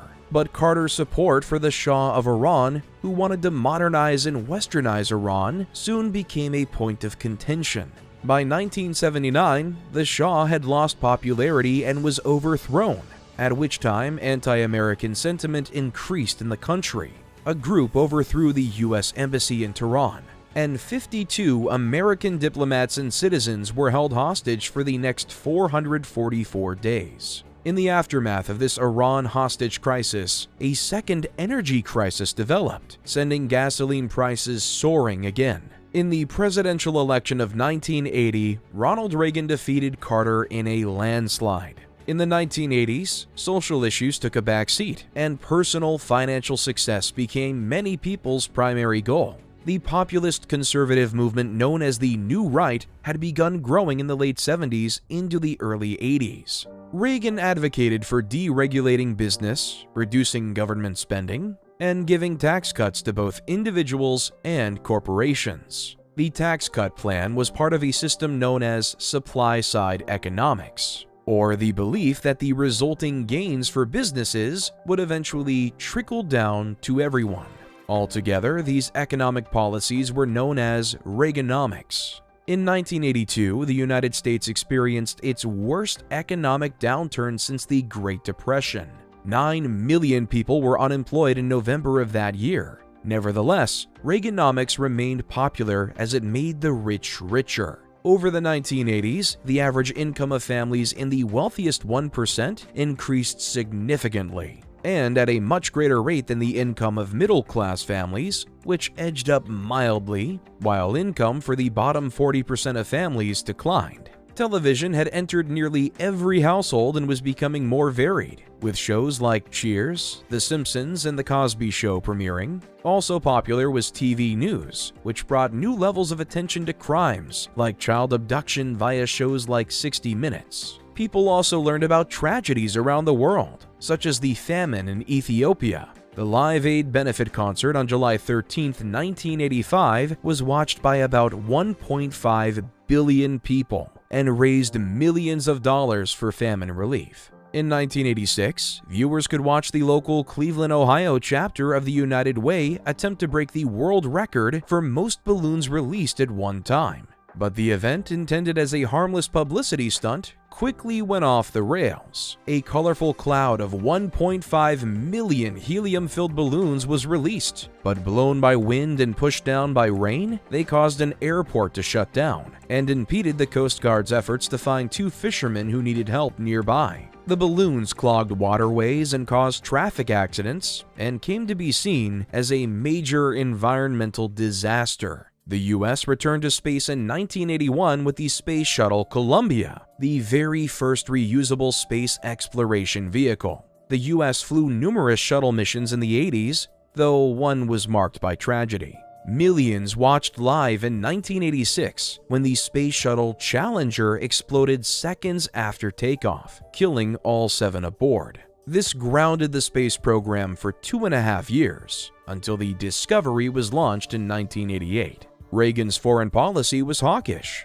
and that he was eager to get the US involved in situations abroad where communism threatened to take over. Under this Reagan doctrine, the US provided financial and military assistance to the governments of Grenada, El Salvador, and Nicaragua. However, in 1986, it was revealed that the US had sold weapons to Iran despite the country being under an arms embargo, which was a sanction imposed in retribution for the storming of the US Embassy in 1979. Members of the Reagan administration sold Iran the arms in a bid to illegally divert money from the sales to a rebel group known as the Contras, who were fighting the socialist Sandinista government in Nicaragua. It was a scandal for the administration, and investigations into the issue were impeded because of the large number of documents that were shredded or withheld. Several administration officials were convicted of crimes related to the Iran-Contra scandal, but all were vacated or pardoned.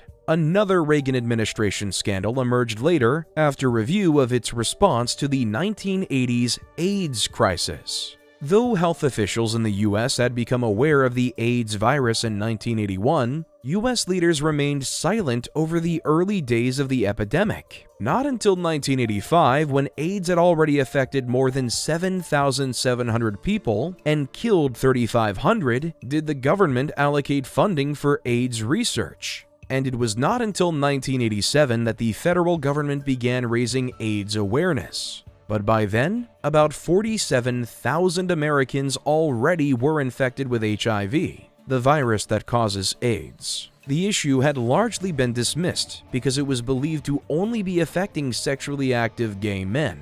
But during the 1980s, AIDS emerged as a leading cause of death among all young adults. By 1990, more than 100,000 people in the US had died from AIDS.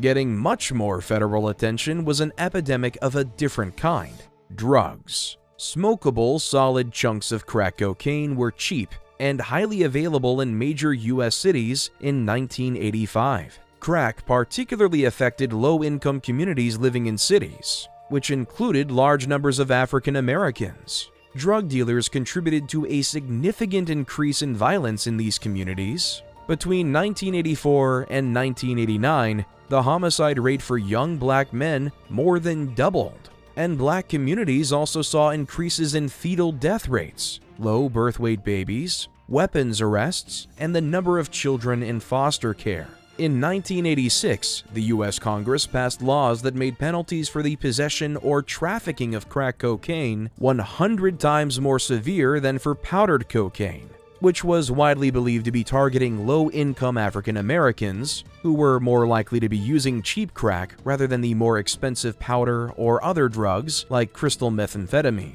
This resulted in harsh social consequences, including increased police brutality against African Americans and large numbers of young black men imprisoned on drug convictions for long sentences, which then caused them to lose access to voting, housing, and employment opportunities, which in turn led to increased violent crime in poor black communities. Though President Nixon began the so-called war on drugs in the 1970s, the federal effort to stop drug use and to prosecute users was widely expanded under President Reagan. Whereas Nixon's programs had repealed minimum sentences for marijuana possession and set up federal drug treatment programs, Reagan's approach was to increase criminalization.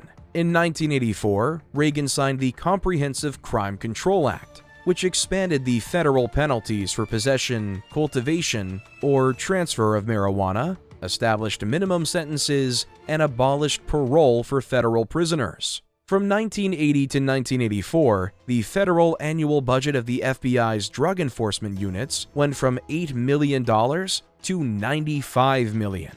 When George H.W. Bush took over the presidency in 1989, he continued Reagan's efforts. In his very first televised address as president, Bush held up a plastic baggie filled with white chalky chunks, identifying it as crack cocaine. "It's as innocent looking as candy, but it's turning our cities into battle zones," he said. Drug use was actually in decline by 1989, but Bush went on to spend $45 billion, mostly on drug-related law enforcement, which was more than the previous 4 administrations combined. Later, it was revealed that the baggie from Bush's speech, supposedly confiscated from a drug bust just days prior, just steps from the White House in Lafayette Park, had been a setup. An undercover federal agent had lured a teenager drug dealer to the park before busting him to make it seem like the drug trade was on the president's doorstep. Another major event of Bush's presidency was the Gulf War. Under the rule of Saddam Hussein, Iraq wanted to nationalize Kuwait and take control of its oil fields, thereby controlling a significant amount of the world's oil supply. Because the US and other countries wanted to maintain access to these fields, they formed a coalition to stop the invasion. Starting January 16, 1991, an air and ground war was fought with soldiers from the US, the UK, France, Saudi Arabia, Egypt, and Kuwait. The Iraqi army was defeated handily, retreating from Kuwait just a month later on February 28th. The conflict's impacts were felt into the 21st century.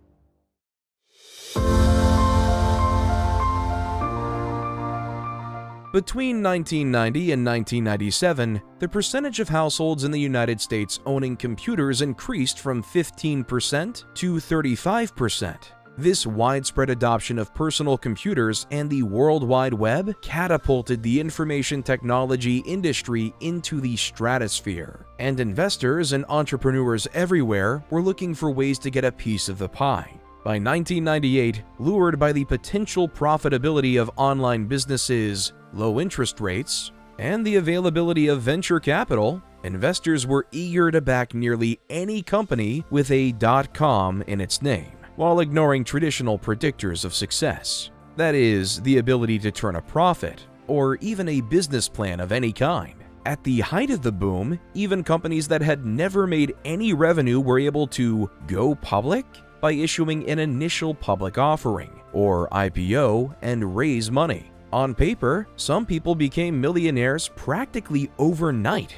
The Nasdaq Composite Index, one of the most watched stock market metrics, rose by 582% from January 1995 to March 2000. The situation was risky, however, because these companies were highly overvalued due to their lack of a plan to turn a profit. Analysts were instead focused on their ability to attract internet traffic. Speculation, or the purchase of risky stocks at a low price with the expectation that the price will rise enough to make a later profit, the dot-com speculation bubble was just a house of cards. When investment capital began to dry up, many of the companies that had caused so much excitement went bankrupt, and the bubble burst. Market panic resulted in massive sell-offs, and by 2002, investor losses from the dot-com boom were estimated at around $5 trillion. The dot-com bubble's bursting is credited with helping to trigger an 8-month economic recession starting in March 2001.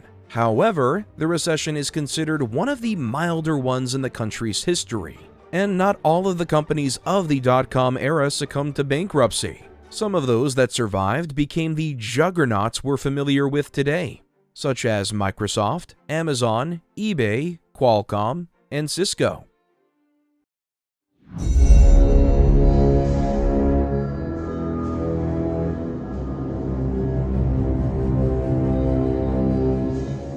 After a record-breaking turnout, Barack Obama was the first ever African American to be voted to the office of U.S. President, winning the popular vote by more than 10 million votes and securing a vast majority of electoral votes. Obama's message was hope, and it resonated with the American people. As the War of Terror raged on, economic difficulties on the home front compounded the feelings of insecurity. In 2008, losses on a rapidly declining housing market within the U.S. caused a chain reaction of losses across the global financial market, causing a massive and sustained economic contraction known as the Great Recession. The recession marked the most significant economic downturn in the U.S. since the Great Depression of 1929. Thousands of Americans could not make their loan payments and lost their homes, businesses went bankrupt, and the U.S. government scrambled to help alleviate the damage. In 2009, under the direction of newly elected President Barack Obama, the Congress passed a series of acts to alleviate the issues caused by the recession and to install reforms to ensure it could never happen again. In 2013, the Afghan military officially took over control of operations in their country, and the US announced a timetable for a complete US withdrawal by 2016. During the election of 2016, Republican nominee Donald Trump and Democrat Hillary Clinton faced off in one of the ugliest elections the country had ever experienced. While Clinton ran on her vast experience within the federal government, Trump's campaign was unlike any that had been run before. Trump appealed to a group of Americans who had never felt they'd been marginalized in recent years, and to people who had distrust in the government. Clinton was defeated by Trump, who secured the majority of electoral votes. Almost immediately, suspicion of Russian and Chinese involvement in tampering with the election arose. In 2017, President Donald Trump took office and reversed the planned withdrawal as an emerging terrorist organization known as the Islamic State began operating within Afghanistan. Trump authorized the use of the US's largest non-nuclear bomb in an act which coincided with his decision to continue the US's military presence on the ground. After another 2 years of conflict, the US and Taliban once again opened peace negotiations. And after a series of back-and-forth cancellations, an agreement was at last reached in 2020. In early 2020, a new type of virus emerged from Wuhan, China. By mid-March 2020, all 50 US states had reported at least one positive case of COVID-19. And nearly all of the new infections were caused by community spread, and not by contracting the disease abroad. The COVID-19 pandemic took a heavy toll on Americans economically, politically, and psychologically, and revealed deep divisions between Americans' views of the role of government in a crisis, particularly with regard to vaccine mandates. In 2020, the nation again faced a challenging and incendiary election. Incumbent Donald Trump, running for re-election, faced off against former Vice President Joe Biden at the height of the pandemic. Again, domestic issues of racial injustice, gun control, and appointments to the Supreme Court were the chief concerns of the race. As the ongoing health crisis further divided the parties, the psychological and physical toll of the pandemic became a centerpiece for both candidates. After a contentious election, during which the counting lasted longer than normal due to early election and mail-in ballots prompted by the COVID-19 pandemic, Biden won the presidency, winning the majority of electoral votes as well as the popular vote. The outcome of the election was immediately contested by Trump and the Republicans who made claims of fraud. Trump would claim repeatedly that the election was stolen and increased distrust in the American electoral process. On January 6, 2021, as the U.S. Congress met to certify the election, large crowds of Trump supporters led by the Proud Boys and Oath Keepers, both far-right anti-government extremist organizations with ties to white supremacist organizations, the groups conspired to take the U.S. Capitol building and force the Congress to certify the election as fraudulent and instate Trump as the rightful president. On January 6th, the mob outside of the Capitol building breached through security and entered the Capitol, forcing the Congress to flee and Capitol Police to engage with force in some cases. When the police had at last cleared the building, counting of the electoral votes resumed, and Vice President Pence proclaimed Biden the winner. In 2021, Joe Biden assumed the office of the presidency alongside Vice President Kamala Harris, the first African American and first woman to hold the office. Under President Joe Biden, the U.S. military at last began its final withdrawal from Afghanistan. As it did, the Taliban quickly rushed to fill the gap and toppled the fragile Afghan government, undoing the work that was done for the last 20 years. The following year, 2022, the Russian Federation invaded the Republic of Ukraine, and the United States began funneling aid to the country to combat Russia's expansion into the region. Today, Biden's administration continues to push for progressive policies, both at home and abroad, and still combats the intense political division within the country.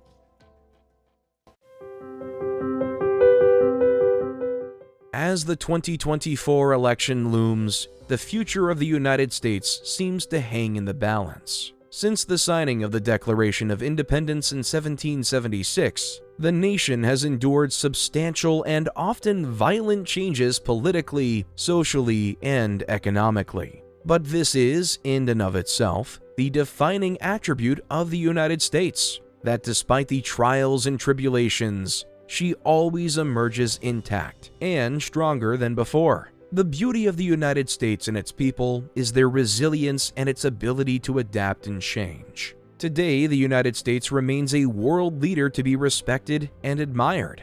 Its population of more than 334 million people is one of the most diverse countries in the world. Its landscape is painted with some of the most magnificent natural features on the planet, with hundreds of recognized national and historical parks, preserves, monuments, and sites preserved by the federal government. From the humblest beginnings, the people of the United States of America have fought for what they believed was right and continue to do so to this day. The indomitable American spirit which characterizes the best of Americans has helped bring the country to new heights in the realm of politics, science, business, and culture. And while they're far from perfect, the American people continue to strive for greatness, never ceasing to prove themselves worthy of the great experiment started by their revolution nearly 250 years ago.